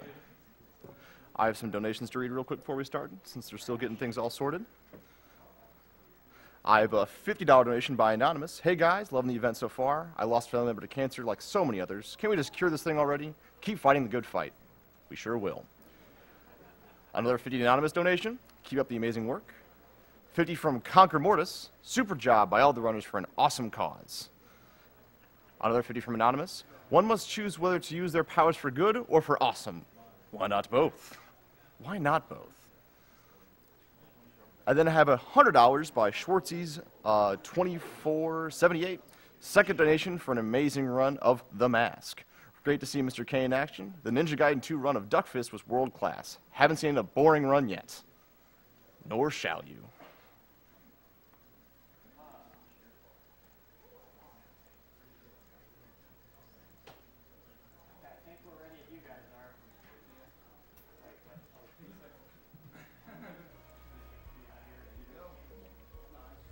Before we start, we want to give a roll call for what, I don't know what that is. It's not a couch. Just.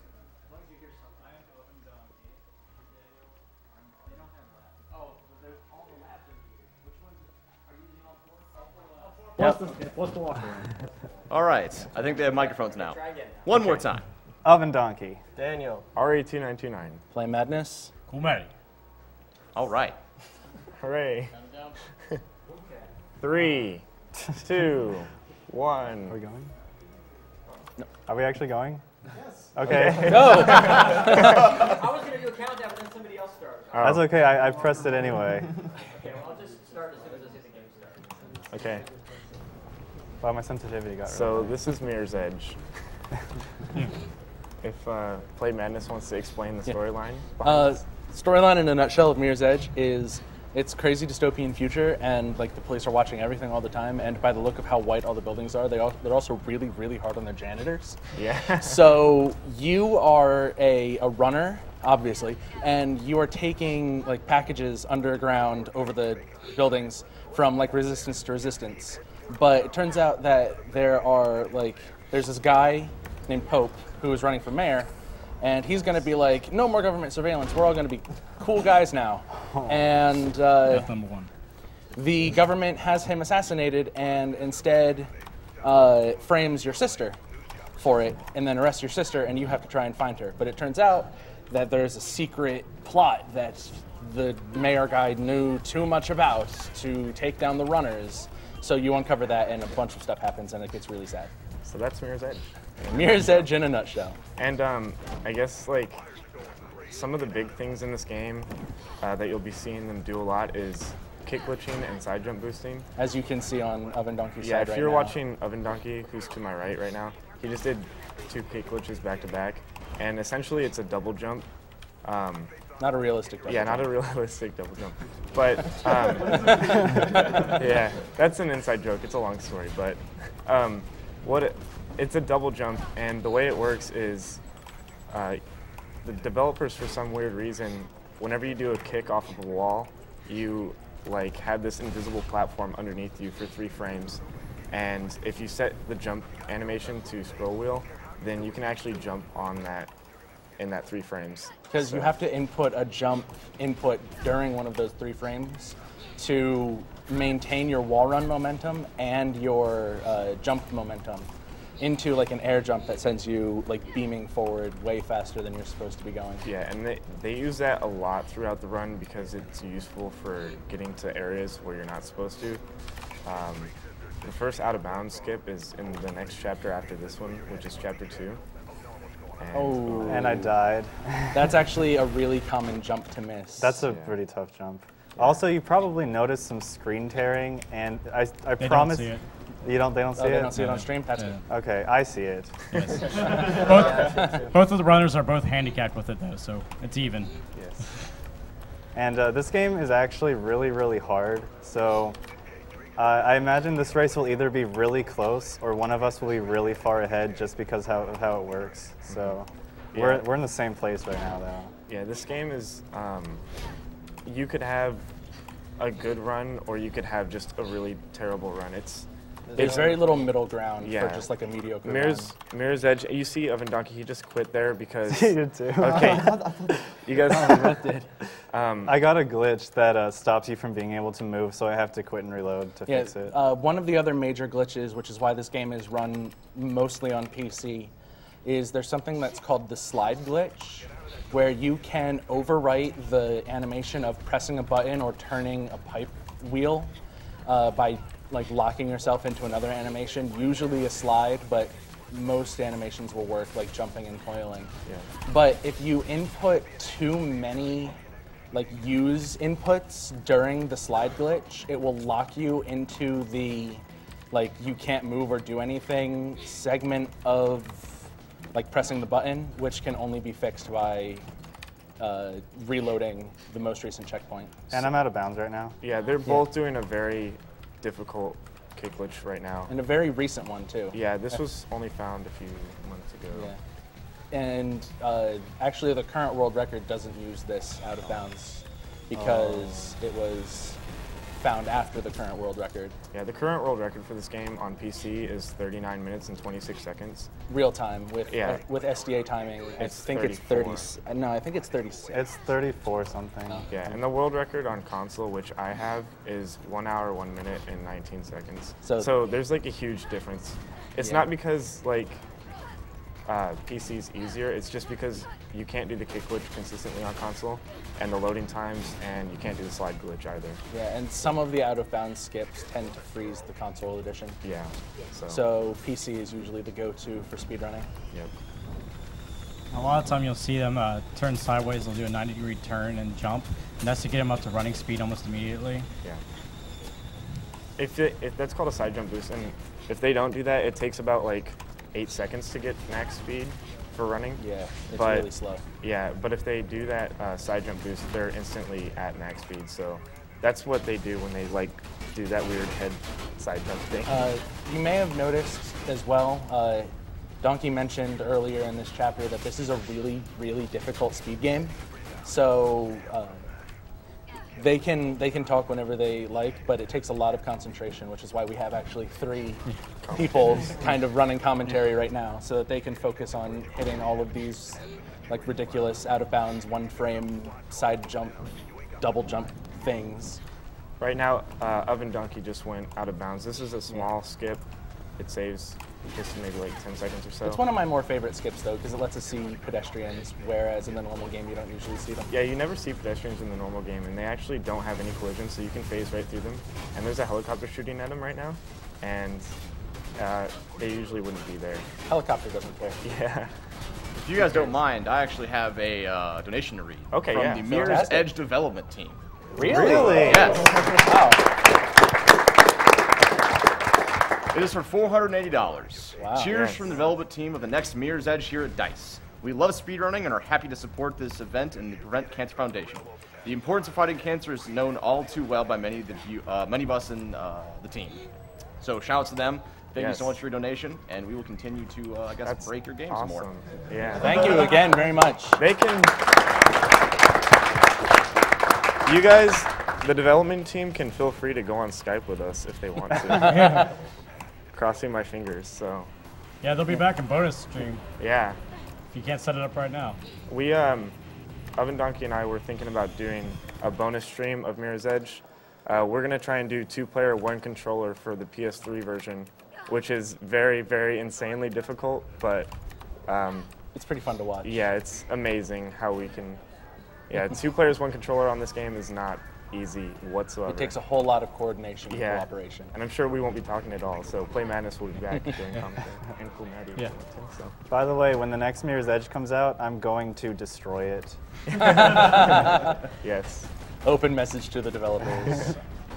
Post-release QA. Yes. While there's not a whole lot to talk about right now, interesting story about the announcement of the second Mirror's Edge game. I was actually on the phone with Mr. Oven Donkey during E3, and when the trailer started, he was like, "What is this game?" And then when he saw Faith for the first time, I swear to God, he almost started crying. It was a beautiful experience. I think I did start crying, actually. Because for a long time, it looked like this game was being almost abandoned by the developers, because this game came out to more positive than negative feedback, but then like word on a sequel was silent for years until that trailer. So right now, Oven Donkey's going out of bounds. This is the first like kind of segmented skip. Yeah. Now there's two possible outcomes for this. Either he can get the checkpoint and fall infinitely and reload the game and start off where the checkpoint is, or he can actually get through the wall and die and get the checkpoint. Which I did. Which he did, which is that's the faster of the two. Yeah, that's the better scenario. So now that Skip's going down in the storm drain and getting destroyed by the helicopter, which is good. And there is a very specific target for nailing that fall as well. Because usually for that, you have to spend an extra 2 or 3 minutes running down a series of platforms and dodging a helicopter and pressing a button and waiting for a door to open, and it's super long. Yeah. So we just jump into another dimension and fall through the ground. This is one of the darkest areas of the game. I can't see anything. It's so dark. There's like one dark spot and one light spot. This is the darkest part of the game, and then the lightest part is in the office, which like blinds you. Shout outs to Oven Donkey for just doing a jump that killed the world record run. Yeah. Like, didn't kill it. It kept going, but it was the only part in the yeah. game that he died unintentionally. The one death. It killed the world record runner. Yeah. He Ripping pieces of meat. Literally died. Speaking of. This is a really weird, difficult jump. Yeah, there's a hidden springboard there. I don't know if they meant to put that there, but it's there. And it's a very, very narrow window. There we go. Yeah. What? Oh, that's not how that jump is supposed to go at all. That was supposed to be a side jump, but it was not a side jump. I'll try a different way, because that's not working for me. Yeah, there's 2 hidden springboards right here. That That's one's the other a one. little bit easier to hit. Oh, okay. I can't see, like, I literally cannot see anything this, right it's now. really dark. It's pretty dark. These monitors are really glossy too, so. I just see Play Madness right behind me, looking at me. The reflection in the screen. Oh, that was a good angle. Yeah. This is like a really technical trick here. This is one of one of the harder, like, not out of bounds segments, getting up that little platform. Yeah, that was. There's an example of the slide that he's switching. And right here, he's gonna skip a little section, which saves a little bit of time.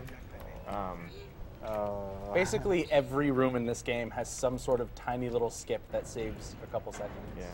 In any hallway, you'll see them do a lot. They'll wall kick right off the wall for seemingly no reason, but it's actually to get a little boost of speed. Exactly.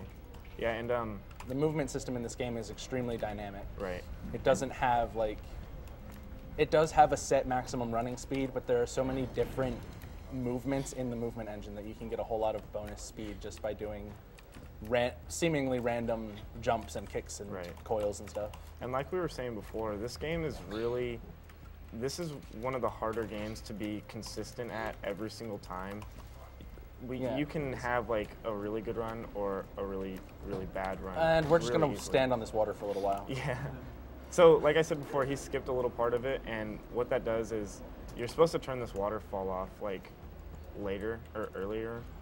But instead, he just wall ran behind it. Exactly. You just have to have faith. Yeah. Have faith. Boo. I got my one. It's so funny.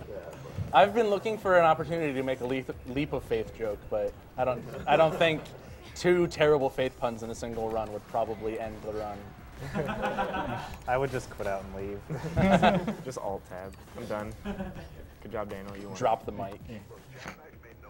But yeah, this game's really hard to be consistent. Like, there's like all sorts of like little things on the ground that can just make you lose your speed, and that's what really kills the run. It's not so much not getting the big skips, it's really about keeping your momentum throughout the whole entire run. That's what really makes or breaks your runs. And this is our friend Jackknife. We're going to be racing him to a set of elevators, but Jackknife is a splicer.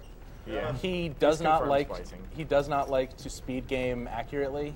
So you'll see if we get too close to Jackknife during the run, he will actually teleport forward, so he's always in front of you. Like Larry would have some words for him. Real quick, we have a $250 donation from Anonymous. $250? Yep. All he says is thank you for this Agdq. Thank you. You are very welcome. And thank you for your generous donation. That was such a good donation, I threw my mic on the floor. Let me reconnect this here. Oh, that's okay. Oh no. I'll go for another hidden springboard. Nice. Oh, you got it. That's good. That's the backup strat. Yeah, there's a hidden springboard there, and the angle on it is really, really very shoddy. precise. Probably more precise than the one in the storm drain. Yeah, I honestly don't even think that there is a angle that you're supposed to hit it. It just kind of works or doesn't work. So. Oh yeah, that was an ad for donuts. Oh yeah. There's only a few advertisements in this game, and Diggler Donuts is one of them. Almost all the messages on the elevators are hilarious, so in some way or another. So there was another major skip. Just a quick kick glitch over that Saves street. like 30 seconds. Skips having to go all the way around. And this is Chapter 3. This is the worst chapter in the game. Yes, by far. Chapter 3 is the only chapter not titled Gotta Go Fast. Chapter 3 is titled Try to Go Kinda Fast. Yeah, like I said, the game is really hard to be consistent at, and this chapter is just like the most hard one to be consistent at, even though that's not even correct grammar. That's what I'm going to use. So. Most hardest? Yes, most hardest. Most very hard, difficult game. Yes. And by the way, you might notice that they show a little bit of cutscene in between each level. That's actually because the game's still loading, and it says so up in the corner. They skip as soon as it's possible. Yeah. That was actually a really difficult skip that Oven Donkey just did. Yeah. That trying to wall run turn jump there usually ends with just you smacking your head on the ceiling. That's pretty much this entire speed run. That was a really difficult trick. I don't know if anyone watched Oven Donkey run this back in SGDQ, but yes, that is a really difficult trick times all of the game. And Daniel just got the kick glitch as well on Jackknife. That was good. So this is coming up on Oven Donkey's screen. This is the brightest room in the entire game. Yeah. There's like 6 different paths that you can take. And one of them just turns your entire screen white for about 20 seconds. Yeah. There's so much bloom on so many white walls. I don't take the super bright path because I don't want everyone to go blind. Right, we're being nice. And take the more swag path. Yeah, this is the path. This is actually really difficult too. Yeah. It took me about 8 hours of attempts before I landed this route once. Yeah, once you start a springboard jump, you don't actually have to follow through with the angle, so you can switch it, move it around. Yeah, you can actually turn all the way like 180 degrees and springboard in the opposite direction. Yeah, and they use that in the run ones. This is a really strong handgun. It blows doors off the wall. It does. Yeah, it does. It's like it even ends levels early. Oh yeah. Which we don't do, but it is cool. There's the only flashbang that actually affects you in the entire game. There is another one later, but it generally you're too far away to be affected by it. I think there's one in Chapter 7, but we don't do Chapter 7. We'll talk about that. And now time for the greatest sound in the whole game. Yeah, headphone music. That does actually open the door slightly faster, but it also actually opens the door like 5 seconds faster. Yeah, it's pretty loud. The importance of it is the fact that it makes a very, very good noise. That's the only reason why we do it, not to save time, just to make the noise. Yeah. This is kind of, from a developer's point of view, shout outs again to the developers, kind of more of a sad segment of the game because this is a really wide set of roofs with a bunch of different paths, and we just abuse the kick glitch to go in more or less a straight line and pass all of the very detailed and intricately designed paths. So if you look at Daniel's screen, he's at the super white area right now. Yeah, he's taking the super bright path through the office. It's slightly faster though, which is good, but it's really hard to see what you're doing, so you have to practice it a lot. Interesting fact, the roof that Agdq just passed, before you get there, Merc, your little guy on your headset, says, blues ahead, looks like you're going to have to fight, but because of a certain wall run skip, the enemies there don't actually spawn. Yeah. So the helicopter flies over, drops the rappel ropes, and then just sits there, and nothing happens. It's pretty good. They're flying out, and I think I forgot something. Sorry. There's the honkin'. Yeah. Rest in peace, headphone users. And as you can see here, we even have white trees. Yeah, no trees in the game have green leaves. That was because they wanted to have perfect contrast. Right now, what Agdq's doing, he's doing this extremely far kick glitch to skip almost all of the scaffolding section and part of the roof section of Chapter 3. Yeah, there's like 3 or 4 minutes of running up and down and around the scaffolding. We're just gonna pass it, almost all of it. Yeah. We don't even go over onto that other building. We're just at the top now. Unfortunately, doing that skip doesn't despawn the helicopter like it's supposed to. So now you have to run up here in the open against a helicopter that's shooting at you. And that helicopter has got some really dang good stuff. Yeah. Yeah, if you do this part normally, the helicopter despawns or like goes away. And if you don't do it normally, it still follows you, which is really bad because it kills you really quickly. The section Daniel's at right now is probably like the hardest section of the whole game. So Yeah, I'm having really bad luck here. I had good luck, and it's kind of the opposite of how our practice races went. Like he was always beating me during those, and not this it's not time going too hot. though. I like just punched my mic. I'm sorry. Here was, if I'm not mistaken, and correct me if I'm wrong, was one of the first major out-of-bounds skips that was discovered. Well, sort of. Chapter 4. Well, there's been a lot of different variations of this, but this is a pretty major skip. Yeah. That Just I'm like going to this attempt. general area. And Agdq and Zero Cool spent most of their time finding these different ones. Oh, missed it. Yeah, this That's- is. It's really difficult. This is hard, yeah. You have to land in like a wafer-thin section of loading. Yeah, pretty much. And this skips. Usually, this chapter is called Rope Burn, and he's a not a protagonist, but he's a big character. One of the bad guys. Yeah, antagonist. Thank you. And you actually end up killing him in this chapter, but doing the skip, we actually save his life. So you're welcome, Rope Burn. Because you're generally supposed to be breaking into his security company and spying on a bunch of stuff, and then you knock him off a building, but he gets to live. Yeah. Well, you're lucky I'm missing this so many times. Oh, he got the elevator glitch, so he can't jump or anything right now. It also That's why I locks did you into that. the run or into walking. You can't run. Yeah, just that glitch acts like you're still in the elevator, but you're not. Shoutouts to more white trees. Bleach, it's powerful. Yeah, pretty much. I have a $205 donation from Anonymous. Love you guys. Awesome event as always. Thank you very much, Anonymous. Thank you, Anonymous. He's doing a little kick right before he lands, and that's just a really old trick that. It's supposed to save my life, but Yeah. Because kicking in the air, as you've probably been able to tell by now, is really broken. And kicking in a vertical fall will reset your momentum most of the time. So you can use it to skip hard landings in places that you can't do a roll.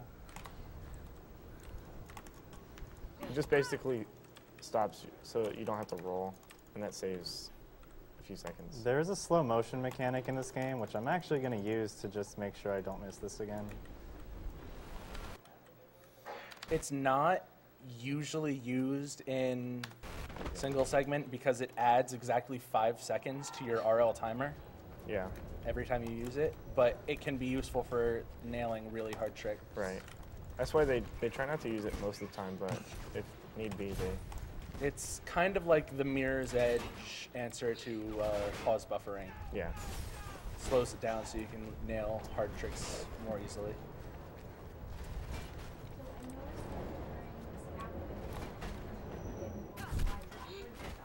Oh yeah. Oh yeah, that when you jump from a high building, the game will usually like expect you to land on a big sort of pillow, basically. And if you're falling while facing forward, you do a really long landing animation. But if you fall backwards and hold a certain section of the keyboard, you can actually slide backwards and keep your forward momentum while doing the landing on your back animation. Yeah. And on my screen, since I haven't been having very good luck, I'm doing the safe strat. So I do the sequence break here. I got hit by a train. Yeah, by the way, shout out to the trains. They're very hard to avoid when you can't hear them. Daniel just got that skip. Was it first or second? The safe strat first try. So that was really good. Extremely safe. But they're starting to. Yeah, usually get I closer. would use an audio cue to know when to get out of the way of the train, but I don't have audio, so. That's the only time. Yeah, this crucial. chapter is the only one where you really need audio, and it's kind of crucial at some points.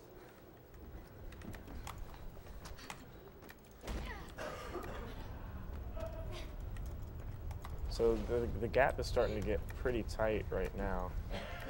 Yeah, when Daniel landed that chapter 4 skip first try, he really caught up a lot. Yeah, we'll see. Now, dropping down onto this train is the only first-person auto-scroller that I think I've ever seen. There's probably another one out there, but none that I know of. So we're just going to stand on the back of this train for a little while. Are you going to use chillin' strats? Oh, why not? Oh, no chillin' strats? The comeback strats from Agdq 2013. Just wait for a few of them to go by and then do it.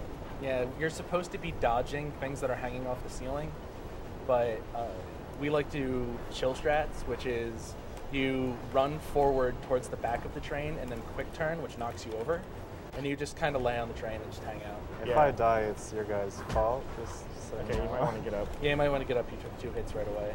Oh, okay. I don't know, man. 3. Oh my god. Should I? Okay, you should be good. So, trust you guys. You're good. Okay. And this is another big, like train strat. We're just gonna slam into this sign real quick. Yeah, and that, I don't know why, but for some reason, there's no like forward momentum death thing. So no matter how fast you're going forward, you can't get killed by running into something, which is kind of weird because you can die. This is the safe strat for the beginning of this chapter. But it looks significantly cooler than the slow strat. Oh, nice. The slow strat is just a random kick glitch off into space. Yeah. There's an invisible wall over there too, which we're now walking on. Yeah. And what was I gonna say? I can't remember, so never mind. I forgot what I was gonna say.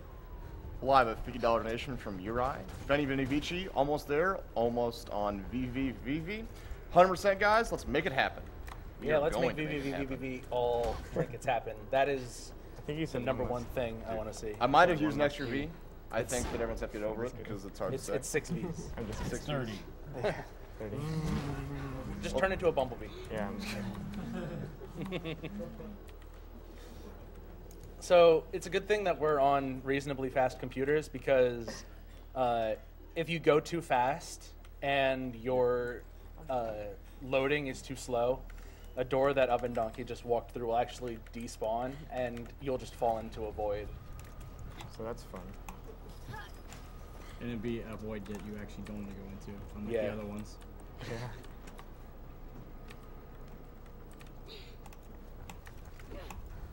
Nice. So that's a pole glitch. That's really hard. What Agdq just did was he did a kick glitch off of a pole, which it looks just like a normal kick glitch, but it's really difficult because the window that you have to kick is super narrow. It's somewhere between 1/3 and 1/2 of a second. Yeah, so that was good.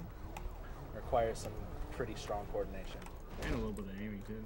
And a little bit of luck. And a lot of swagger. I have another $100 donation from Anonymous. So happy to see Mirror's Edge in the event. Good luck to both the runners, and shout out to Blue Satin for his YouTube tutorials for these tricks for newbies like me. Said shout outs to Floobs. I think he said Blue Satin. Oh, Blue Satin. I thought he said Floobs. Flooves hasn't done anything. Sounds so close. So close. It's hard to hear you. Blue, flu. I can yell. Okay. Don't give up. Just turn the mic off and shout the donations. Yeah, Daniel's doing the really hard kick flips. Yeah, I'm like totally stuck on this thing. So bear with me. Yeah, this is one of the harder ones to hit in the game. If we had achievements on, Oven Donkey would have just gotten the Would You Like to Dance achievement. Fun fact. Wall run, turn, jump, to wall climb, turn, jump. Did you use the death abuse just because? Or did you make it? No, he made it. Okay. I'll say it again when Daniel gets to it, but there's like 2 parts in this game where we use death abuse.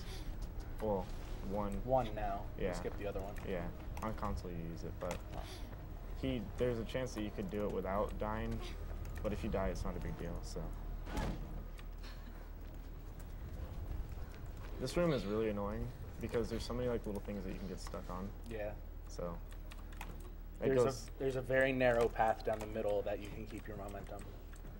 That's one of the few like hallways that we don't like wall run boost or do Shout outs to anything hair crazy. physics. Yeah. She's the only one with hair physics, by the way. Everyone else has hair made of solid steel. Yeah.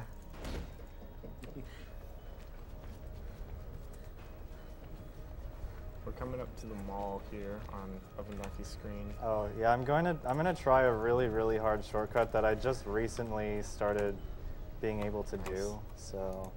The infamous couch. There's a thing in the Mirror's Edge community known as couch strats, and they're really difficult. So it's kind of serious. It's usually not done because it's a really difficult skip that only saves a couple of seconds. Well, it saves like 10 to 12. 12 seconds, yeah. If you do it right away. Here we go. There's the couch, it's yellow. I wish I had a yellow couch.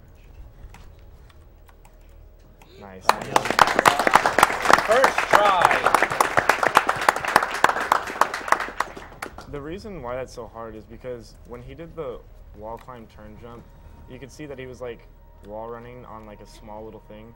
You can't stand on that, so you have to be jumping at all times to even be like up there still, unless you fall. So that's what makes that really challenging. There's another neat glitch back in that mall area, but it saves exactly 0 time. It involves the guards, and maybe we'll get to see it later. But Oh yeah. I could show that if you wanted, I guess. If we've got an extra couple minutes at the end, there are a couple funny little things that you can find by breaking this game. You want to show them off?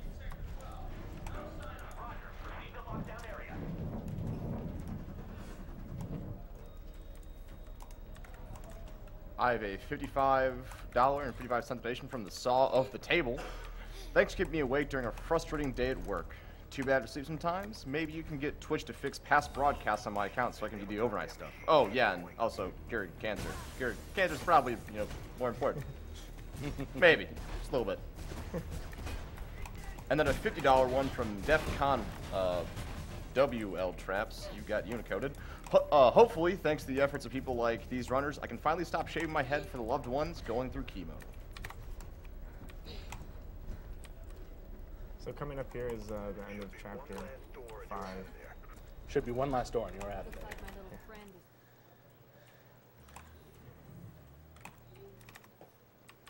I still have a lot of chapter 5, so we haven't gotten enough of it. Don't worry. So, right off the bat here, there is a ginormous skip that saves about 2 minutes. And it's one of the coolest looking skips in the game, yeah. Especially if you've got a fast enough processor. Yeah, this is one I'm pretty worried for. If you remembered SGDQ, I missed this a lot. I wasted a lot of time here. I'd also like to announce that the VV or all 6 V's, however you want to say it, all trinkets has been met with $5,000. So thank you. Excellent. If you're looking for something else, we have Half-Life coming up later for the training level, which needs about $5,200 worth of love. Okay. Got it. So he did it first try, which is really, really good. Basically, what that is like there's a checkpoint floating in the air right there that you usually get to a lot later in the level when there's actually like a level there. And but checkpoints in this game exist all the time, even if the level isn't there. So we just kind of go out of bounds and jump into it. and then the level, like we hit the checkpoint midair, and then the level loads around us, and it's really awesome, pretty much. And you found that by mistake. Yeah, that was accidental when I found that. So, You'll see right here too, he did it a little bit earlier. In the PC version only, it's possible to press buttons through walls. Yeah. It's using the same glitch that you use on the elevator buttons. Yeah. Yep. Yep. There's a little Easter egg There's a right guy there, in the guy tied chair. to a chair. Yeah. Earlier in the level, you go into an office block, and you find an email on a computer about a guy who's complaining about his job, and he says something like, "I know they're reading all of our emails, but what are they going to do to me for complaining about my job? Tie me to a chair and beat me." And it turns out that's exactly what they'll do. This is the PK training facility that Agdq's in right now. It's a really cool room, but we skipped most of it, which is sad. It's basically where, I don't know if you saw them earlier, but they're called runner cops, and they're training people to be runners, but they're cops, hence the name runner cops. And that's like their training facility. First you runner, then you cop. Yeah. Because one thing I missed when I was explaining the story of the game is they actually have like moles and splinter agents inside of the like runners network, and they are using that to create these runner cops in something called Project Icarus, which is a project to hunt down and kill all of the runners so they stop putting pipe bombs under little grannies. The storyline for this game it's really cool once you can get into it. It's a shame because the game doesn't highlight on it a lot. You really have to dig if you want to find a lot of information. The game actually originally had a much deeper story written by, is it Rihanna? Rihanna Pratchett, who is esteemed author Terry Pratchett's daughter. Yes, she is. But unfortunately, EA made the development team cut out 70% of the total script. Yeah, if I'm not mistaken, I read that she's coming back to do work on the second one. I think I read that she's not coming back. There's not a whole lot of concrete evidence right now on the second one either way. Yeah. Like 4 years ago, I sent her an email asking if Mirror's Edge 2 was ever going to come out, and her like email bot responded to me. So if she doesn't come back, so it's all right. Agdq right now is in Agdq right now is in Chapter 7, the boat. But instead, we're just going to kick glitch out of bounds and entirely skip the boat. Yeah, so basically the chapter starts and finishes outside of the boat, which is on the left side of the screen right now. And we're going to go hit the checkpoint over here. And basically, we go from the starting checkpoint to the final checkpoint. Without ever entering the boat. Yeah, which is really nice because it makes it a short chapter.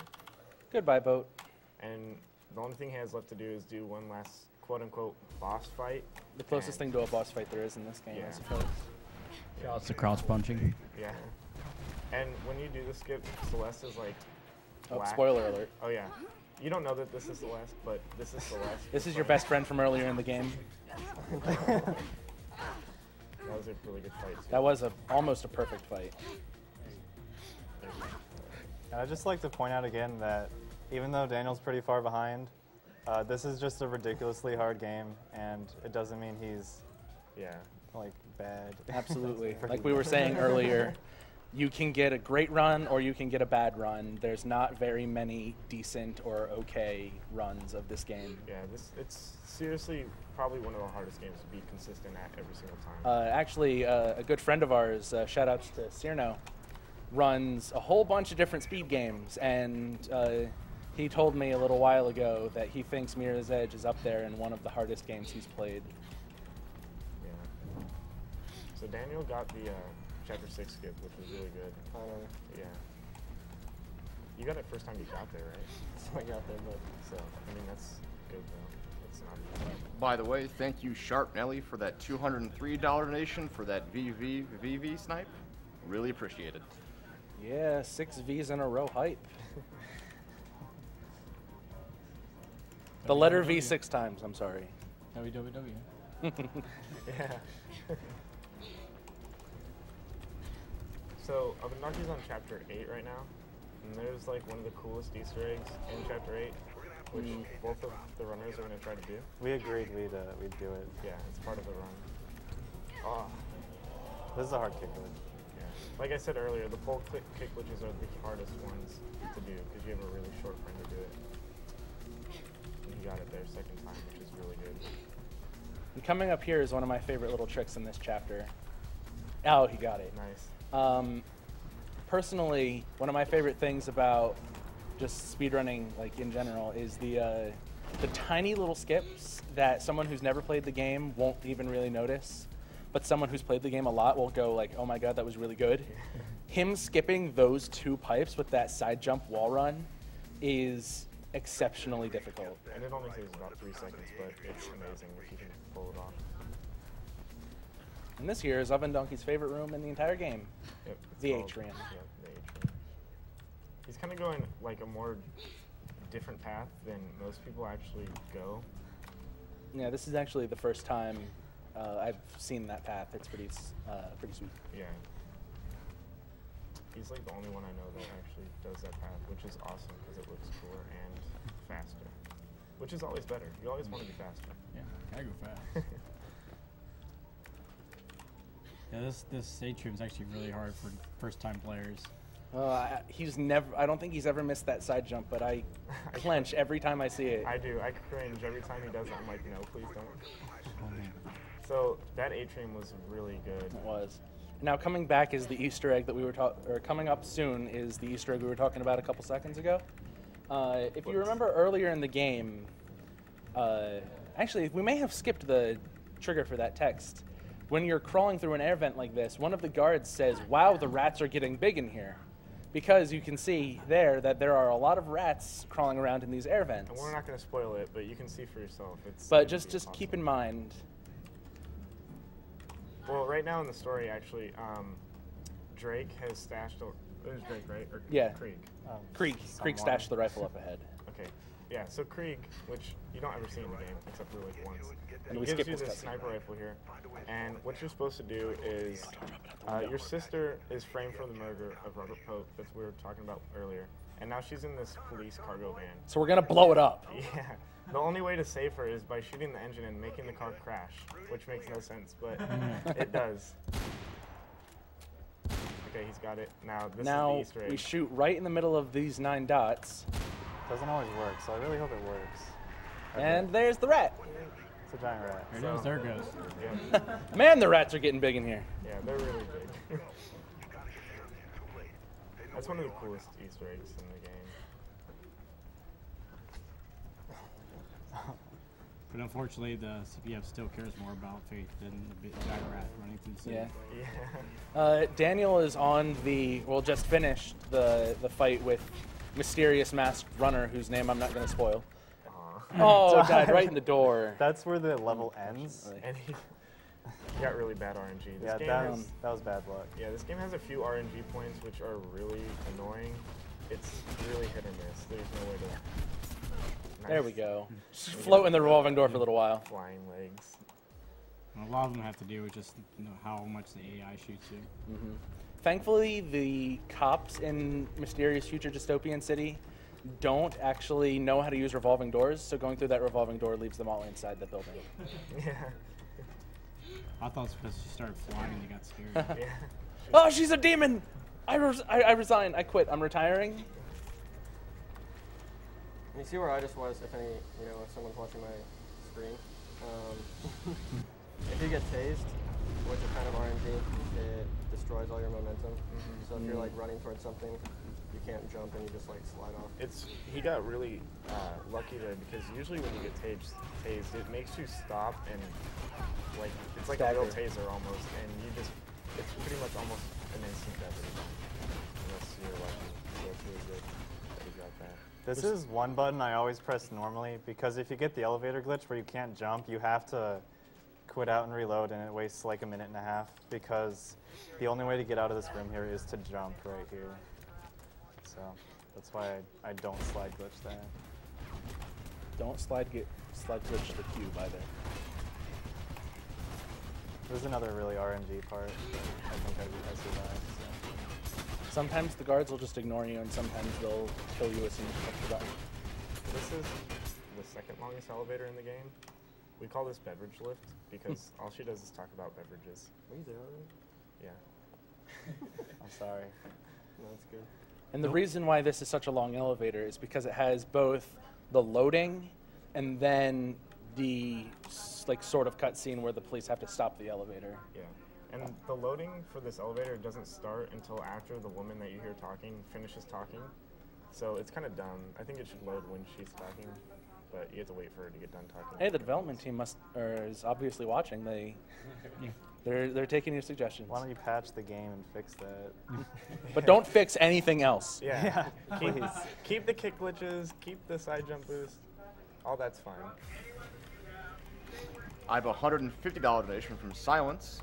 Last year some t-shirts, this year some cash. A great initiative and always a treat to watch these living Wikipedias rock the games.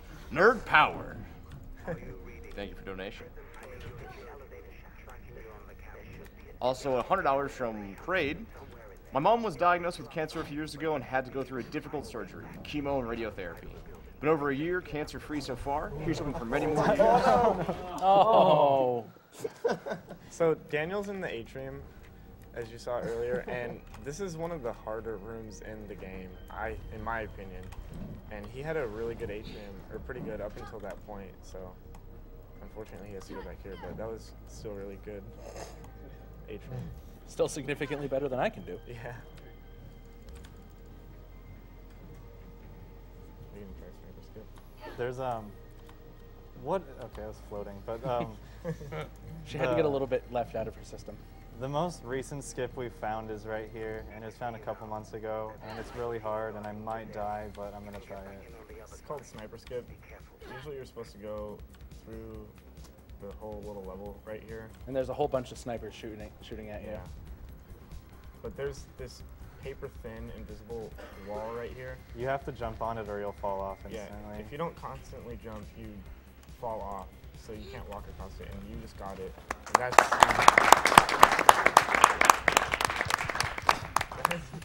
I think you're actually watching on the edge of the wall, not actually an invisible wall itself.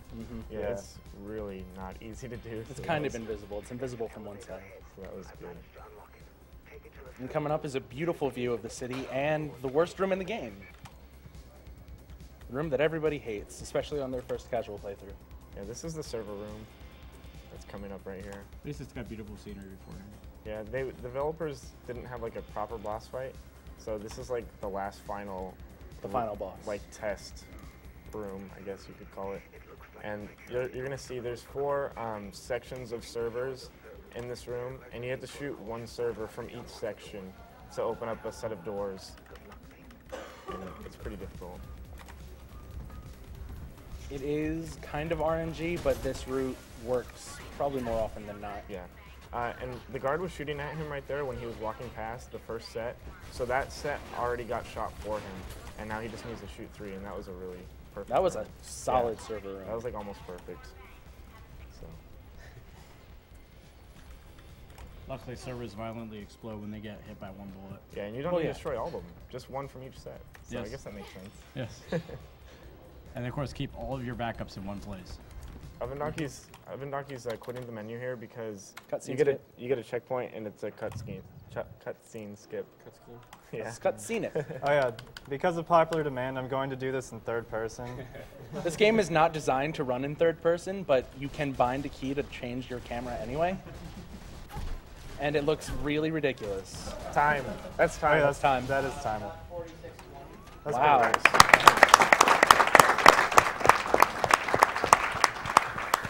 Fate's arm is currently extending an infinite distance. Yes, that is Fate's arm that was extending out. And then that's her sister Kate that fell out of the helicopter, and she's gonna. Yep. Nice catch. Yeah. Jumping into helicopters actually gives you powers like the Fantastic Four. Yeah. As you can see, her legs are. Yep.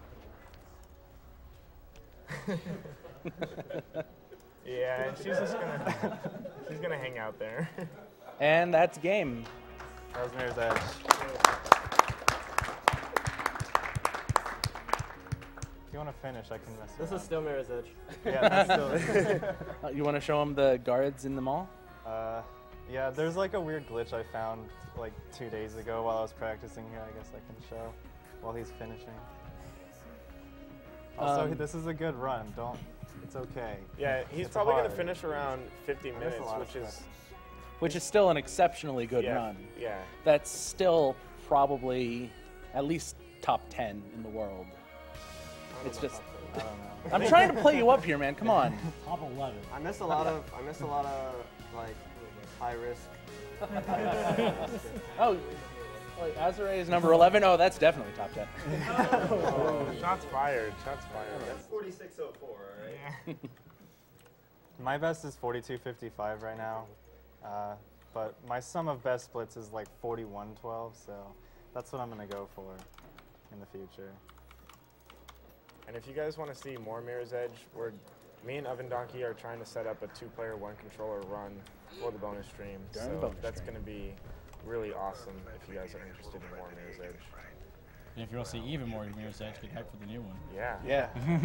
So. No. I hope not. I don't think so. More bleach, actually. Yeah, more bleach. So pretty much. Oh God, he just hit the tree strats again. When you go up this way, you skip a trigger that, well, that does a lot of stuff pretty much. And one of the things is in this room you're supposed to go into, there's like a death volume on the bottom floor that will kill you if you try to run that way.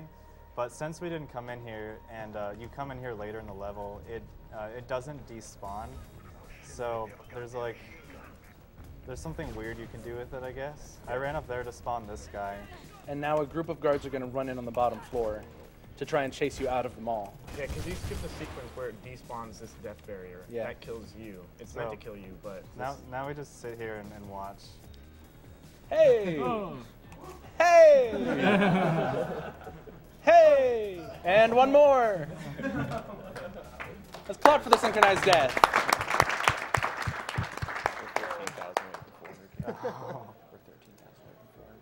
Daniel's trying a really hard kick glitch here on Chapter 9. Yeah, he's not doing the sniper skip. It's all right. You guys get the idea. Okay. So I guess that was Mirror's Edge. That's Mirror's Edge. I think we're done. Good job, guys. Good job, man. 90,000. 90,000. That's I incredible. guess that's a lot. Follow me on Twitch. Thank you so much for the win. 90,000 viewers. Good job, guys. Yes. That was good. You guys are Put this awesome. up here real quick. That was Mike Uyama, the head of this marathon. Have you been plugging the charity list? When I've had time. Oh, hey, I'm gonna start showing off the next. Yeah. Let me plug the Twitch streams, PCF, and then we'll do it. Okay. While we're setting up for our next game, I'd like to go ahead and remind you this is Agdq 2014. That's awesome games done quick, put on by Speed Demos Archives and Speed Runs Live in support of PCF, which is the Prevent Cancer Foundation. Their mission is to basically save lives through cancer prevention and early detection. The vision is to stop cancer before it starts.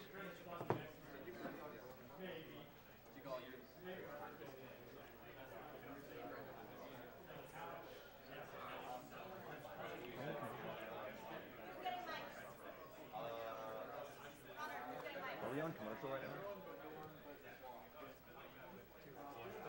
Are we on commercial right now?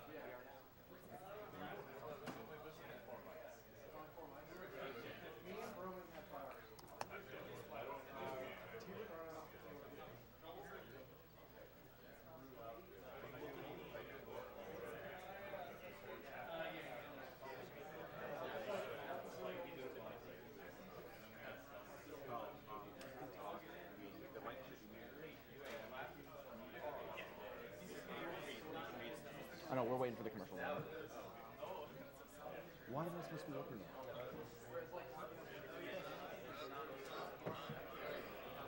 Actually, T-Rex.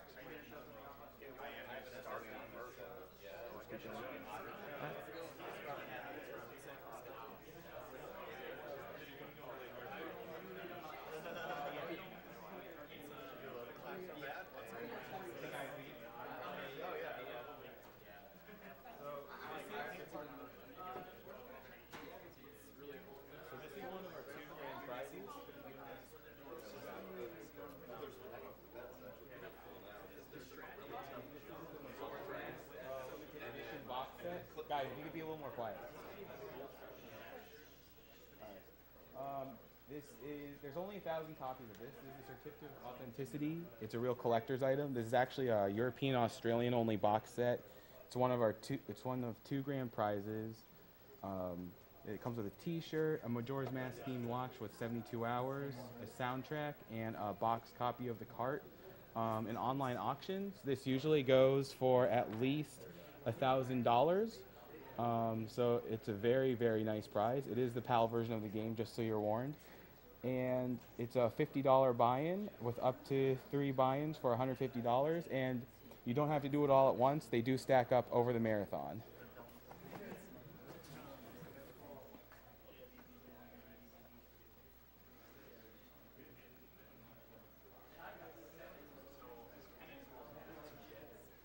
All right, we also have some big donations coming in.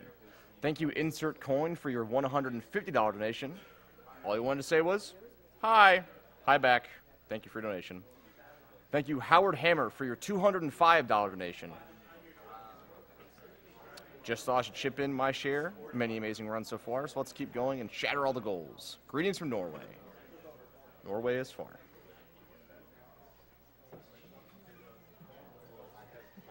And shortly, on stream, we'll show you this amazing NES PC that was donated for us to use.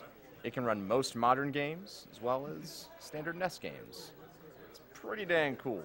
If nothing else, probably one of the coolest cases I've ever seen. Thank you, Freon X, for your $50 donation. A big thanks to French Restream for the awesome knowledges and fun time, especially Mr. MV. Speaking of them, our French Restreamer is, in fact, twitch.tv/MrMV. And our German restreamer is twitch.tv/XD, which is spelled EXE_DE. Shouts to those guys. You two are amazing. Thank you, the Germensch community. Thank you, Clutch, for your $150.20 donation. Thanks for making another great marathon, guys. Shoutouts to the 502 crew.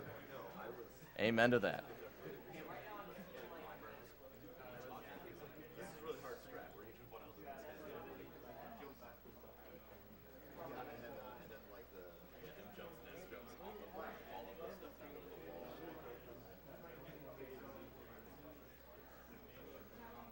And I have a $5 very heartfelt donation from Reth Elderwood. Reth Elderwood here. My girlfriend's dog is put to sleep this week, so I'd like to ask everyone in the room to cheer up and say, we love you, Ben. Ben's dog's name, shout out to my girlfriend, Shaia. Thank you for all that you do. We love you, Ben. Even if the couch can't hear you, I did. We love you very much. Thank you, Octrio, for your $10 donation. Good luck on your run, Wymorn. Awesome to see you HQ this year. Speaking of which, this will actually be Skyrim coming up by Wymorn. It's going to be an amazing run. Lots of running through walls. Should be amazing.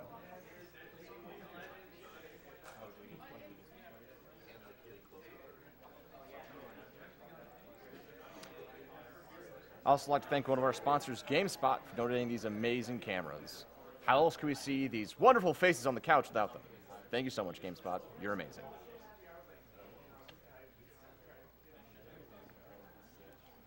Thank you, Congo, for your $50 donation. Keep on doing what you do. This is awesome. In fact, it's awesome games done quick. Am I right? Bad jokes are phenomenal. If you're all wondering what you can donate towards, we just showed you some of the prizes, but also there's some awesome incentives coming up. Thank you so much for meeting the All Trinkets V6 times donation incentive coming up. Up next to need some love is the Half-Life training level incentive. That right now, let me refresh, is at $888 out of $6,000. That means we need, a little quick math, $5,112. $5,112. Come on, guys, we can get there. Also, just give you a little status update, we are at a little over $387,000, and we are slowly approaching $400,000. Let's push it. Oh, actually, we're at $388,000. 12,000 more, guys. We can get there. Come on. I want to destroy Wymorn's run with being able to say and clap for $400,000. Let's do it, chat. Come on.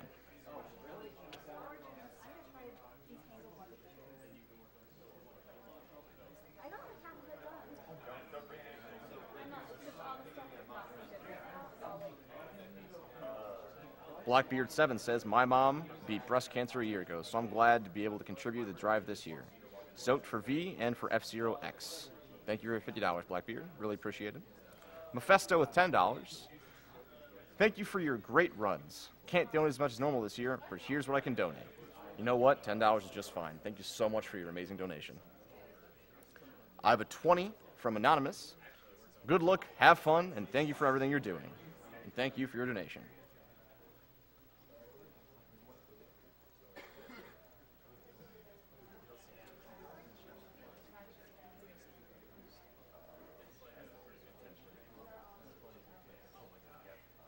Thank you, Hishan, for your $20 donation. Hi, guys. We've been looking forward to the PC segment and the Age of Empires 2 in particular. Absolutely loving it, and keep up the good work.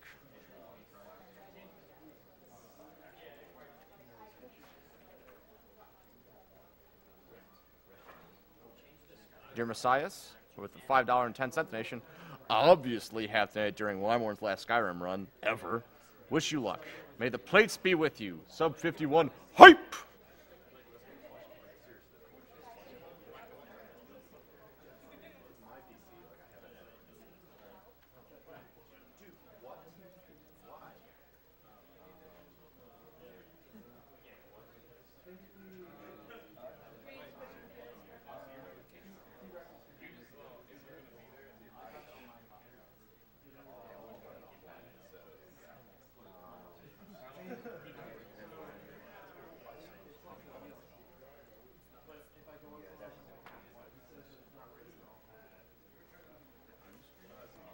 For those of you wondering what Prevents Cancer is doing for us, or doing for any of the loved ones that may have cancer out there, basically Prevent Cancer focuses on its resources on cancers such as breast, cervical, colorectal, lung, oral, prostate, skin, and testicular cancers that can be prevented through lifestyle changes or early detection and treatment.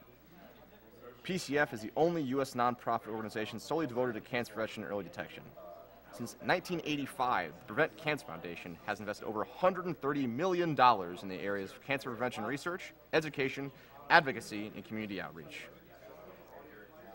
Considering that each year, more than 1.6 million Americans, roughly the population of Philadelphia, will be diagnosed with the cancer and more than 580,000 will die from the disease. So thank you guys for all donations and keep donating. We are fighting the best of fights against cancer.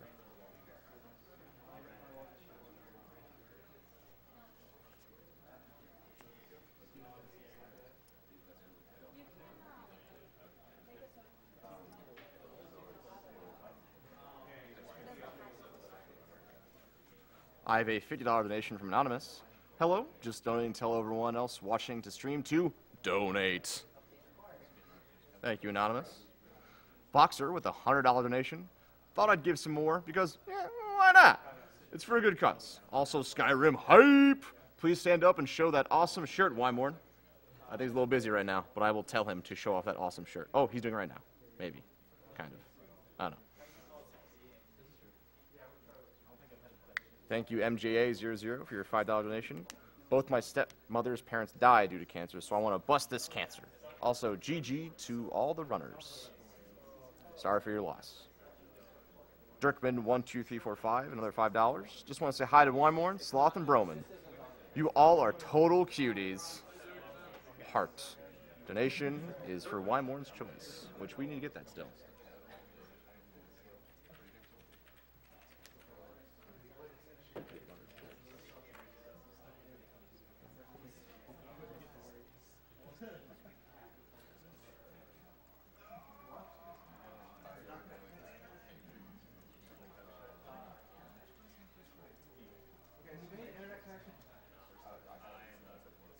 Oh man, okay, here we go. Let's see if I can say this name. Thank you, Bjorn Christian Mo, for your $50 donation. Skyrim is basically Norway, so greetings from Norway, and by extension, greetings from Skyrim. Thank you so much for your donation. Ostendo for your $50 donation that just says Rummel.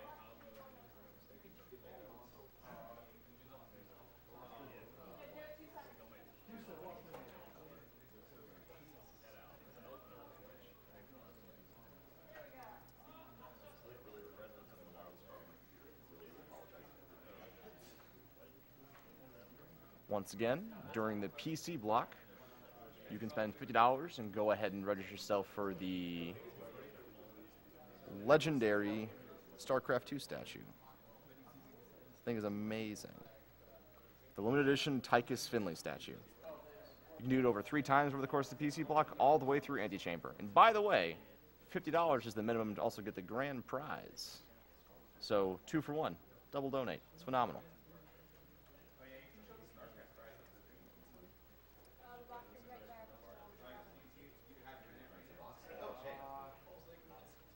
Also, during this run, you can get a Skyrim hat, which isn't like a Skyrim hat. That is a minimum of $5. I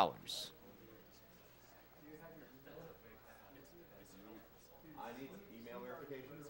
Hey, Sloth, or someone wants to show this. This, by the way, once again, is the giant StarCraft 2 statue. Completely boxed up. Phenomenal. Okay, yeah.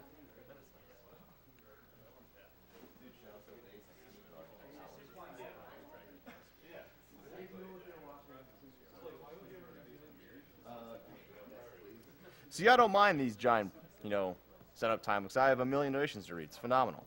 Oh gosh, I really do. I refreshed and got a bunch. All right, thank you, Jens, for your $50 donation. Good runs, chaps. Push donations towards Vinland Saga. It's already been done. Thank you, Mawile303, for your $50 donation. Greetings from Ashburn, Virginia. Had no idea Agdq was so close to home this year. Good luck to all the remaining runners. Looking forward to Worcester's Soul Silver run. Who isn't looking forward to that? I heard. Actually, no, I didn't. I'm not going to lie. I hope he just dresses up like Misty again. 6 hours of that. Oh, so good. $10 from Anonymous. Awesome Mirror's Edge run and commentary. Thanks for doing this. $50 Anonymous again. Always love watching you guys. Thanks for all the hard work. $100 from Fleet Feet. Hello, Room. Fleet Feet here. Super excited for today and glad I get to see and watch Skyrim, StarCraft, and Surgeon Sim today. Best of luck to Based, Wymore, and Railcube and Professor Roman on their respective runs. Can't stop the hype train! Choo-choo! It doesn't say choo-choo, but I mean it's a hype train, so it has to go choo-choo. Or to go hype-hype. I don't know. Thank you, Trust, for your $20 donation. I've said this before, but my donation wasn't read. My girlfriend has brain cancer survivor, and it's things like this that fund research that create new treatments. Thanks so much for all of you. I appreciate your time, travel, and efforts to raise money for something so important. Love you guys. Good luck, Wymorn, Borderlands cosplay. Kill cancer. Here you go. Thank you so much, Trust. And we are very happy that your girlfriend's a brain cancer survivor. That's what this is all about. I have a $20 donation from a very special Cherno. Good luck to Wymorn, and hello to the other awesome dudes on the couch. Put this money towards Portal Inbounds. Already done.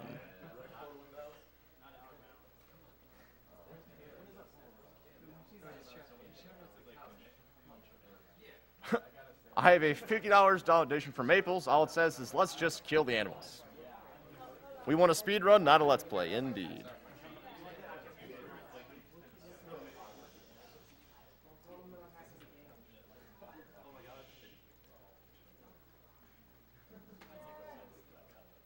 Real quick before we start, could we get a roll call of the runners and commentators?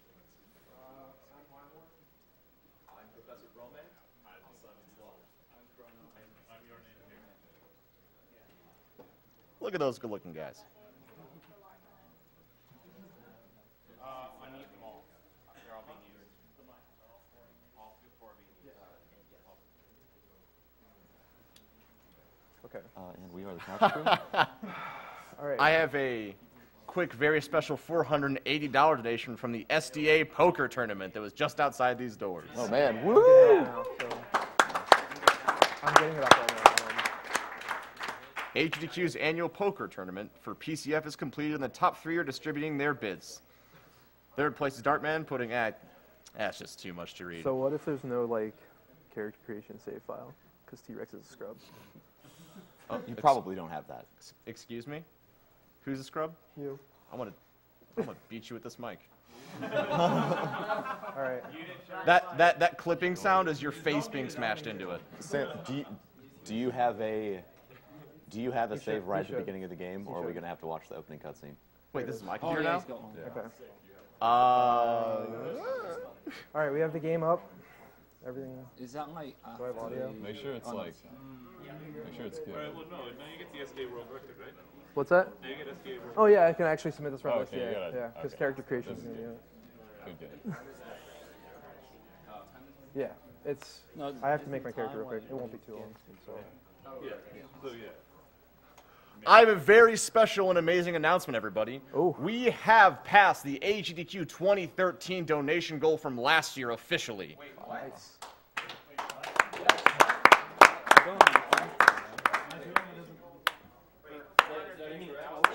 Unless I was lied to. Wait, how much? Yeah, you said that. How much do we have? I thought we only have 309. Can we double check this for sure? Dude, not spend enough. This is Skyrim. Yep. Oh, okay. Wait. World record strats. You ready? Okay, okay, all right, hang on. Oh no, I have to enter. No, I have to actually click. Okay. All right. Okay. Shout out to Kira for the possibly false information and making me look like a complete idiot in front of everybody. Mics right now, or is it general Oh, mics, yeah. Or. All right. Cool. So.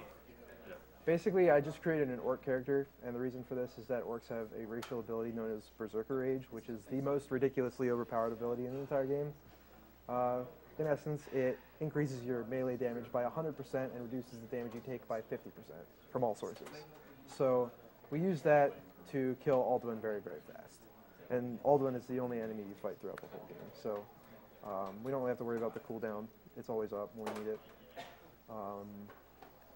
Orcs also have the second fastest running speed next to High Elves. High Elves have the fastest running speed at 108%. Orcs are at 104.75 or 104.5%. We actually don't use High Elves because High Elves are rather inconsistent. Ideally, they would be faster, but in the very end, it's possible that the AI can control you and not do any damage, and you lose a lot of time.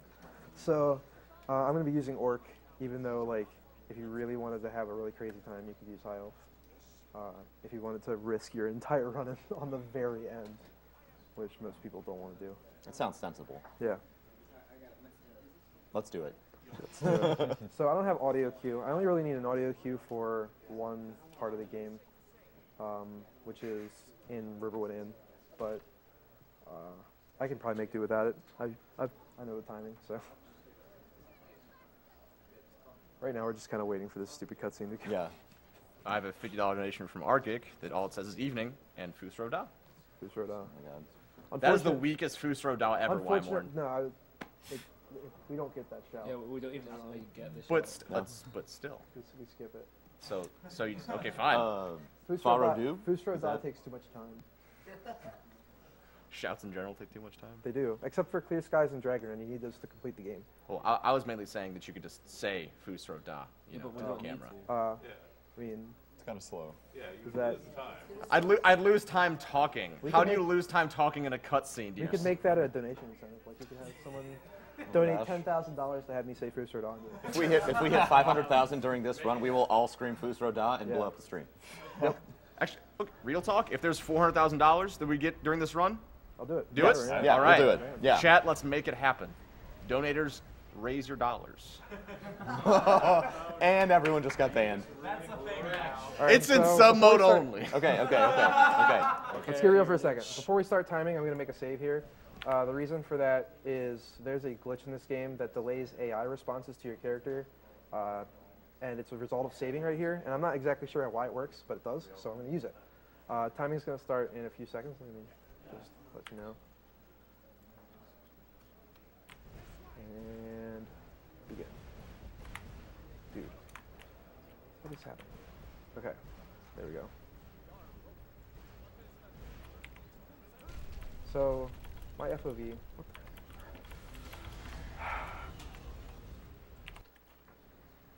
My sprint's screwed up. Alright. Dude, why is my key bindings not right? Oh my god. Okay, so what Weimer just did there is a pretty new jump that was discovered very recently. There was some extremely difficult strats that involved jumping on Alduin's head and then doing some very complicated jumps to clear that wall and exit Helgen very early. All right, so this is strats, by the way. Yeah. Let me just ignore this. Okay. All right. But by jumping on Alduin's wing, you can skip all of that and exit extremely quickly. It's about 40 seconds faster than the old strats. So right there, I bumped that character to skip his dialogue. Dialogue management in this game is actually very important. Being able to successfully manage your dialogue will save you more time than good movement in this game. You can manage dialogue one of 3 ways. The primary ways are bumping characters by sprinting into them, talking to a character and exiting out of the dialogue box, and then... do you want to explain what you did with that bowl there? I will in a second. Let's get through this first. Okay. And then quick saving and quick loading, which skips dialogue that you can't normally interrupt, like from characters that are too large to bump. So that clip, as people have so astutely pointed out, it looks kind of odd. You know? Just running along, playing Skyrim, all of a sudden, bam, blue skies everywhere. And then I teleport ahead, and then nobody knows what's going on. Now there's no enemies. What's going on? Basically, in this game, if you hold an object that's curved, the hitbox extends inside the wall, and if you run at it, the game does not know what to do. It's completely lost. So when it tries to figure out collision detection, it actually checks your collision against the object you're holding instead of the wall, because obviously the object is between you and the wall, so that makes sense. However, the object's collision box extends inside the wall. So when you run at the object, you are compared against the object's collision box. You go inside the wall. The object and you cannot occupy the same space in 3D, so the object gets thrown out behind you, and since you're already past the wall's collision box, you pretty much just continue on, and you're already through the wall, no problems. We use that in a lot of different ways.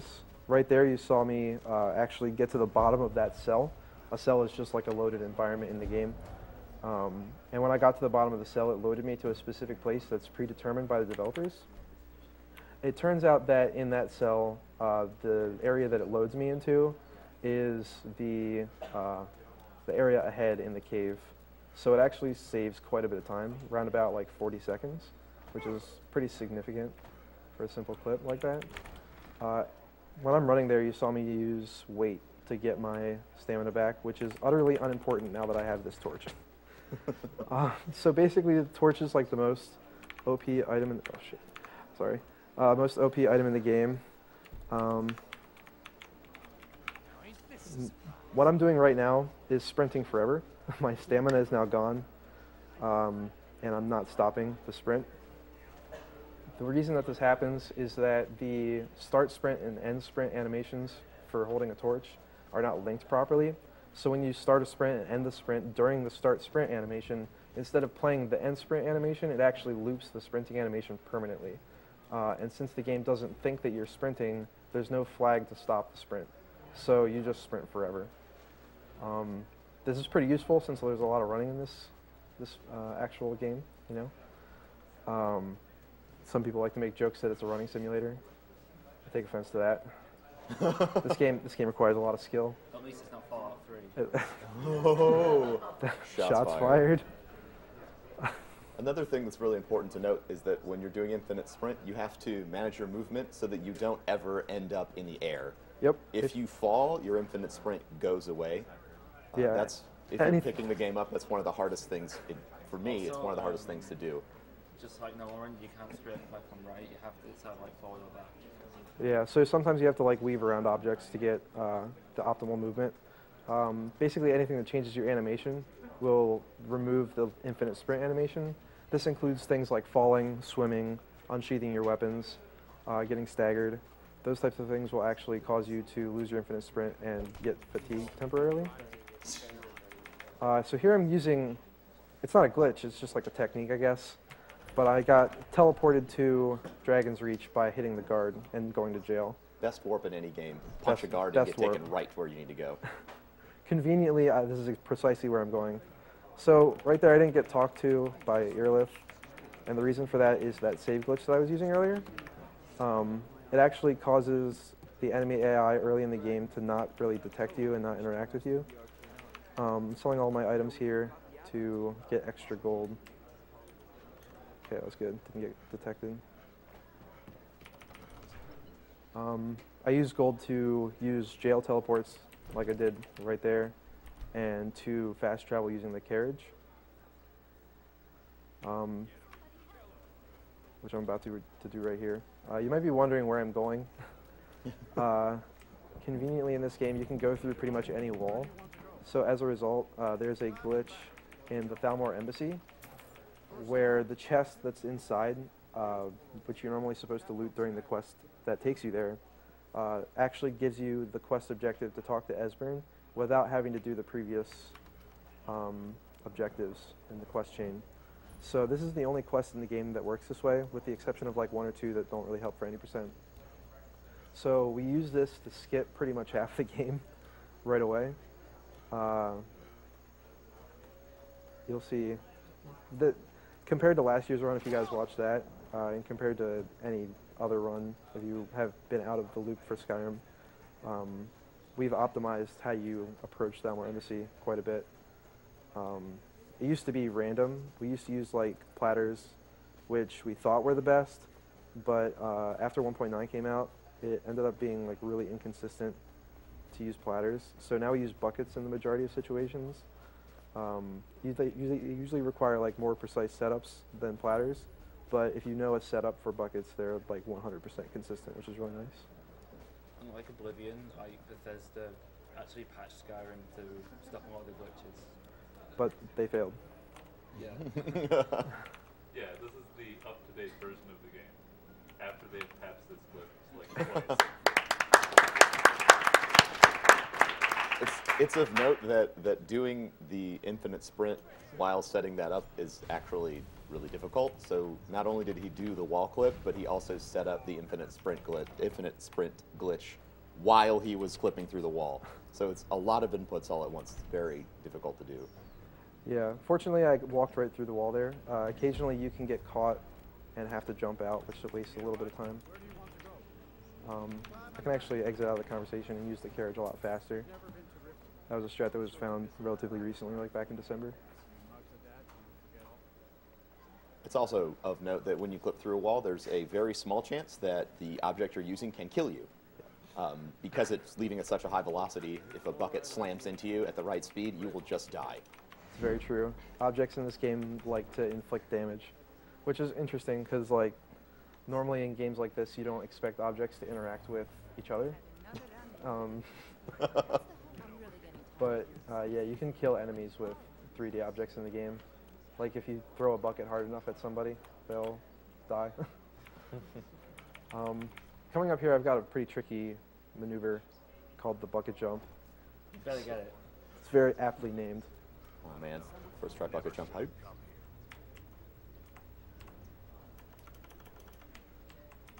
Nice. Nice. Trick's actually a lot easier than most people think. When I first picked up this game, I was really, I don't know, it was really daunting to try to pick up the bucket jump because it looked like it was really challenging, but you really just jump and put the bucket underneath you and jump off of it. But that saves about 15 seconds because you don't have to go around. Normally you'd have to go all the way through the ratways, but since you can jump across there, sticky keys. Oh, Good job, man. T-Rex. Oh man.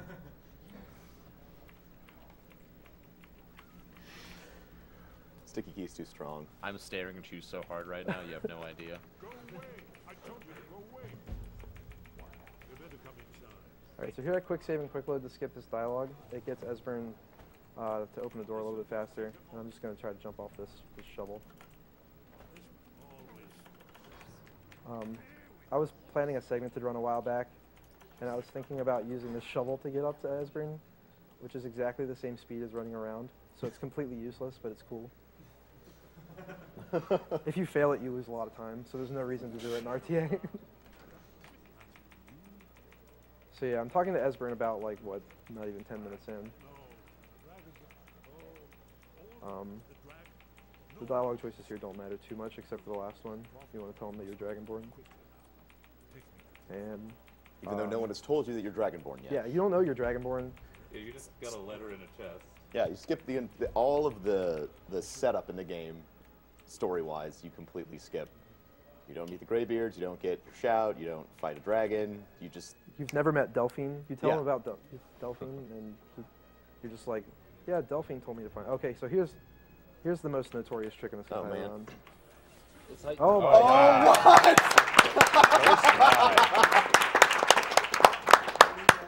So as I said earlier, platters are like super inconsistent. They don't like to work ever. The game just crashed. That's cool. Yeah, it does that. Oh man. It can't. You can't. Yeah, there's autosaves.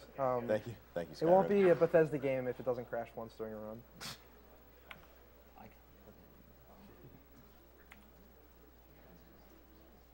Yeah, normally I actually have the autosaves turned off because they actually waste time.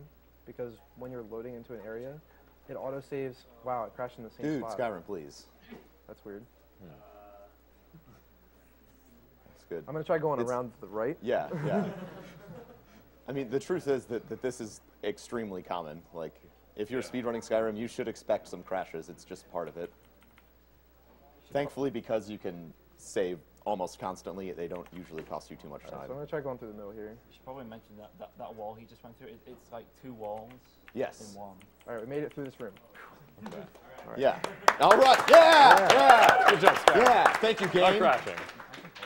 All Yeah, right, the platter clip that he did is extremely difficult because you're going through more than just one wall. You're going through 2 walls. It's a notoriously thick wall. He made it look so easy, but you can sit there for 3 minutes trying that clip. Which you shouldn't do. It only saves 20 seconds. But Which you shouldn't do, but why not? I had resolved that if I was to fail it twice, I was just going to go around. But first try platter is pretty nice. I'm not sure if the world record right now has first try platter. I know my previous record did not, which is common. So here I'm going to bump a couple of dialogue options that Delphine and Esbern have with each other. I got kind of unlucky because Delphine got staggered backwards, and the next dialogue choice is, I actually needed an audio cue there, but I think I have the timing. The next choice that you want, the next thing you want to see them say is "Yeah, sure" by Orgnar, and that means that they're about to go down into that room, which is the trigger for the next quest to start. But she doesn't actually talk to Esbern unless she's close to him. So if you try to bump her in that direction, you can sometimes get lucky and they'll be right next to each other and they'll talk right away, and you'll skip the whole dialogue with like one bump, which is really good. But sometimes you get unlucky and they go in opposite directions. Here I'm going to tell Esbern to wait, and what this does is it delays his movement inside the cave coming up. This is important because there are force one in the cave, and basically if an actor is in combat with another actor, they won't progress when you wait. So there's like a task list. I like how they advertise Radiant AI in this game. It's just the same thing as Oblivion. Like they go through like a task list every day, and when you engage an NPC in a quest and they're like part of the quest trigger, their task list is prioritized to go to that trigger. But if they're in combat, the task list doesn't progress. So if you are slow, he'll actually get in combat with the Forsworn, and you won't be able to progress his task list, so he appears at Eldrin's Wall, and you'll have to fast travel out. Hopefully I'm not slow. I practiced this a little bit, so. This is actually like a new strat. Yeah. That people weren't doing until like a few months ago. Before we actually went through the puzzle normally, which ended up being a lot slower once we figured out that you can jump around all over the place. Jumping has become like a pretty quintessential part of this run. There's actually 2 different types of jumping. They're really arbitrary, but I like to call them S jump and M jump, just for stationary jump and moving jump. Both are equally important. Stationary jumping allows you to get really precise with your jump movement, whereas moving jumping allows you to not fall off of ledges. which is used to like climb up mountains, whereas S jumps are really good for getting on very precise points, as you'll see up here.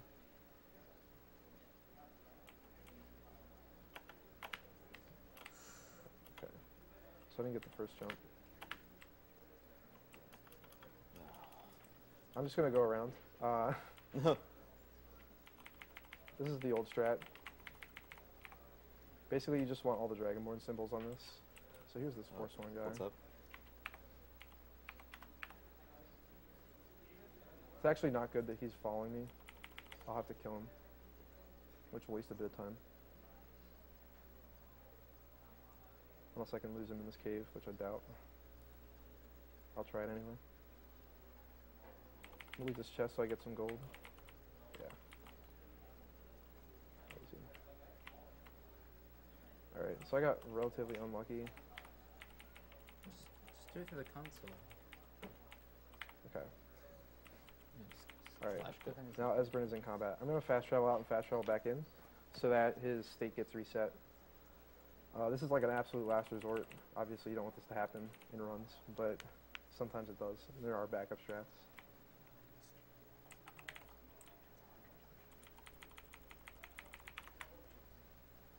Funnily enough, you can actually jump here and your animations get like all wonky. I like to show off that you can use the roll perk without having it. Normally you'd have to get your sneak up to like 50 or something like that before you can acquire the roll perk. But if you hold shift while sneaking and tap the R button, which is just sheath weapon, you'll roll without having to have the perk.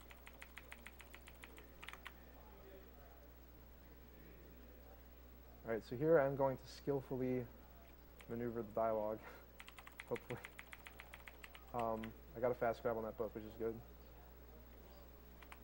Alright, so they're not here yet. I'm waiting for Esbern to turn. I'm going to bump him, interact with him, exit, bump Delphine, bump Esbern, interact, exit, bump him again, talk to her, do the second dialogue option twice, and leave. And that's all you have to do for all of Aldrin's Wall. Normally the dialogue takes a very long time, and that was like one of the really big parts of the run back before I actually started running this game.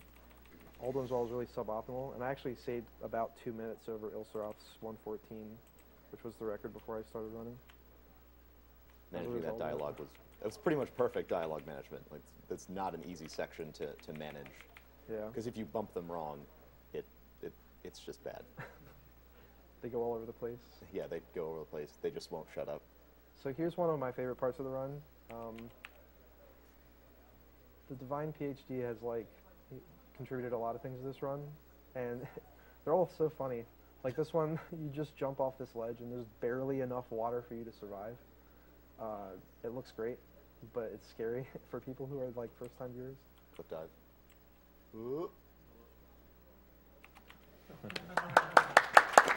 You shouldn't clap. Don't clap. What? It's not hard. Don't clap. But it looks awesome, and that's what counts.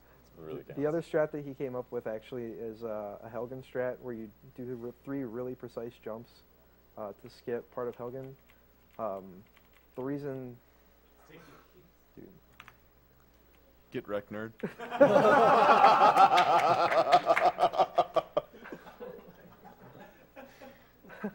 You mad, bro? So the reason that the dragon jump exists as it is actually because another guy that ran the game, Fleet Feeds, decided that he really didn't want to do the divine jump because it was hard. So he was trying to find a better strat, and he ended up finding that strat. It saves 7 seconds over the previous one, which is pretty significant. Here I'm going to like kind of maneuver this ice field to try to get up to Septimus Cygnus early. And normally you have to talk to Septimus Cygnus for a very long time before he gives you the items that you need to get to Blackreach, or Darkreach, or Black, I think it's Blackreach. I've never been there, so I don't know its name. But it's a lot faster to do something else.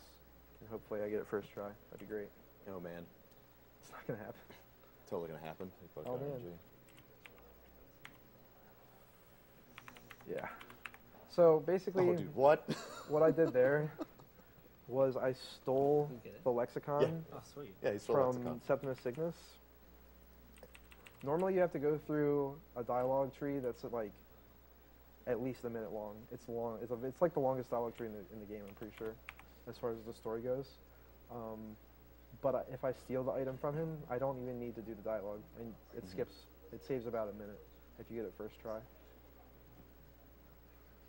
Here I'm going to kind of navigate. I was going to say now's a these. good time for like a Yeah, this is a one or long two running portion, donations. so you can do some donations if you'd like. Good. Real quick, I'd like to mention that this is Agdq 2014. This is supporting PCF, which is the Prevent Cancer Foundation. For those of you that are wondering what that is, it is basically a U.S. nonprofit organization solely devoted to cancer prevention and early detection. That's who we're supporting this time round. And I do have some pretty amazing donations to read off. First off, I have one from Anonymous for $200.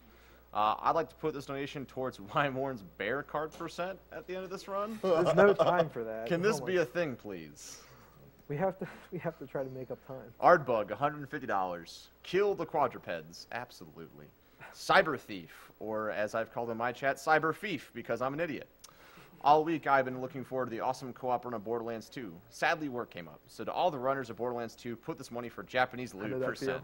Also to Wymorn, Fusro, duh, you never learned the shout. I would also like to very proudly announce we have 100,000 viewers at the moment. Good job, guys. Everybody follow Wymer on Twitch. Thank you so much Twitch.tv/Wymer. for your Shameless support. plug, it wasn't even me. I have a $100 donation from Mist.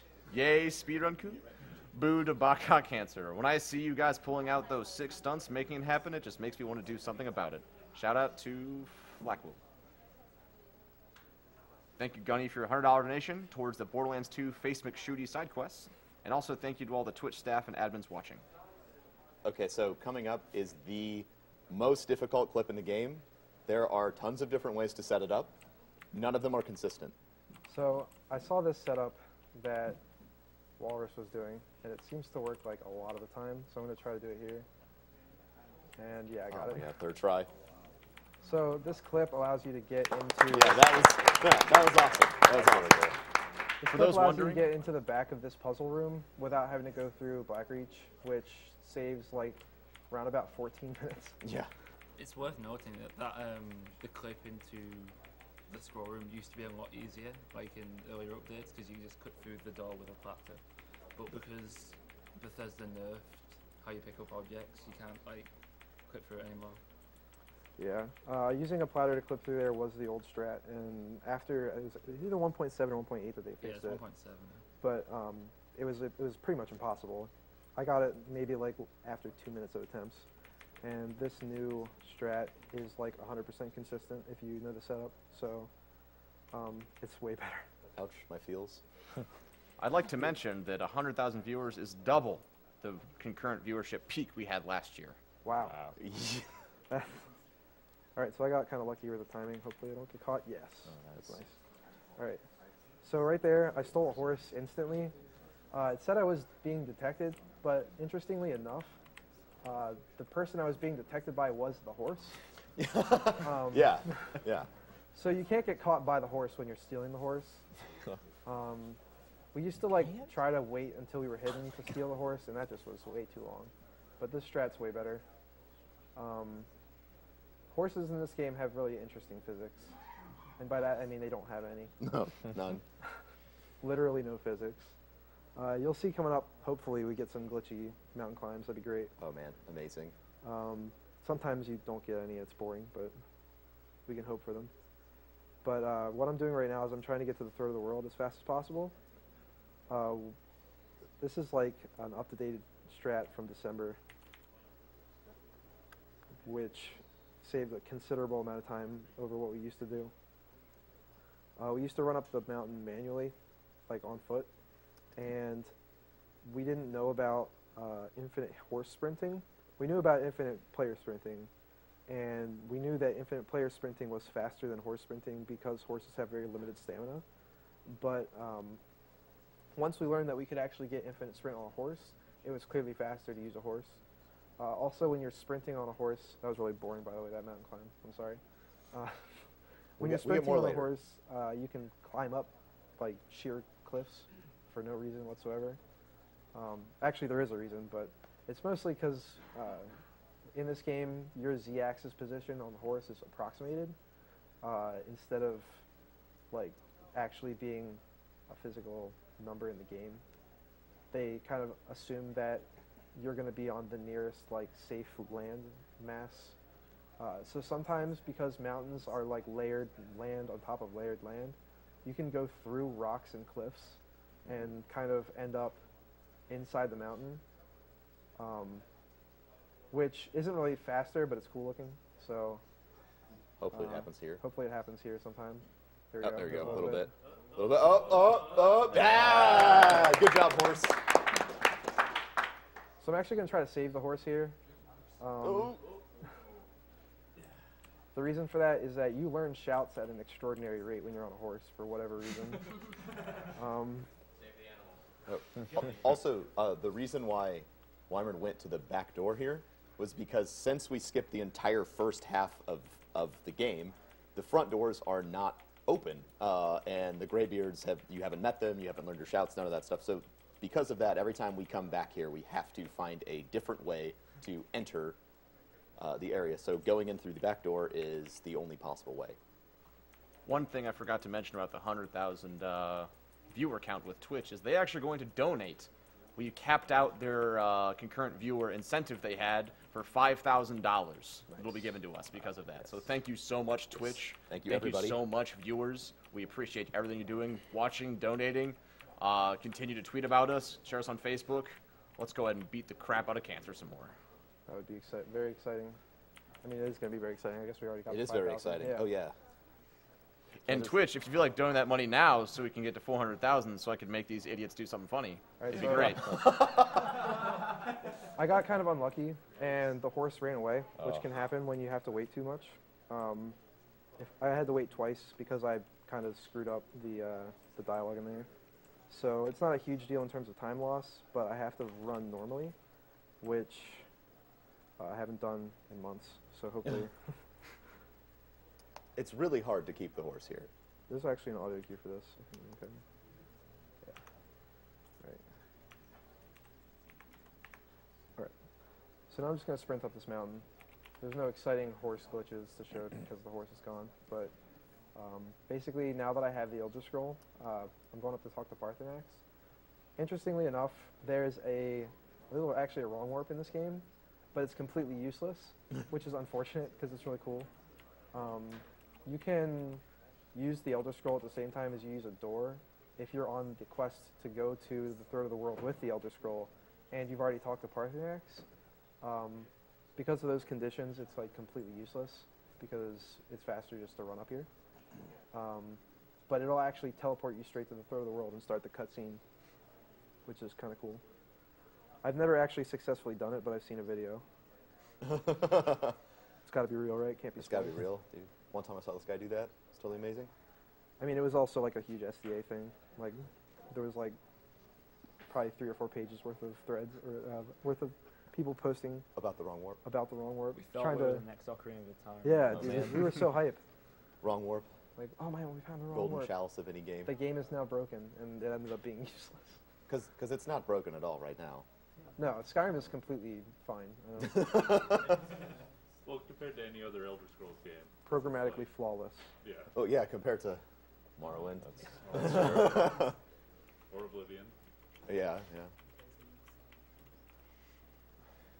At least there's no paintbrushes in this game. They did that on purpose, by the way. They never fixed the paintbrush physics, so they just never added them to the game.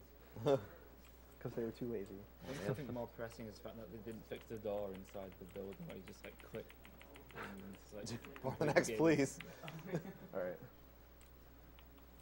So one thing we found recently, it's not... Dude, Parthenax, come on. It's not letting me do it, but we found like a 20-second time saver. You can actually exit out of Parthenax's conversation right away after you pick the first dialogue option. Oh, dude. And he'll go straight into this, which saves a lot of time. This is my personal favorite part of the speedrun because like Parthenax really, really likes it when you scream hot fire in his face. Yep. this thing.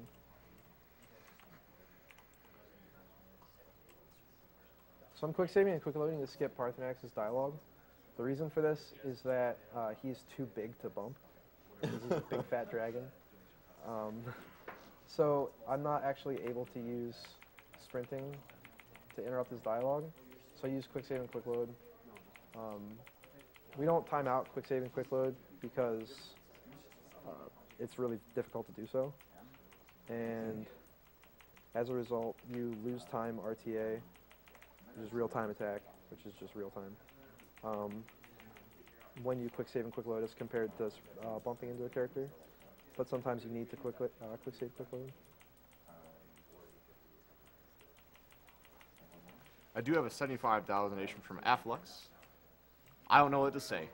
Thank you for what you do. Thanks to Mr. MV and the French people for the restream.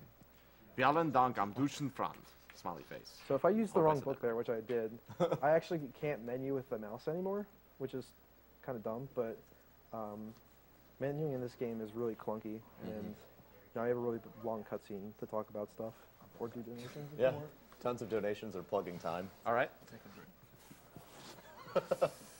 Now's a good time to time to also go to the bathroom, apparently, or something else. Bathroom break. Bathroom break. Please don't leave, though. Stream. That was for that gentleman, not for you. All right, so thank you, Alexander, for your $50 donation. I lost my mother to breast cancer over 10 years ago. Video game basically saved my life back then, and I'm glad they're still saving lives now. Keep up the good work. We sure will, and we're sorry for your loss. $50 from Anonymous. Hello all, it's an awesome event with awesome runners for the wonderful cause. The French community is with you. Bon chance and have fun. 51 from Dugal F, which I think is to my right, which is weird, because I don't know why he couldn't just walk up to me. Great work, all. Shout out to Professor Broman. Awesome stream. Going to miss the amazing co-op Borderlands run tomorrow. Good luck on a quick Vlad-off, an early bonus package, and a decent shotty. Broman's choice.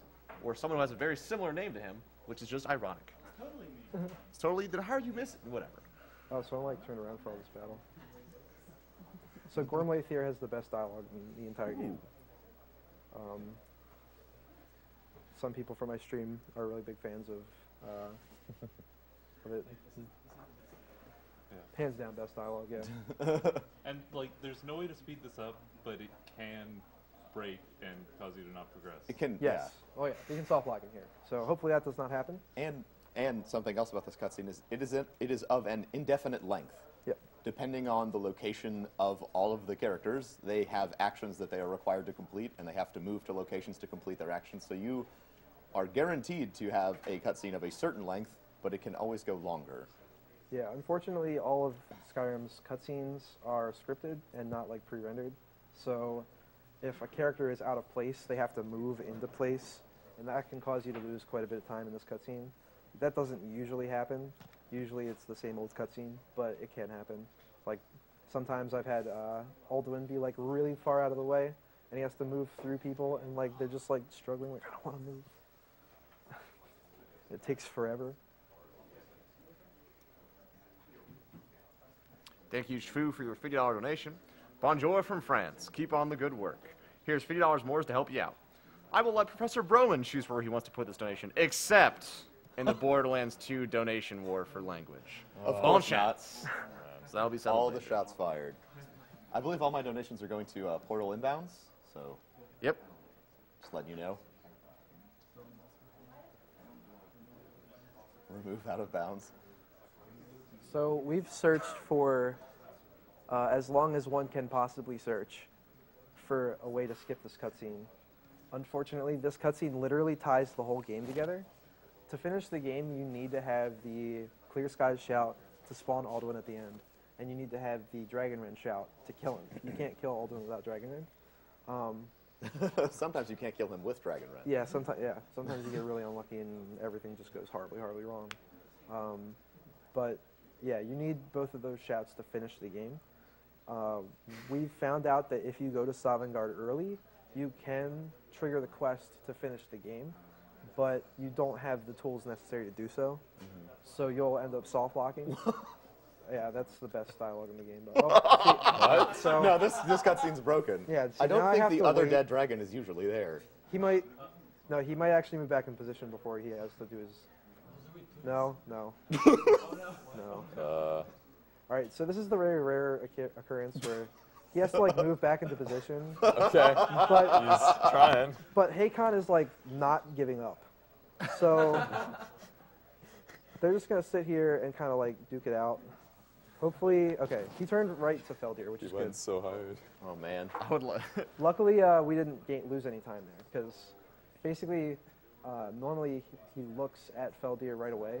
But if he doesn't, and they kind of keep battling, and there's no dialogue going on, that's when you know you're starting to lose time. I'd like to thank Furl for a $120 donation, because I know Borderlands 2 incentive for Japanese loot percent won't get past French. Shots fired. I might also put money towards team cosplay. Good luck with the run, guys. Explosion noise! All right, so our fellow American stream watchers, you need to be donating for Japanese Borderlands 2, because especially if you haven't seen that run, it is spectacular. It's amazing. It's so good. Lewd. If we could just take a moment and say Japanese Borderlands 2 is the best. It is Rick? the best. Japanese language is always faster. It's always faster? So, Chinese is faster than Japanese. Yeah, but we don't have IQ, so here I'm gonna like fill it in really fast. For some reason, T-Rex is left-handed. I don't know why that is. For some reason. All right, so this can happen occasionally. What happens is if you get staggered while you're attacking at the same time, your animation gets permanently staggered, and you can't use shouts while you're staggered. So if you get unlucky with the way that your animations overlap while fighting Alduin, it's possible that you will never be able to shout him, and he'll get back into the sky, which is a very big time waster. Dude, I feel like you've got some kind of weird mod on or something, because I've never seen this before.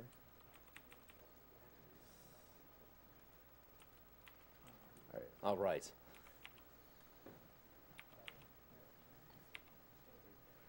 Okay, Even though we cannot get to all your donations, because there's so many of them, thank you so much. They are being received, and I will try to read as many as I can. Speaking of which, thank you, Space Drake, for your $250 donation. Breaking the world with bowls and horses. Great work, everyone. All the speedruns have been great. Maybe one of our games will be up there someday.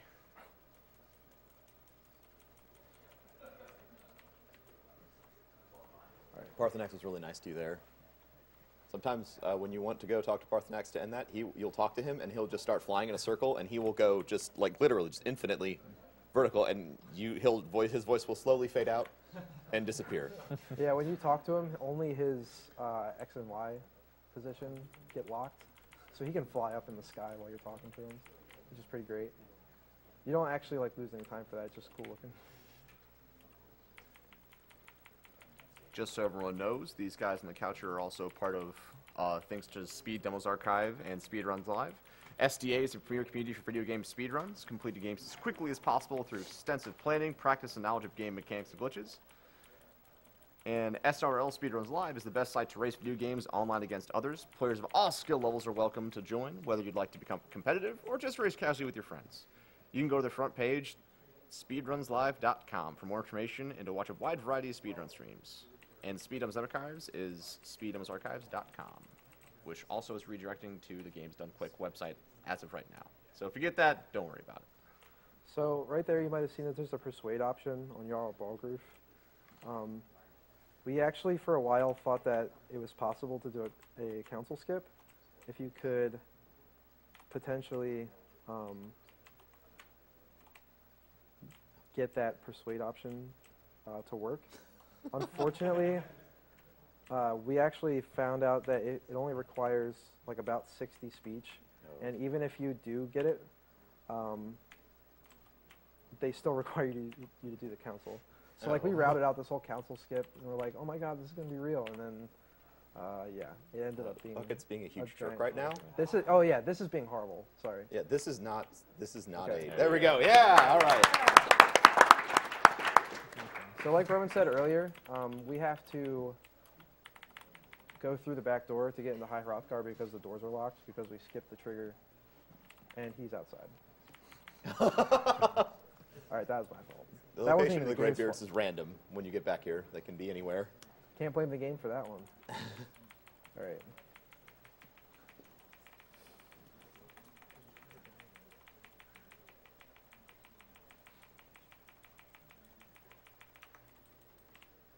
We are 5,000 away from $400,000, everybody. Let's Get make there. these guys scream Fusro Da on stream and clip the audio.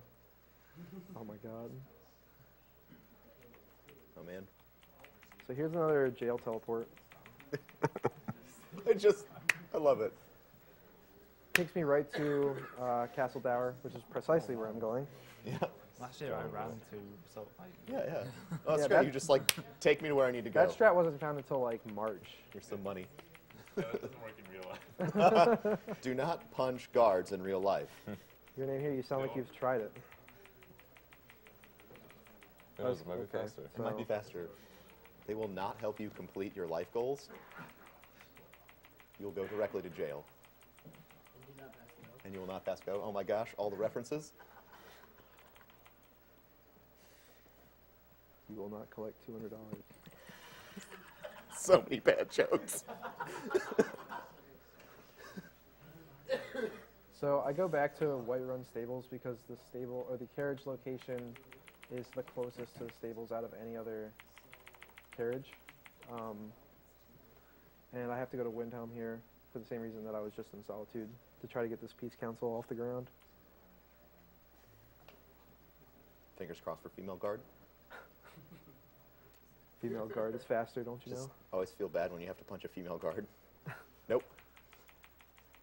So this like left-handed punching stuff is weird. I don't know what's going on.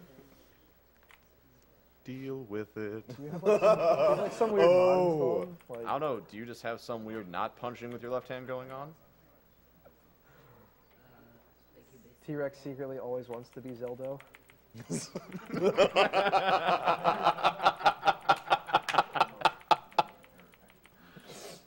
Alright, so I picked the complete one. Oh my gosh. Oh man, I just love the way Jarl Orfric sits. He's just extremely Dude, that's relaxed. how I sit when I stream at home. Oh yeah. There's no webcam on, so you don't know, but I guarantee you. You just rubbing the mouse against your face? Yeah. That's how I do the clip. Actually. Skyrim. I line the clip up with my beard hair, and then. Thank you, Anonymous, for your $150 donation. Great cause. Love watching these streams every year. Love Skyrim and StarCraft 2. Also, thank you, Ferret, for your $100 donation. That was relatively quick. Get up there. Right. People need to experience Japanese Borderlands 2. That is all. They do. Get on it, French. You gotta fight back. They are currently winning. You gotta keep fighting to stay alive. Frenches. Okay. Yeah. Alright, so I got lucky and Arngeir talked to me right away. So this is the quick save, quick load simulator. Actually it was like the day, I think it was, I don't know. It was the day Chrono did his run last year. We found out that you can quick save, quick load dialogue. Like that was the day that it happened. And basically quick saving and quick loading through this council saves like 7 minutes, which yeah, it was. You don't get to take it all in. You know? Yeah. No. So now I'm just skipping all the story spoilers. No, never mind. There's no spoilers. No spoilers. That's all gets skipped. Except for like the 3 lines I can't skip. And just so everyone knows, the stream is not stuttering. There aren't any is not stream lag. issues. I mean, there's Twitch delays, but that's like a different issue. Oh, right? yeah. So. Wait, I'm sorry. What? Oh my gosh. Pick up the cup. Pick up the cup? Yeah. All right, Pick so. up the cup. Oh, should we do it? Should we pick up? I mean, I could if you guys want to see what happens. I mean, huh? Yeah, I could. I have to wait till after I'm done this whole thing, and we'll see. We'll show you guys what happens when I pick up the cup. It's fun. Thank you, Jamie, for your $50 donation. Donate money Yeah, I had for to pick foolish up 2 behavior. Fusro done. Oh man. But pun out of pun. So this is the part where I communicate with chat a lot usually on my streams because even though this looks like I have to actually do stuff, it's really easy timing. You just have to like know when you're not able to skip dialogue, which is actually coming up pretty soon here. Thank you, Anonymous, for your $100 donation. My best friend Lee was recently diagnosed with cancer, and he loves Skyrim, so it seemed like the perfect time to donate. Great event so far. Looking forward to the Borderlands 2 run. Our hearts go out to you, Lee.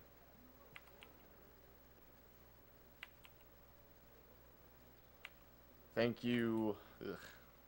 Gosh. Manubi-wan. You guys are all awesome. Thank you so much for all the fun runs. So much money already. Let's keep up the good work.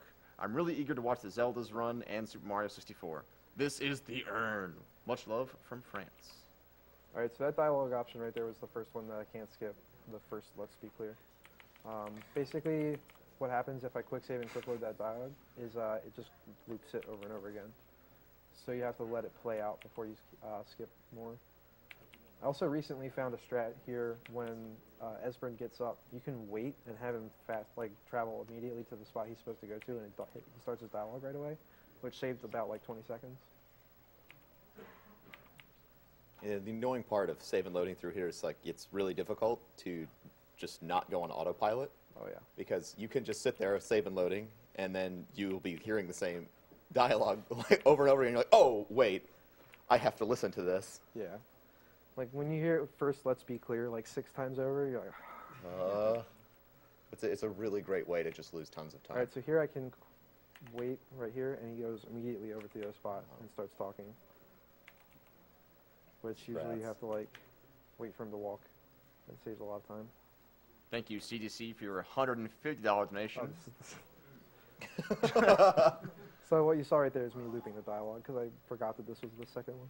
Shoutouts to MDC, who's toughing out cancer treatment as we speak. Keep up the good work. Skyrim is awesome, and I'm looking forward to Chrono Trigger. Chrono Trigger hype. Hope you're doing well, MDC. How's 100% looking for Chrono Trigger? Yeah, how's 100%? 100% for Chrono Trigger.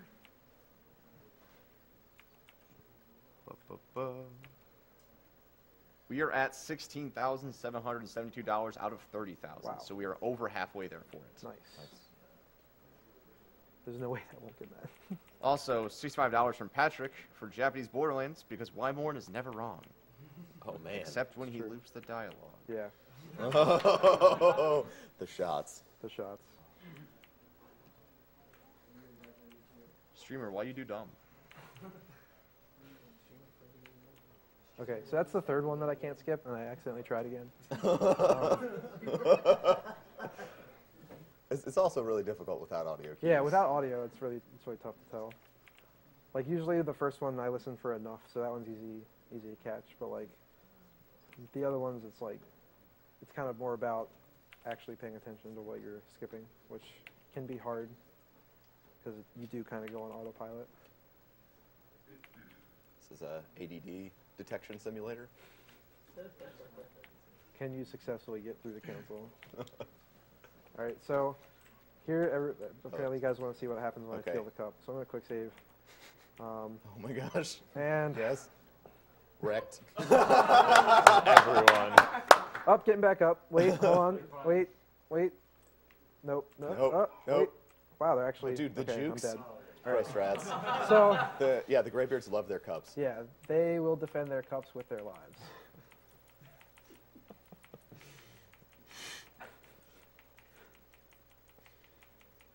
$100 from Anonymous. Awesome work, everybody. Good job for the 100,000 viewers, and soon the $400,000. Thank you, Anonymous. Just to remind you, we are doing this for PCF, the Prevent Cancer Foundation, which is a non-for-profit organization dedicated to raising money and for the research and education of preventing cancer. Okay, so what can happen here if you arrive between the hours of 8 p.m. and 4 a.m. because Jarl Balgruuf has the worst sleep pattern known to mankind. He actually is in his quarters, and you have to either wait to have him show up or you have to go up and talk to him, both of which lose like a ridiculous amount of time. Oh man, shouts to Courier %.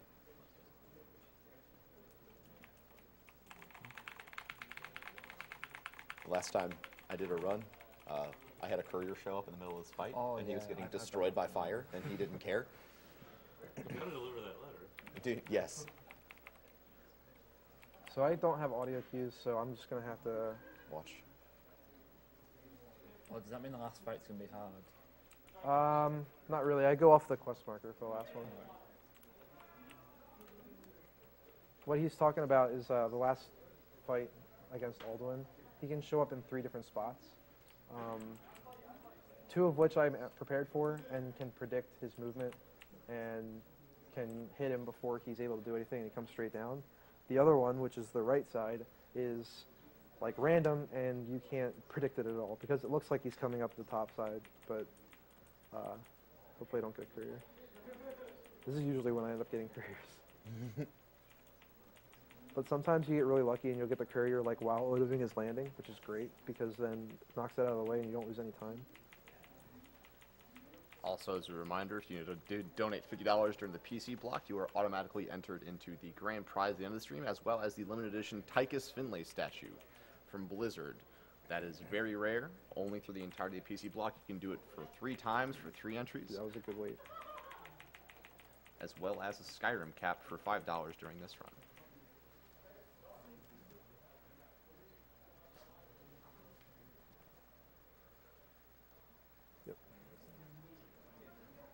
So this is like the trigger that... Never-ending story. But streamer, when does Skyrim end? Never. It never ends. That's true. Like, Skyrim doesn't really end. Yeah. So here's like the 2nd hardest jumping spot in the game. It used to be the 3rd, but the dragon jump is like considerably easier than the divine jump. So this one's like pretty tough. It's not hard to do once you've learned it, but it's hard to get fast. Mm-hmm. It's also very. If you're picking this game up, this is one of the most difficult parts because pathing your way up the side of the mountain. Yeah, there's a very tiny hole in this invisible wall that's around the mountain, and that's what we're trying to go through. And basically what this does is it skips the entire Skuldolphin dungeon, which is actually really long. So skipping it saves quite a bit of time. It's really funny, this is like one of the hardest things to do, but the route for this hasn't changed in like a year. Nope, it's completely the same. The only thing that's happened is we've gotten better at it. I think I might have fallen. As I say, we've gotten better at it. Oh. Okay. Alright, there we go. Alright. That's one of the easiest places to lose time and not even realize it.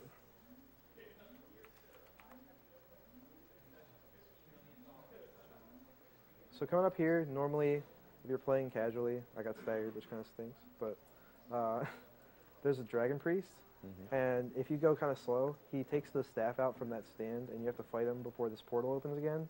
But because we have infinite sprint, we can just go in the portal and not have to fight him, which is considerably faster. I have a $300 donation from Anonymous. I'd just like to thank everyone involved with Agdq, the speedrunners, the ones off camera who helped organize the event, and even those in our chat just helping out with a great cause. It's these kinds of efforts that make the difference in the world. I respect the amount of work that goes into making Agdq possible and uniting the gaming community worldwide to prevent cancer. Thank you so much, Anonymous, for your $3 donation. Yeah, thank you. If you can't donate and are looking for other ways to help out, you can always go over to theyeti.com and buy a shirt from them right now. For every shirt that you purchase, $3 from the sales goes directly to PCF, which is who we're supporting. That website is theyeti.com/SDA, and it's YETEE.com/SDA.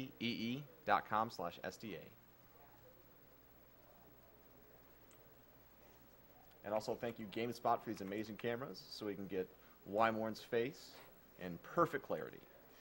Because that's needed. Absolutely. Okay, don't be a jerk.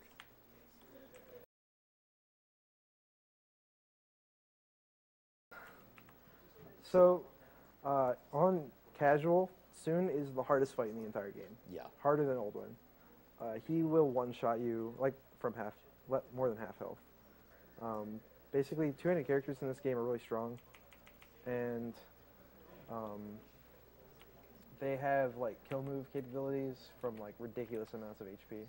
Yeah, he has the ability to just take you out if he wants to. It's really great to have a run killed by him right at the end. So there's a new strat we recently found here. We used to have to wait for all the heroes to run out, which was kind of random because their AI was like a little bit unpredictable. But basically what we found out is that once they're all out here, you can go back in and quick save and quick load, which doesn't make much sense because quick saving and quick loading only reloads the area, but it actually causes all the heroes to teleport instantly to the final fight, which ended up saving like 7 or 8 seconds. That was found like a week ago, wasn't it? Yeah, it was really like that's recent. Really new. I didn't even know about that. Also, Haycon's taking his time right here. And Wyvern, what level are you right now? I am level 1.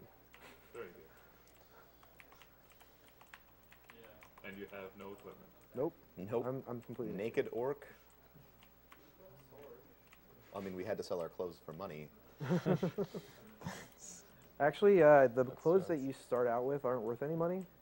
We actually sell them because it's faster to sell everything than to pick and choose what you want to sell. It's just better to be naked. Yep. Strats. It's Strats. I mean, it's wind resistance, right? Your clothes just slow you down, so just get naked and run around. Yep. Slow. I mean, that sounds like strats, right? I mean, it sounds totally strats.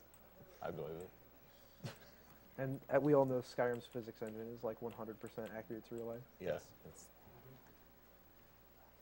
All right, so coming up is the second point of true RNG in this run after Septimus Cygnus.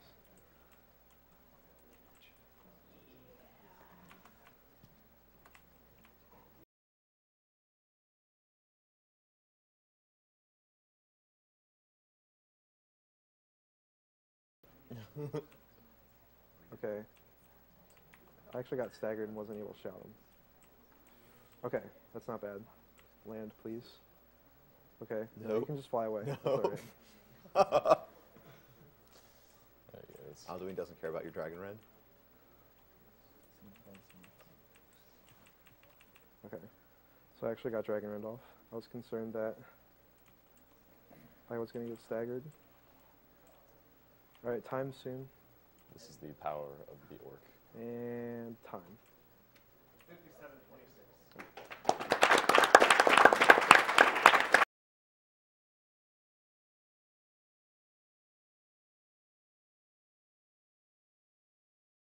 57, but 57.26 is pretty good for a marathon run. That's very good. We are $1,700 from 400,000. I'm refreshing like a madman so I can make you say dumb things. Oh man, if we hit 400,000, I could like say Fusroda as I'm shouting all of the dragons at the same time that are on the mountain peak here. Yeah, where is?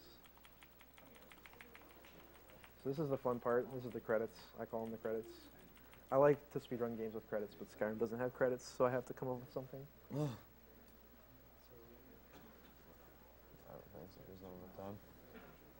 an hour.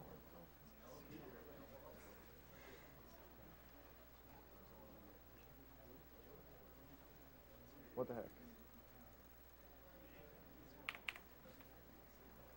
Alright. Are we at 400,000 yet? Keep refreshing. No, I'm still refreshing. Donate, people, donate. You're destroying my chat already with it, so just keep doing it. I would like to mention, though, even though if we can't get to all your donations, we do get them all. I've read a lot of the comments, and there's so many heartfelt stories, and it's amazing, and I wish I could share all of them. If you really do want to share your story, and if it's really important to you, you can actually go ahead and tweet to @PreventCancer with the hashtag Agdq2014, and you can tell them that. And I'm sure that they'll gladly talk to you. I mean, they love hearing success stories, sad stories, everything.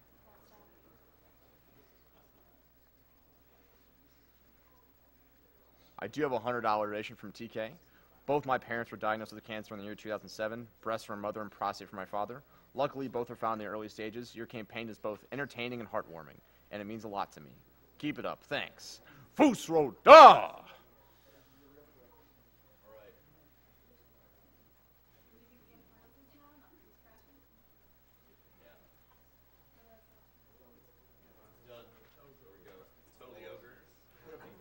Thank you, Wyvern, for your amazing Skyrim run.